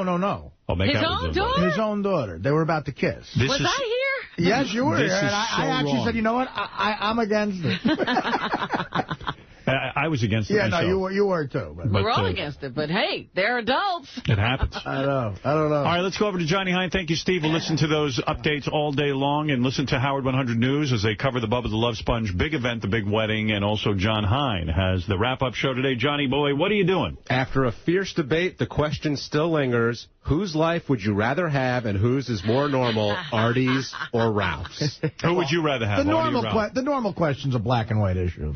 Who would you rather be, Artie or Ralph? Seriously. Be honest. Artie. You would? Why? Yes. Because when you first think about the question, I'm trying to divorce the two guys from it and think, like, Artie does this, he's a sports fan, he does this, and he's got these problems. Ralph does nothing, but he's got these problems. And if I had to put the two, I'd take Artie's life over Who's happier? Artie is on, has been known to have addictions. He's addicted to food right now. And depression. I mean, Ralph, on Ralph's plus side, he's got a pretty easy lifestyle. He doesn't tax himself. He's thin. You think Ralph's not a depressed guy? I think he is. I think there's something. I think he's. Yeah, his depression is not evidenced the same way yours is. You don't think Ralph wear it on your sleeve. You don't think Ralph has ever experimented with drugs? Oh, definitely. Oh, absolutely. Well, what are we and talking had about? some problems. What are we talking about here? I don't think he's had an addiction. I think he's been pretty bad. I mean, yes, he has had problems with drugs. Whatever. Like Artie looking at me like cross-eyed, like, you better pick my life over Ralph. No, I don't care. Listen, Yeah, or I'll I kill agree with myself. you. I agree with you that, he does have the life. He's a scam that he doesn't have to. But how long does that last? I mean, don't you start to feel a little empty with that? I mean, at least No, Ralph doesn't feel empty. All right, who would you rather be, Artie or Gilbert? I'd rather be Gilbert's kid. All right, let's go around the room. Robin, who would you rather be, Artie or Gilbert? Jeez. Oh, jeez. I got to be I Artie? think we all know the answer to this one. I got to be Artie? Why? Because I couldn't Robin live hates Gilbert's kids. life. I couldn't live Gilbert's life. What about Gilbert's life couldn't you live? I think Gilbert is miserable every moment of the day. I think Artie has a few happy moments. See, Gilbert never What feels about good. my life couldn't you live? What do I do that's so horrifying? Wait a I second, never take heroin. I don't want to it's do that fun. to myself. You're extremely heavy. You are hurting your body. You smoke. I'm 50 You sit-ups smoke. 50 sit-ups away from being a fine. Fred, who would you rather be, Artie or Gilbert, if you had to be one or the other? Artie, I think he gets laid more. Gilbert gets regular sex, though. He is in a Yeah. relationship. Got a woman at I think home. he trapped her. I think, even if Artie has to pay for it, he's had better chicks. All right, let's go to... You know what? Artie couldn't make a relationship work, though. Gilbert's getting married. Oh, yeah, it's working. You think it's working? Oh, yeah. Gilbert's laughing at that. Sorry, Gilbert. Who would you be Me? between Artie and Gilbert? I'm practically you now. I think I'm going to give the edge to Artie. So it's unanimous. Yeah, I mean, Gilbert is really emotionally crippled inside. Yes, he's I don't miserable. know how it could ever be helped. Listen, I have played Carnegie Hall. Artie has a shot. Which irks me every second. Believe me. As well, the has Carnegie family. Artie has a shot at happiness? At happiness. I don't think Gilbert does. Gilbert's off the charts. Unhappy. He never will make that mark. But that's Gilbert's choice. I think Gilbert loves being this way. Yeah. No, I mean, he's clearly a smart enough guy to know how to, get out of certain ruts that might... No, that's not how it works. Do you ever wake up happy? No. No. Okay. You ever go to sleep? No. Have you ever been happy? I don't wake up in the middle of the night Wait a minute, happy. you know what? I'm curious about something. I first saw Gilbert do stand-up at Caroline's by the Seaport We went for my 20th birthday. So this is October of 1987. Me and 10 of my buddies. He destroyed. He killed. Sold out. As a matter of fact, when we called to get reservations, this is 20 years ago now. They said, hey, look, you know, you're going to have to wait. We might add a show with Gilbert. It's always sold out. We watched him. He does an hour. Unbelievably funny. In those days, Gilbert, did you enjoy your life? You're in your early 30s at the time, probably. You're killing every night. You got that kind of success? Was there any happiness there? Not really. No. Are you serious? Have you ever tried medication to make yourself happy? Have you ever medicated? Or, That medication makes you constipated, doesn't it? And by the way, if you guys want to see that same act I saw 20 years ago, go to Caroline's this week. It's the exact same hour. The exact same hour. It was a good act. But were you getting pussy back then? Because, I mean, I remember me and my buddies driving home. We were like, he's an odd guy. Yeah, he was but getting tons of pussy. He must get laid. Ralph, you're on the air. I'll save most of my comments for the wrap-up show, but one thing, Robin, I have never had a drug addiction or a problem I with didn't say addiction. You did have problems. What problem? You were self-medicating, and, you know, you could get out there for a while. Like how like binge-type stuff. No, it never affects anything that I do. Oh, you don't do anything. I'm just doing it for fun. No, I'm not going to talk about what I know, Ralph, but I know that you have had a problem. No, you don't know nothing of the sort. And Artie, you're an asshole because a few minutes ago you go, yeah, it's all about Ralph. He calls me. Hello? Hello? Yeah.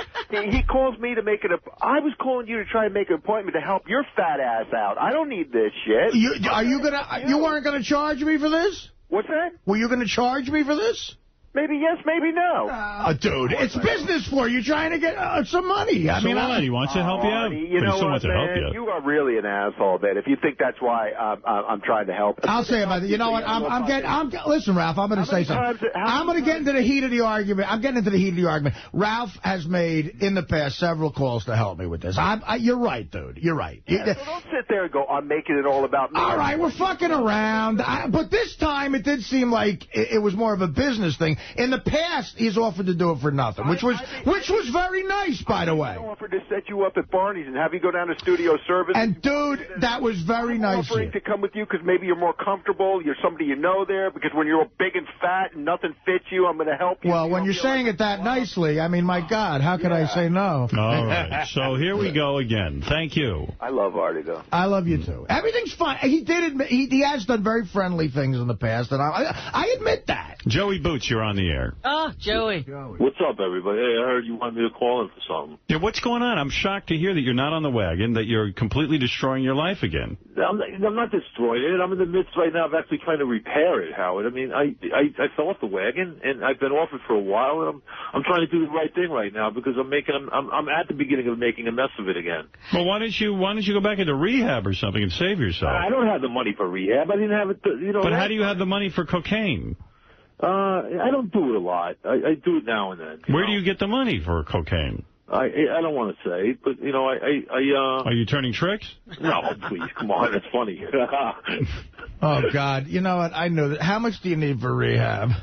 No, that's all right. We'll do a show. And we won't be like, we'll do like a cabbie thing. I'm not anything like cabbie. You know what it is? I need to fulfill my life with something, and so I'm trying to get employment right now. Well, this is the best shape to be in to get it. Yeah, no, you got to. Yeah, come on, Joey, you can do it. Yeah, no, I totally know I can do it. Right now, I think the right thing for my life right now is for me to be working and doing something that gives me, Right, to get a job. Yesterday I heard you, Joey. Right now. And Baghdad is the only place that you can get a job? Oh, yeah, so that, yeah, hey, you know what, Howard? I'm in a lot of debt. I'm in about $25,000 debt right now, and it's a big weight on my shoulders. So I figure if I go over there and work for a year, I'll have enough money to pay off all my debt, and I'll come back with a nice chunk of change in the bank. All right. Well, there you go, Joey. Who's he going to work for over there? In Baghdad? Sorry? Who are you going to work for in Baghdad? It's a civilian company that supports the troops overseas. McDonald's? No. All right. Boots, call Levy. If you need, we could do a show for you. It's no big deal. No, I appreciate it, Artie, but I'm not that guy, taking handouts like that. I appreciated going to rehab for not having to pay anything, and, I kind of let everybody down on that right now, I think. All right, thank you. Yesterday I heard you, Boots, and you said you had done cocaine and you had just had at least a 6-pack of beer early in the morning. A case of beer. What? A case? Oh. Yeah, it had been up all night. Case of beer. All right, Joey, listen, I hope you feel better. I really do, and I hope you pull it together. Hey, I love you guys. All right, love you too. All right, Dominic, go ahead. You were a fat guy. Where'd you get suits? What are you talking about? Fat, thin, fat. My tailor will come tomorrow morning on the air, measure Artie, deliver a suit Saturday, my treat. I don't want, not a tux, because that takes a few days. But he will have a suit. He'll come 6 in the morning, measure you, and by Saturday it'll be delivered to you so you can wear a suit to the wedding. Can it be delivered in Tampa? Yes, of course. We'll overnight it. What are you talking about? All right, well, you know what? Do it, but I'm paying for it, Dominic. I'm not letting you pay. Oh, you're not paying No, dude. That's enough that you set. It's enough that you set it up. Don't pay for it. Dominic, are you fat again? I gained 20 pounds. Wow. Dominic. And you want to know what else? I'm sick every day of my life. Sick? Why? Yeah, I regurgitate. What do you want me to tell you? Oh, you mean you throw up? Because you had your stomach made smaller? When you say I'm fat, I lost 100 and I gained back 20, 25. Leslie says it's 30. I don't think so. But I don't understand something. Now when you eat, because you overeat, you vomit? Yes. Oh. Yes, I do. And my doctor Currian is screaming at me. She wants to tighten the band, and it's a very. Why are you not tightening the band then? I am Friday. He'll throw up more. What are you doing? You're just eating past where the band is? You fool the band. You trick it. What you do is. Can you get a smarter band? They need a smart band. How do you trick the band in your stomach? Okay, because you're always interested in that issue, and I'll give you the answer. If you have a couple of drinks and you eat a little bit in the beginning, all of a sudden it relaxes too much. I don't know why. And they promised me that I would keep off 70 to 75% of the weight. So that's correct, because don't forget, I was 315, Howard. Right. And I went down to 200. I'm back to 220. I have no suits. I'm buying all new clothes or the bypass, which I'm a little afraid of, because people die from that. But more important is Artie. Artie, I will have someone there tomorrow. Dominic, I'm telling you right now, book it. I think that would be funny to have him measure me on the air, but I insist on paying for it. That you're doing me a huge favor here because I can get it done at work. For me, please. Well, you can do whatever you like, but I will call my tailor. I already called him once about it. He said he'd definitely come in. He'll measure you on the air. He'll get an extra sewer to come in on Friday. Get a little extra material. Wow, that's nice. All right, hey, thanks, Dominic. All right, I'll give him the address. No, he'll come to the show tomorrow. Well, no, I'm saying I'll give him the address where to send it in Tampa Saturday. Sure. All right. We'll get it over, and I'll have him there tomorrow morning at 6 a.m. because he's got to start working right away. All right, thanks, Dominic. Anthony the tailor, he used to make all my fat suits. I think I'll be back there. Well, square it with Gary or Jason or somebody so he can get up here. All right, thanks. I'll call Gary later. All right, bye-bye. Okay? Right. Bye-bye. Dominic, I love you, but I'm just, I'll just bring in my checkbook tomorrow. I'll pay the guy directly. There you go. You're a class guy. But no, I mean, I don't know. Gilbert says take it for free. Yeah. That's what an amazing favor that is. That's all great. Right, that's very nice. Anything else, John? See, Ralph? Full plate. That's how you do it. Yeah, go ahead. We're going to talk about David Arquette and Gilbert and your theory on cops and what to do when you get pulled over, but I think this debate's going to go on for a very long time. Yeah, I think there's a lot of show in there, and I can't wait to hear Johnny Hine today at 11 o'clock on the wrap-up show. Now let's go over to Robin and her theme song as we listen to the news.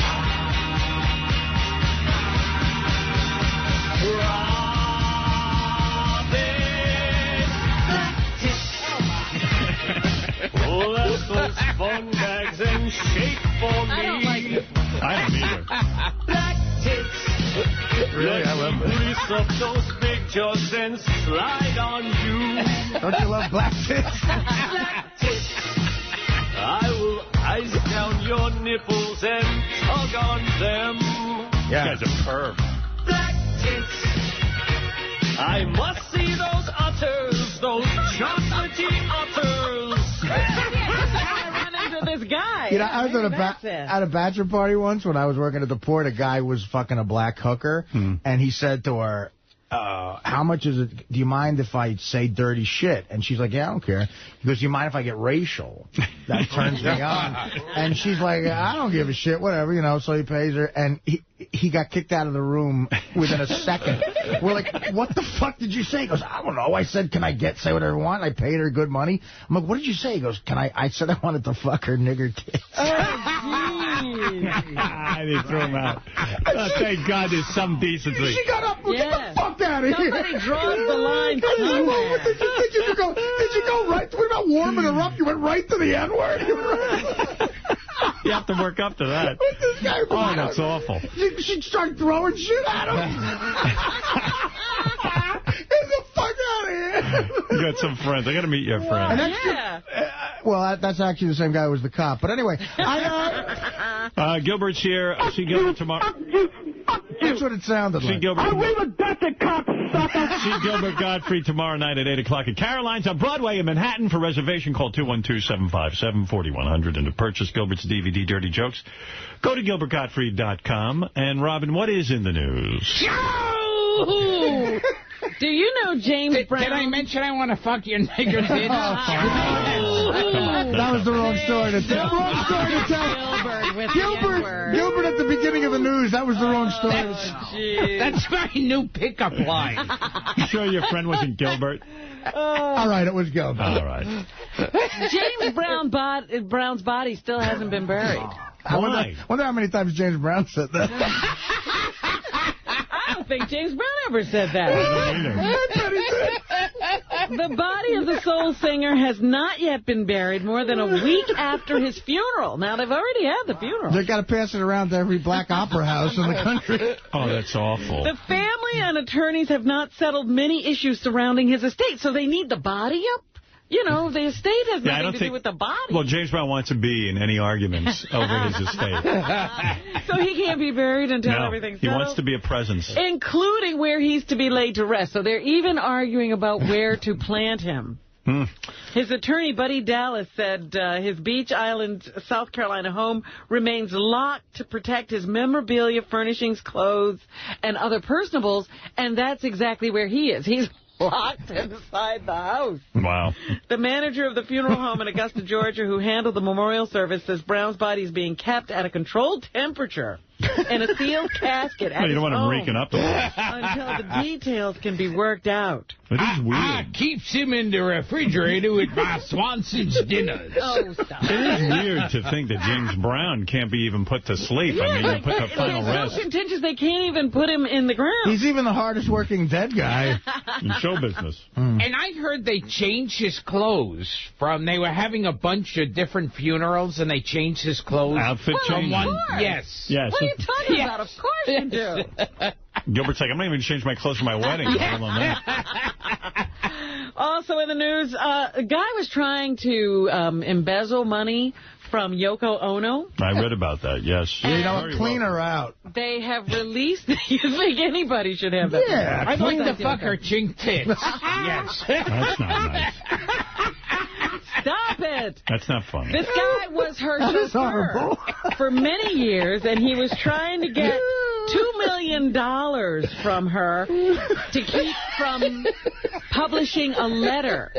In the letter, he accuses John Lennon of being a wife beater. He says he had tape. I bet John Lennon. John Lennon. What? Our greatest songwriter ever said, I want to fuck your chink tits. I'd like to fuck your chink tits. I want to fuck your big droopy yellow tits. You got yellow tits like Maud Simpson. I'd like to fuck your big chink yellow tits. The guy alleged that he had tapes of Sean Lennon calling his father a wife-beating asshole. Wow. I am, lad.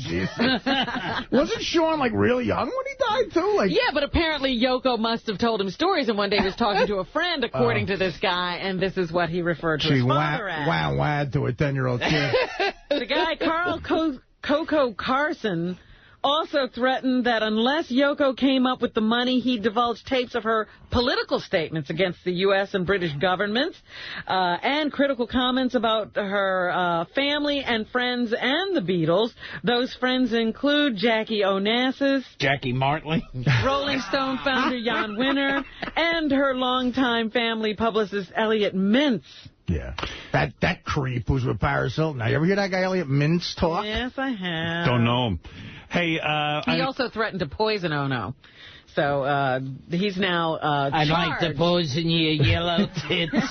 Jesus Christ. He was going to tell all kinds of things like the numerous fights she would have with her boyfriend, Sam Havidoy, and all kinds of things. Sean Lennon had years ago called the Beatle dad a bit of an asshole and a macho pig in interviews. Yeah, the reason you're fucking living the life of all time right now. Statements, they say he later backed off, but he never has been quoted as calling his father a wife beater, according to Elliot Mintz. Speaking of fathers in the email, Howard's father is one of the best guests you guys can possibly have. I could listen to him for hours. Is there any way you can get him back on the air to do his own show again? I'm working on it. They don't want to come in and do a show. Nah, they're not crazy about it. It would be great to have Mrs. Stern, too, for a balance, but you have got to get this guy on the air more often while he's still able to get around vertically. Oh, that's nice.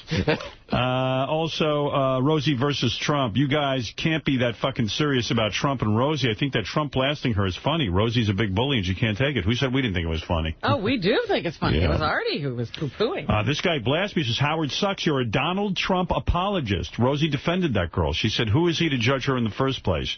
She didn't think the girl needed a second chance because she was fine to begin with. You suck, Howard. You sucked up to him when A.J. Benson was on and you lied. I like Donald Trump on this show. I think he's one of the best guests ever. Absolutely. I don't know. If that's sucking up, fine. I enjoy him as a guest. I don't think we've really taken sides in this whole thing. We've just been delaying it out. I admired Trump for what he did. As a fucking heroin addict, he should give everybody a second chance, so I'm for that. But I think, and Rosie was wrong for maybe criticizing him. I had a problem with what he said to her afterwards. It was a little harsh, I think, you know. You thought it was too much when he called her a fat pig and that kind of stuff. Kind of, yeah, you know. Mm-hmm. Well, it continues in the paper today. I mean, There's another letter. I should read that letter out loud, shouldn't I? Donald Trump wrote a letter to Rosie O'Donnell. Like, he won't let go of this.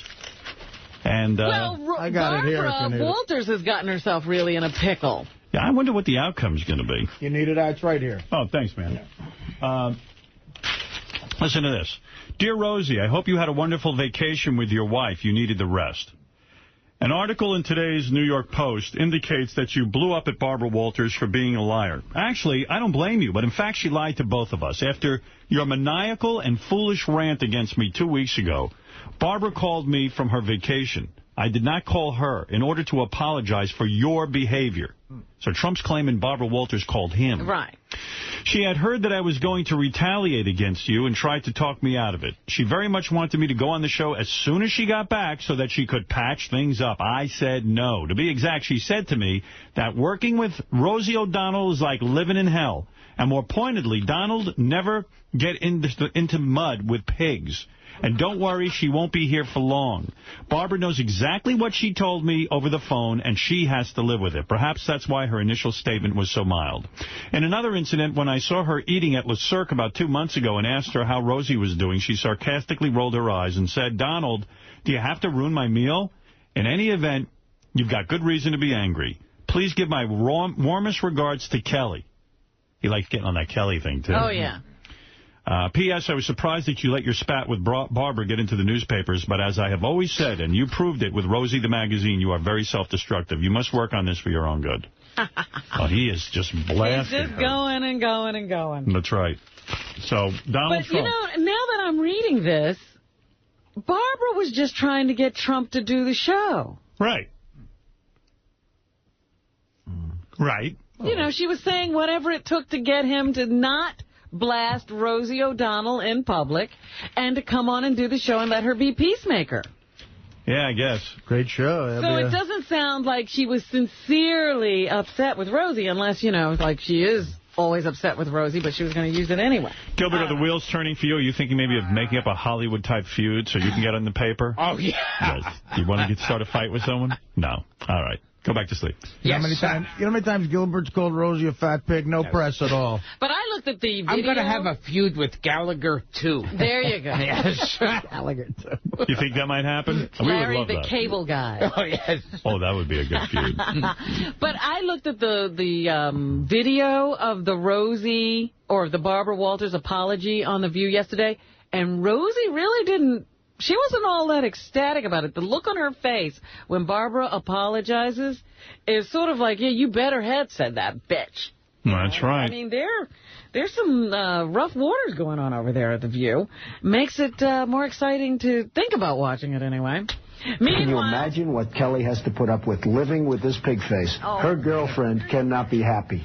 You look at that mess that she's got to look at every night, that she's got to kiss every night. She can't be thrilled kissing Rosie O'Donnell. Can you imagine that? What's worse than that? Oh. Wow. I heard the girlfriend said, I'd like to fuck your dyke tits. Yes. That was Rosie is really somebody that she's unattractive in every sense of the word. From a physical standpoint, she looks like hell. Inside, she's far worse than she is on the outside. And I understand Rosie. But Rosie inherently is a loser. Plan to follow through with your threat to sue her? Well, you know, taking money out of her big fat ass would be probably something that's very easy, and we probably will follow through with it, yes. Wow. Amazing. Wow, my God. Well, Rosie O'Donnell's disgusting. I mean, both inside and out. You take a look at her, she's a slob. She talks like a truck driver. Rosie attacked me personally because I was very happy when her talk show failed. The other thing that failed, and this was a real monster, and everybody was suing her, was her magazine. Her magazine called Rosie was a total disaster. So I loved it. I gloat over it. I think it's wonderful because I like to see bad people fail. Rosie failed. I'm happy about it. She's basically a disaster. Well, she called me a snake oil salesman. And, you know, coming from Rosie, that's pretty low because when you look at her and when you see the mind is weak. I don't see it. I don't get it. I never understood. How does she even get on television? I believe Barbara made a terrible mistake putting her on, and I think Barbara's probably paying a big price. If I were running The View, I'd fire Rosie. I mean, I'd look her right in that fat, ugly face of hers. I'd say, Rosie, you're fired. We're all a little chubby, but Rosie's just worse than most of us. But it's not the chubbiness. Rosie is a very unattractive person, both inside and out. Rosie's a person that's very lucky to have her girlfriend. Wow. It just went on and on and on and on, man. He really blasted her good. But I did find it interesting that Rosie was upset. She said, you know, one of the things she yelled at Barbara was that I have reporters outside my house with my wife and kids. Right. You know, she's into that whole wife thing.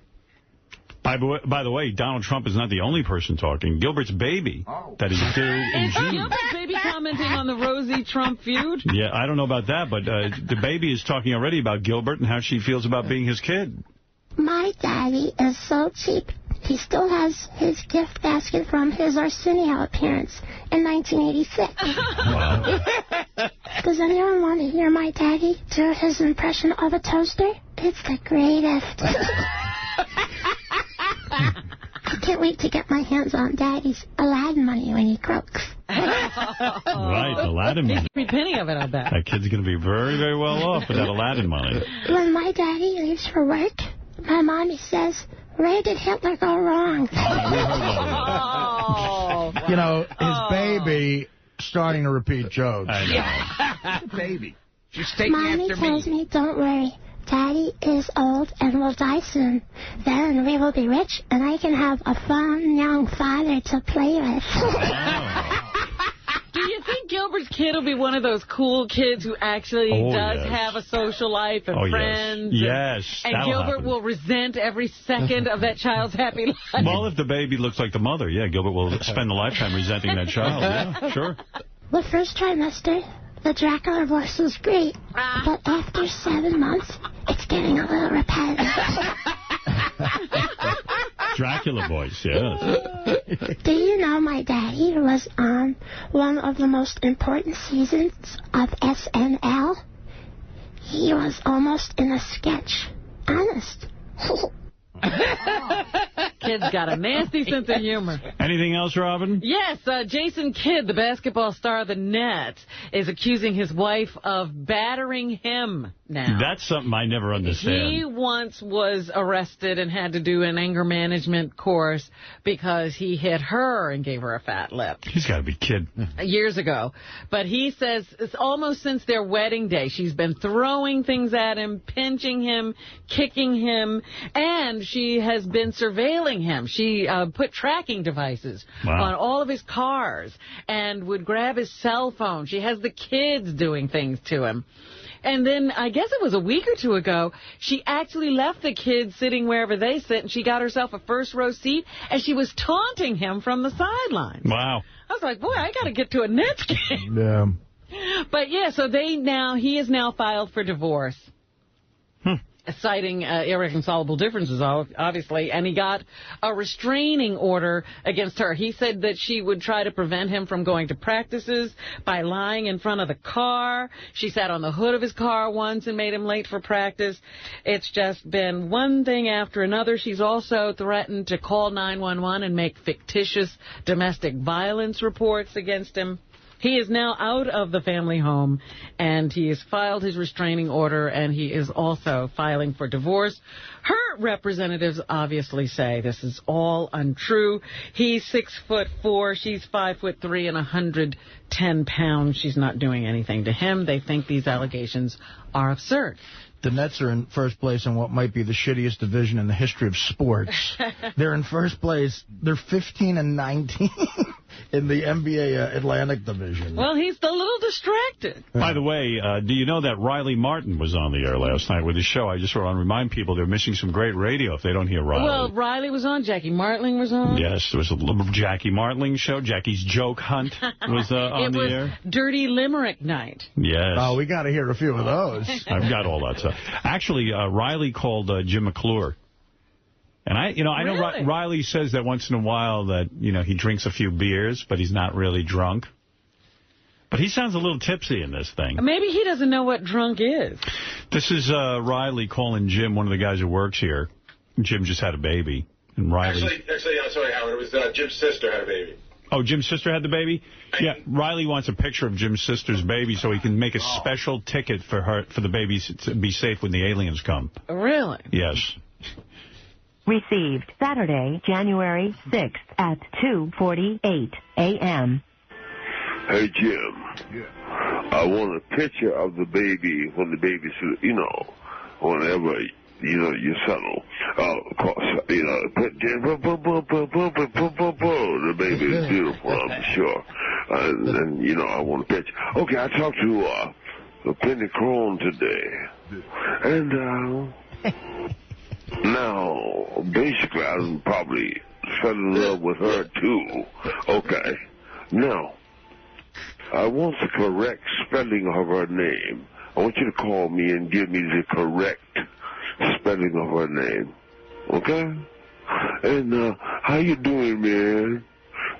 Miss you. We miss you, man, because I thought about the third or fourth time you came over here, then you're going to say something out the way where we could jump on and beat your ass down or something, What's he talking about? You are still a gentleman.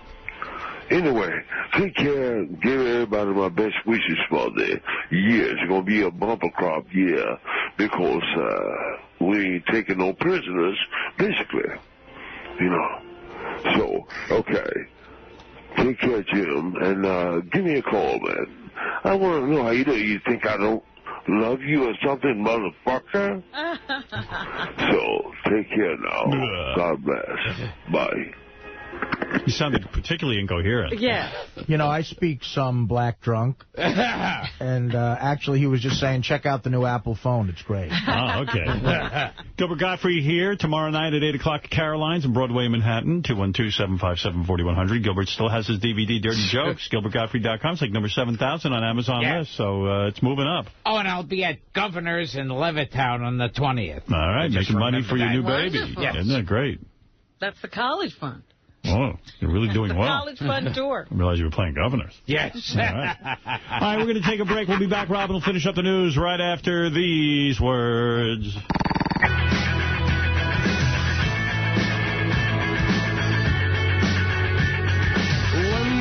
La, la, la, la, la, beautiful music in honor of Gilbert's pregnancy. And Gilbert Gottfried joins us. He'll be at Caroline's at 8 o'clock on Broadway in Manhattan. Go see him. We'll be at Governor's, next Tuesday, I believe? Oh, yes. 20th. And to purchase Gilbert's DVD, Dirty Jokes, go to GilbertGottfried.com. We were in here trying to decide whether to have Frankie Valli in as a guest, the guy from the Four Seasons. Oh, wow. Yes. The Joe Pesci stuff alone from his life. Didn't you meet him? Yeah. Well, I could bring it, not that you care about this, but I could bring in when I met him as a baby. Yeah. I just said, Nobody cares about that. I'm saying. Well, there you go. Look at that lovely picture. Look at those shorts. You got to ask about that. Yeah. What was going on? The publicist said he'd be willing to talk about everything. So before I saw the play, that was meaningless to me. But, there was, mob involvement, and there was stuff with his family. Fascinating. You remember, Paul Anka? I bet it'd be even better than Paul Anka. Right? He lost money. He went through, fortunes 3 different times. His daughter OD'd on heroin. Which they said he would talk about. Wow. He's on The Sopranos. I'm just trying to think of what else he's been involved in. Joe Pesci was one of the guys that helped the band get started. I think the Four Seasons are real talented. It's not my kind of music, but I certainly appreciate what he does and all that. But I don't know. Does anybody want to hear me interview the guy from the Four Seasons? I don't know what kind of interview he is, but he had an interesting life. Fascinating. I mean, it's made a Broadway show. Let's leave it up to Dracula Gottfried. Dracula, do you want to see Four Seasons Frankie Valli on the show?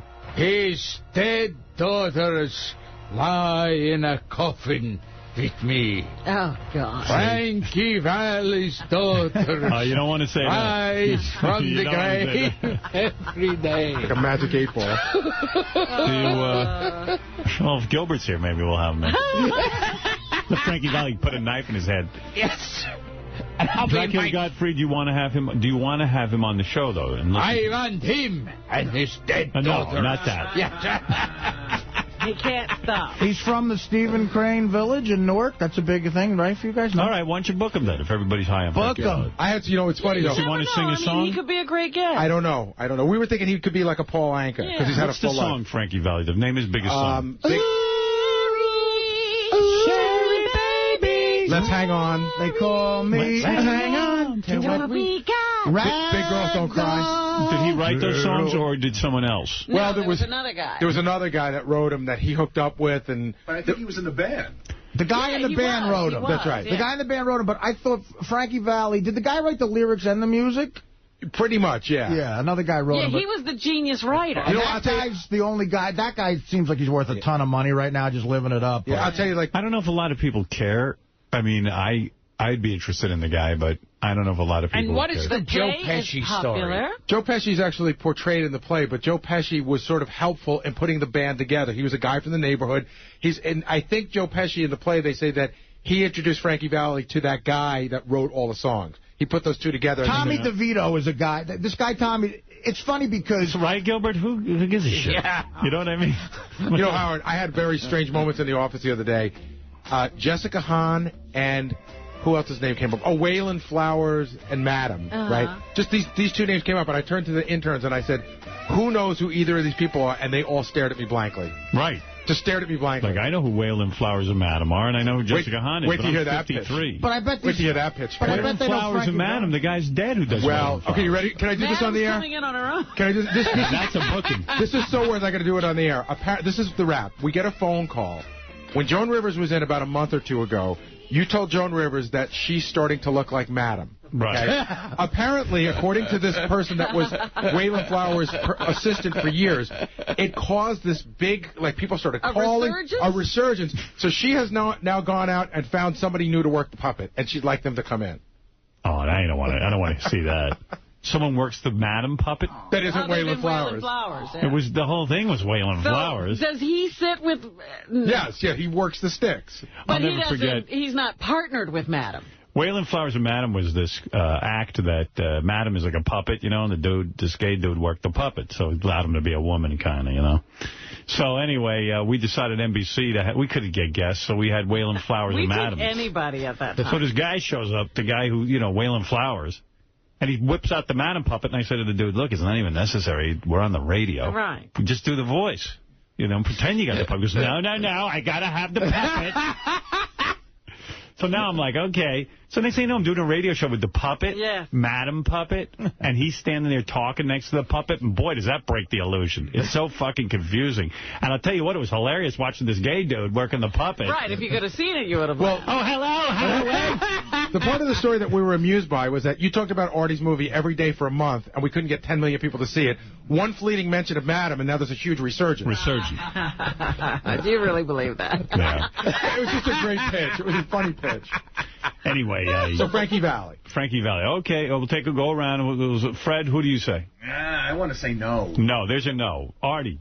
Absolutely yes. There's a yes, but Artie also has an emotional thing with his father. That's not true. I think the guy's got to... First of all, a show that's the biggest show on Broadway right now is based on his life. I mean, it's got to be... That's kind of interesting. Dracula Gottfried, you said yes. His career is deader than mine. All right. So you say yes anyway? Yes. Yes, okay. Yes. I mean, he's not playing governors. Do you know how much money he has? And does does the play make him money? I don't think so. Does he have a Dirty Joke DVD? I'd like to know if Gilbert has any money. Yeah. Well, Gilbert's got every penny ever made. I got a weird booking. What? Frankie Valli and Madam together.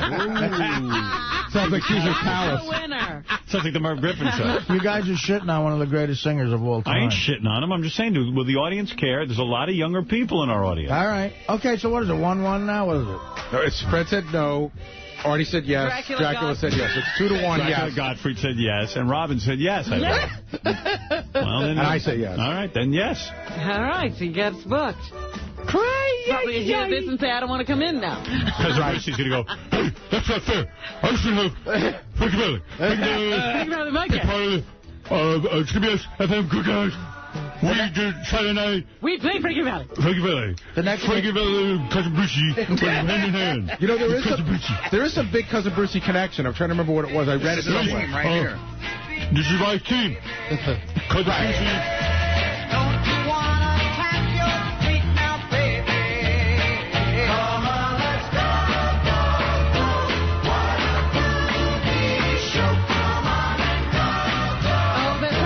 Brucey. Cousin Brucey. See, your Cousin Brucey got his theme song. From 4 Seasons. That's why every house I have a man on Frankie Valli. Frankie Valli 4 Seasons. The next big thing I have to ask, and, be honest, I don't want to annoy you. Can my mother come up that day and meet him? Yeah, sure. All right, good. She can make out with her. You can bring Grandma Caprio. What would you do if Frankie Valli... Grandma Caprio can't move. What would you do if Frankie Valli became your stepfather? I'd be the happiest motherfucker ever. Right. That would be the only man worthy. You kidding me? I tried to get Sam Simon to be my stepfather. The whole point of that deal was to try to get Sam to marry my sister or mother. You don't want to make conditions for Artie's mother to come see Frankie Valli? What is that? I said, you don't want to make conditions for his mother? No, it's Artie's mom. Bring on Frankie Valli. Yeah, Artie's mom's got to get on the Sibian with Frankie Valli. Yeah. I say, bring on Frankie Valli with Murray the K. What about Don K. Reed in the Doo-Wop Show? Right, Artie has to lose 10 pounds in order for his mom there to you go. There you go. Fuck that. Dice Gottfried, what do you think? You want to see Frankie Valli? Oh! His career was over before mine was. Robin, what else is in the news? We were talking about the Irwin family yesterday. We were talking about Bindi Irwin getting her own TV show. She's going to be Bindi the Jungle Girl. Right. I'd like to Bindi her over. Oh! And today... Hey, Bendy, you want to Bendy on it? Oh! Dice Gottfried, always sexually aroused. Yes. Yes. The wife... Pedophile Dice Gottfried. Right. I'll sting you with my stingray. Oh! The wife of Steve Irwin was given the tape of his dying. You know, when she destroyed it. Yeah. Did she? Yep. Yeah, they say it will never be seen. No. They said it would never be seen. It was given to her. Nobody said it was destroyed. Well, if Bindi Irwin's show goes down in the ratings, if they say they'll show that tape, it'll go up. You know what? They leaked the Saddam Hussein hanging tape, and we can't get the Steve Irwin. I know. I want to see that. I don't know why the family is pushing Bindi Irwin to be a television star. You know what I mean? Like, it's kind of weird. Steve Irwin, okay, he was into animals. He was interesting. You watched him wrestle crocodiles. That was kind of cool. I understand the appeal. We understand that they must be crazy, though, these people. Yeah, they must be. Because, I mean, like, who cares if Bindi Irwin's on TV? Like, the mom should just say, you know what? Money. Dad's dead. He had a horrible ending to the fucking animals. And, you know, I don't need Bindi going into this line of work just because her dad was in it. Let her have her own personality. What they're basically doing is shoving her at the animals to be eaten. Next thing you know, she's going to have to wrestle a stingray. Me daddy told me to go wrestle the stingray, or whatever the fucking accent is. And, I mean, it's ridiculous. And, like, you know what? Let the kid be a little kid. Am I right or am I wrong? I agree with you completely. It's ridiculous. It's child abuse. Bindi Irwin's on tour. She's working with the Wiggles. I mean, come on. What is this? It's their time to grieve. Hi, everybody. It's Bindi Irwin. It's like, you know what? She's 9 years old. Let the kid be a kid. Throw another stingray on the barbie. Hey, Bindi! Want to swim around my stingray? Oh! Dice Godfrey, very controversial. He'll say anything. He'll say anything to get laughs. We haven't brought this up and out of that one. I'm saving you. I'm saving you. Reference, Gilbert. Gilbert, you're a father. How do you dump out the title of Dice's autobiography? I had to dump. I don't normally dump on satellite, but I saved the man. He's obviously having a nervous breakdown. At least until his daughter or son arrives, he should be able to walk the streets. For the audience, that's quite an accomplishment. Censored on this show. For the audience, it involved the story I told earlier, and all right, let's go to Robin. Robin, go ahead, please. I was just about to talk about the Baseball Hall of Fame. They had the vote. Yeah, what happened this year. Tony Gwynn and Cal Ripken got in with an overwhelmingly first ballot. It should be positive vote on the first ballot. Mark McGwire, they said, probably wouldn't get 25%. Wow. Well, he didn't. He got 23%. And there's one sports writer. He's insane. I'm just going on. There's one sports writer who refused to vote. Hey, Gilbert, what is it? What is it? No, he's thinking about what he said. It's really outrageous. What does Dice Godfrey want to do to Tony Gwynn? No, I don't want to know. No more Dice Godfrey today. Listen to me. Have we not learned a thing from Michael Richards? No. Nothing. Wait, so McGwire didn't get in? McGwire only got 23% of the vote. They feel because of the alleged steroid use. He's not getting in because of the steroids. And there's one reporter who, you know, is supposed to have voting rights. He refuses to vote at all because this whole era has been the steroid era, and he doesn't know who did it and who didn't. So he, you know, Cal Ripken could have gotten in with a unanimous vote. No way. This guy refused to vote, and therefore... Certain guys you know. Ripken and Tony Gwynn, I don't think did. Here's baseball writer Paul... Bindi Irwin. No, Bindi Irwin. Get him off it. Yeah. Here's why he won't vote for anyone for the Hall of Fame. Number 7. All right, number 7. There we go. I have trouble at this point voting for anyone who played in the steroids era simply because I don't feel I have enough information. We don't have enough information to make a character judgment of that magnitude at this time. Is that fat guy from Philly? He sounds familiar. Who is that guy? I don't know where he's from. I just know his name, Paul Ledusky. Yeah, he probably just wants to get some publicity. Yeah. That's stupid. Here's Hall of Famer Cal Ripken, glad to be in the Hall. Number 5. All right, Cal Ripken, all happy. It's a euphoric feeling. It's a great feeling. It's a sense of contentment, all wrapped up in one. But there was also a little sense of relief, and that you could relax a little bit. You get into the Baseball Hall of Fame. What does that mean to you? I think it means more like when you go to those dopey signings and you have to charge people money for your signature. I think you get more money. Really? Absolutely. Well, I mean, it's like Oscar winner in, you know, for your cachet and show business. Yeah, but your career's over. At least if you're an Oscar winner, you can get better movies. It meant more to like the Mantles and Mazes because they needed the money. Right. But nowadays they don't care. It's a sad day now when, you know, Baseball players charge kids for their signature. I know. I don't know, man. It's just... But they never... I mean, a lot of these guys nowadays, they make enough money they don't have to do that. Yeah. My favorite story ever is when Pete Rose was about to break the hit record, every night he wore 7 T-shirts underneath the shirt so he could sign every one of them. Sell everyone as a shirt he was wearing. That's the best. Gilbert would do something.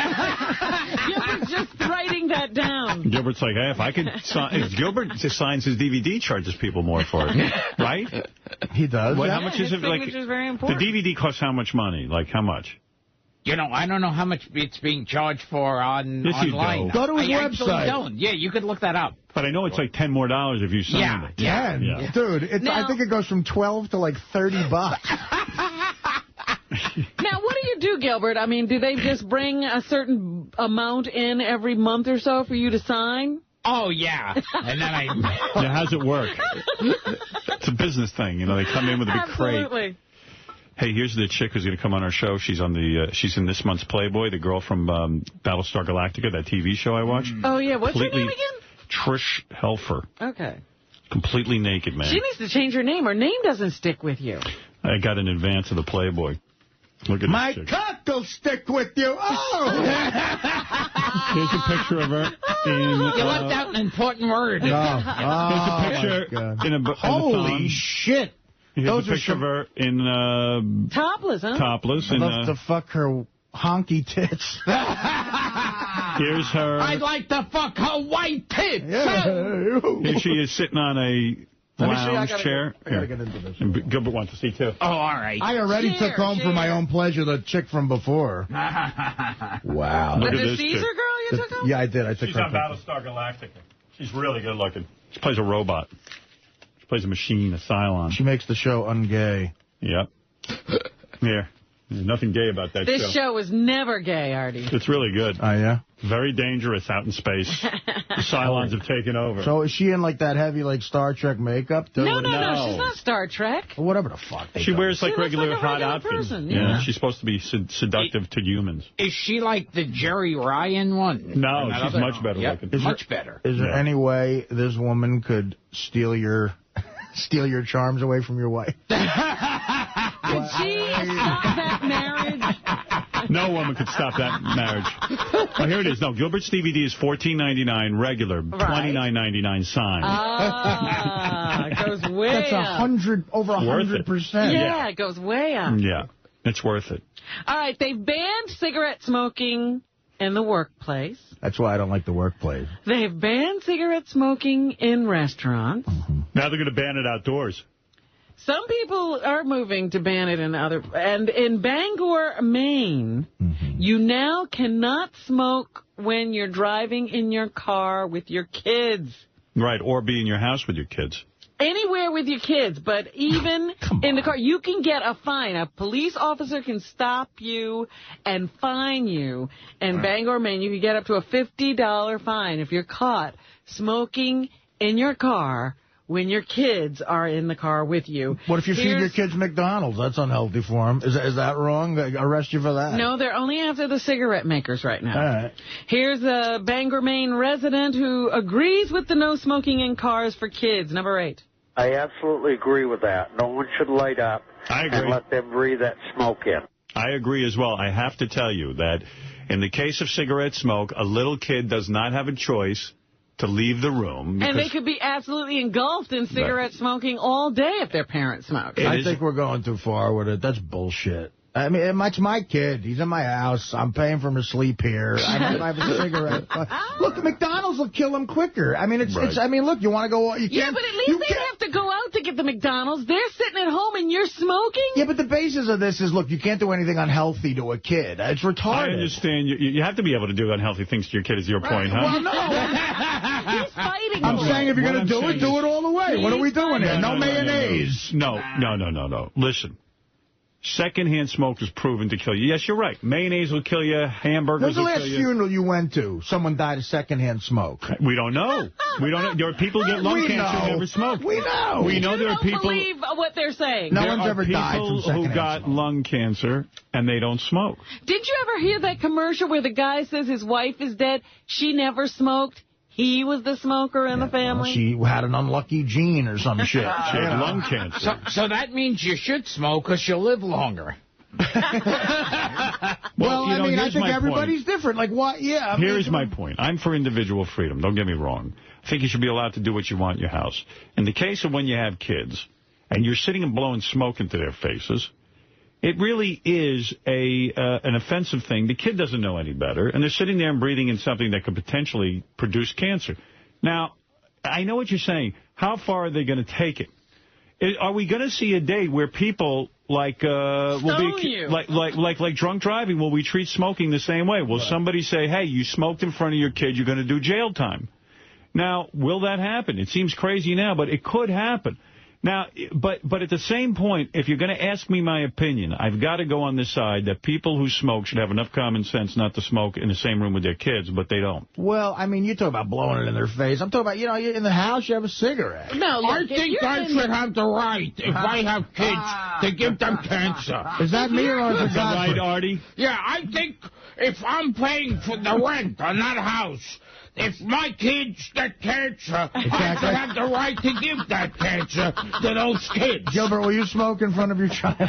Gilbert's encouraging his wife to smoke.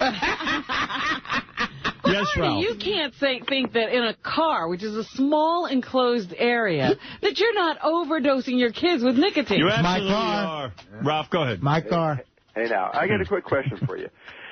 A couple of days ago, you were talking about how you wanted to bend Beth over and do her from the back there. Yes. Was that because on Battlestar Galactica there was a scene when Baltar was, the hot Cylon chick you were just talking about, and he had her bent over and he was doing her? Well, you're absolutely right, but that's always been a thing with me. I like going into my... It did sort of click a thing with you, right? No, not at all. I do that all the time. I always want that. She was hot, man, with her fucking ass sticking out. And... Yeah. She's a hot chick. I just saw the Playboy pictures. Those are hot, right, Artie? Smoking her. Yeah, okay. Did you have a little bit of a butterface, though? That's what I think. I don't think so. Right? No, I haven't seen her face yet. Wait. I think the face is a little busted. A little bit. Season 2, it kind of got a little shaky. Busted? Yeah, not according to these pictures. Those are still pictures. I'm talking about a moving image. Yeah, when the light hits it the wrong way. You guys are tough. Later on tonight, when I'm cutting out a hole in her mouth. If her face is busted, then what about me and Gilbert? I mean, what are we doing? I'm a piece of ass. Gilbert's a little quiet today. It's like a different Gilbert. Well, Gilbert, if you talk about the wedding and let me stuff tell like you that. something. He's all freaked. I am never bringing up the baby or the wife again because he's very depressed. During the commercials, I went over. I'm not going to say what I said to Gilbert. Oh, did you have a personal moment? I have personal. I've never seen which is the most uncomfortable thing. Yeah, I witnessed that. Howard's talking to him. Gilbert's just looking at him like, yeah. Gilbert's in a special coma all of a sudden. 2 words will get him out of it. Nigger tits. That works for everybody. Well, that ain't funny. All right, let's go. Robin, yes. It's kind of funny. Well, I don't like that. Go ahead, yes. I'm telling a story of a guy who's clearly a racist. Hey, take it easy. Right, the guy was a racist. That was You're making a point. Out of context. He paid an extra $50 to nobody remembers an hour ago. Go ahead. Yeah. I think our audience. It's 11:07. Let Robin get to the news for God's sake. I got to get to the wrap-up show. Come on. We talked about this earlier. The Apple Corporation has come out with a new phone. It's to compete, I suppose, with the BlackBerries and the Treos of the world. And it has a completely automated touch screen format. Here's Steve But the Treo Jobs. has that. Gilbert, what's another way to say BlackBerry? No, I don't want to hear it. Please let me get done. Encouraging him. He's sitting over there sleeping. Leave him alone. He's trying to get some rest. I remember Gilbert from the Hollywood Squares a few years ago, and it made me laugh. Apple African-American Berry. There you go. Steve Jobs. Holly Berry. This is a phone he'd like to have. Fred Rerun. One of the big motivating factors for us is just creating something that we all want ourselves, too. Jeez, well, thank you for laughing and cackling all over that. I'm reading about the new phone. Wheezy Berry. reading about the new phone that Steve Jobs and Apple are coming out with. I don't see anything all that new, but what do I know? It's a little bit That's on the Nipsey Russell berry. My Trio has a touch screen. I'm going to ignore this. My Trio has a touch screen. The Slappy White berry. They're like the bad kids in class now. Yeah. They're a screen. The teacher's trying to go the on. Scoey Mitchell berry. Get more obscure, why don't you? I think Gilbert would watch TV once in a while. Scoey Mitchell. The watermelon eating berry. All right, enough. All right, let's go, Robin. What else you got? Enough, Benji. That was an awful joke. The president will be speaking later today. He's finally ready to unveil his new plans for Iraq. Cambridge. Turn off his money. Go ahead. The lazy berry. Oh, funny. Oh, that's Artie. funny. Come on, let's go. Here's Tony Snow, who says that the president is changing Iraq's plans, but it won't end the debate. So don't expect all the talk about Iraq to go away. Number one. The address the president is going to give to the nation is not the end of the debate. It is the beginning of an important consideration of how we move forward in Iraq. Please, He's going to propose bringing in 20 to 30,000 more troops in order to quell, most of them in Baghdad, in order to quell the sectarian violence that's going on there and shore up the Iraqi government so that maybe they could start running things themselves. Here's Senator Harry Reid. He says the GOP will join Democrats in fighting an escalation in this war. We believe that there are a number of Republicans who will join with us to say no to escalation. Senator Ted Kennedy also at the forefront of that fight. He says Congress must stop Iraq's escalation. No additional troops can be sent, and no additional dollars can be spent on such an escalation unless and until Congress approves the president's plan. I sent you an email on my colored berry. Oh, jeez. Pitiful. I will send you a message on my Yaphet Kotto berry. My James Baldwin berry.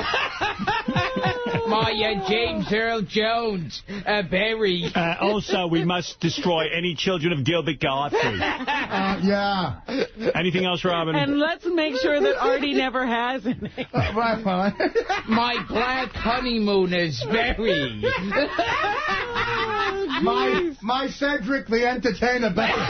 Marilyn Manson already has a new girlfriend, according to some accounts. He's hot. They say that Dita Von Teese, his wife, who has left him over 2 weeks ago. I'd like to drown that bitch. Because of Marilyn's partying, but also because of his women friends. They say he was even friends with Angelina Jolie. My brother killed Marilyn Manson. Started adopting. I'd like to drown her and then have a stingray sting her. Yeah. It was a lot more fun. My brother fucked Marilyn Manson. Oh, Jesus. Wasn't that Marilyn Monroe, Mr. President? I'm sorry. My one brother fucked her, my other one killed her. Like, what? Anyway. Our family works together. Yeah. They say that he's also been hanging around and gets constant phone calls from Lindsay Lohan. Yes. Marilyn, very popular with the young girls. I tell you. I knew Martin Luther King Berry. And they also say now he's dating a young 19-year-old girl who he's doing a movie with. So why does he get married?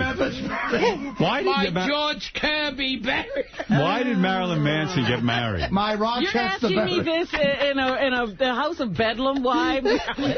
You know what, Gary? Book Marilyn Manson. I want to ask him why he got married if he's taking calls from all these women. I want to see what it was like blowing my brother. Everybody does it. Even Gilbert's getting married. I drowned her. 12 hours later, I emailed her on my Esterol berry. Oh, jeez. Anything else, Rob? My Amos and Andy Berry. Wow. I'm glad you two are entertaining each other. Because Rob called up and said Gilbert was quiet. Now it threw Gilbert into a tizzy.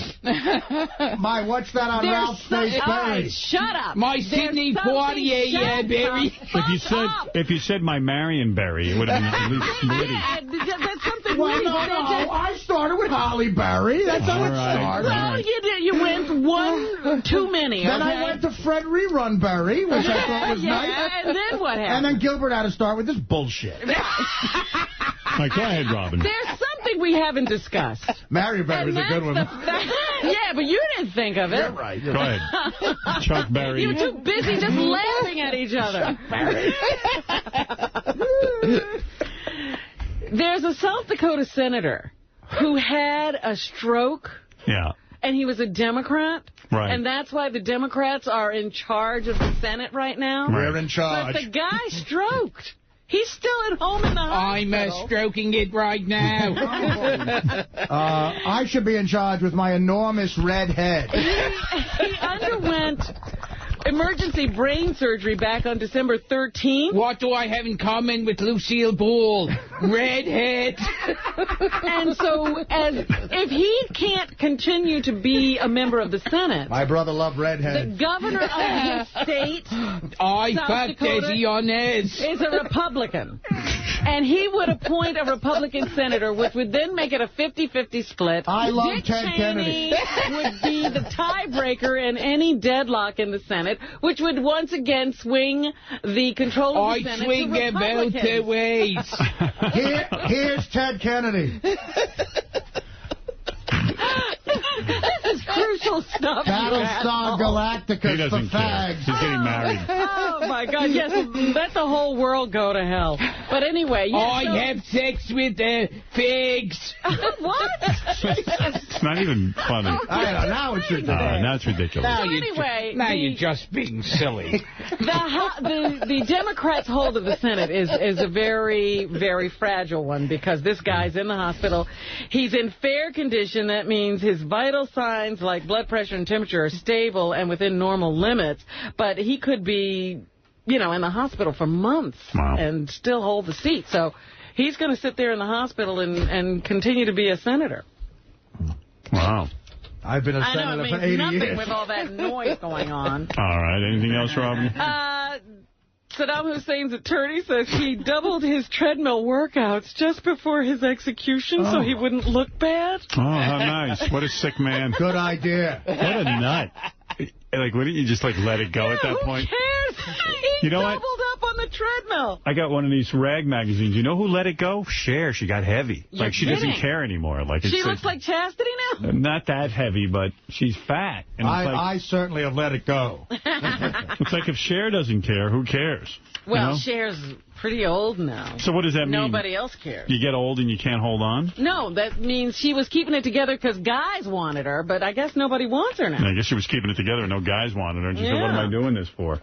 Meanwhile, you talk about what has happened to Saddam Hussein's image since he was hanged. An impoverished village in eastern India wants to honor him with a statue. They've petitioned the Indian government to change the name of the town to Saddam Hussein Lahana following his recent execution. So there's a little Indian town. His reputation spreads. Then now in India, there's a little town that wants to name itself after Saddam Hussein. Yeah, they love him to now. honor him. Everybody loves him now.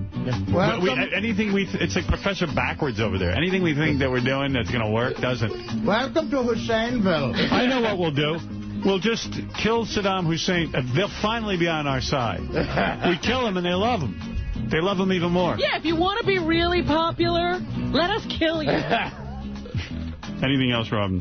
The stomach flu is taking hold of the nation. They say flu has arrived with a vengeance this winter. By the way, the so-called what? A true fact is that Hussein, what is it called? Hussein, what are they going to name the town? Lahana. Lahana, after Saddam Hussein. Mm-hmm. It's 15 miles north of Hitlerberg. Hey-oh. The so-called Email flu someone on your Kurt Flood-Berry. makes the rounds every winter and is hitting much of the country hard this year. The Center for Disease Control and Prevention says that the leading cause of contagious gastroenteritis is the novovirus, which is capricious and is easily spread. Wasn't that what hit Will? Mama, this is capricious. Man, that's awfully capricious of Have you. an accident all over himself. And we know that the #1 movie at the box office this week was Night at the Museum. They now say that the movie is so popular. What's that? That flu. Shut Artie up. That's it. I'll stop anything you say. I'll stop talking right now. please. But anyway, they say that visits to the Museum of Natural History have increased as a result of the popularity of the movie. Oh, is that good? It looks hysterical. Yeah, it does. Yeah. It's What movie? Ben Stiller. Night at the Museum, Ben Stiller. You won't go see that, huh, Gilbert? Yeah, but it's up between that and the Cedric the Entertainer movie. You like that? Here's Ellen Futter. I haven't seen enough movies where Ben Stiller does every hack comedy move on the planet. Here's Ellen Futter, who talks about the boost at of attendance at the Natural Museum. We've had a 20% overall increase, and that represents around 50,000 more people at this time over this. Look at her all cocky. You know what I mean? Like, we've had a 50,000 increase. They were so right to make that movie. Period since the movie opened. Most important movie ever. Oh, my goodness. You're an animal. Anything else? So there you go. Natural History, the block. Come on. How many shows have a guy doing Paul Lynde on every? All right, thank you, Robin. Gilbert, thank you for laughing to the whole newscast. Lock the car doors. We're driving through a Berry neighborhood. See Gilbert Gottfried tomorrow night, 8 o'clock at Caroline's on Broadway, Manhattan. For reservations, call 212-757-4100. Purchase Gilbert's DVD, the DVD Dirty Jokes. Go to none of that funny stuff Gilbert was just doing is on his DVD. GilbertGottfried.com. The signed one it is. Thank you, everyone. Thank you for joining us. And I will now do, as an encore, a 1-800-Mattress commercial.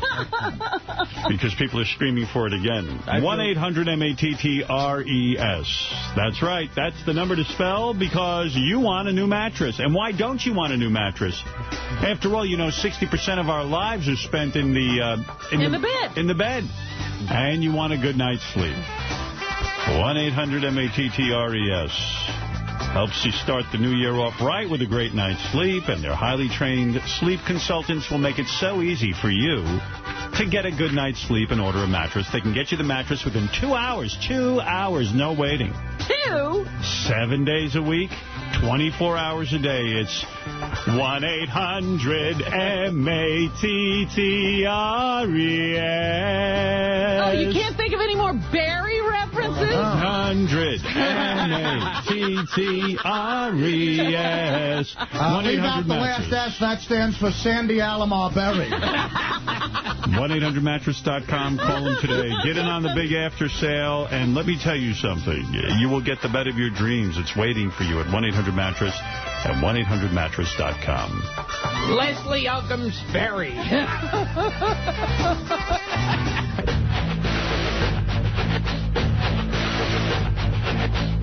Get ready for King Norris Friday, January 19th at the Cubby Bear, 1059 West Addison Street, Chicago, Illinois. Show starts at 8 p.m. Call 773-327-1662 for details. Artie Lang with Sal, Richard, Bob Levy, and the boys from Bubba the Love Sponge. March 23rd at the Lakeland Center, Lakeland, Florida. Beer League is a laugh-out-loud raunchy comedy co-written, produced, and starring the hilarious Artie Lang. The 2-disc DVD features enough bonus footage to please the most dedicated fan, including never-before-seen backstage footage of Artie on the Best Damn Sports Show and the Jimmy Kimmel Show. Artie Lang's Beer League, available today wherever DVDs are rented or sold. See the Reverend Bob Levy Friday, January 12th at the Northeast Philly Comedy Cabaret. Call 215-676-JOKE. And Saturday, January 13th at the Comedy Cabaret in Doylestown, PA. Call 215-345-JOKE or go to RevBobLevy.com. Bob Levy, Sal, Richard, and more. Saturday, January 27th at the Majestic Theater, Detroit, Michigan. Go to www.ticketmaster.com. Bob Levy, Sal, Shuley, and more. Saturday, March 3rd at Headliners Music Hall, Louisville, Kentucky. Call 502-584-8088 for tickets or visit headlinerslouisville.com. To book Benji and his naked lesbian bachelor party strippers and to see their new, dirty, interactive website, go to dialadancer.com or call 1-800-414-7808.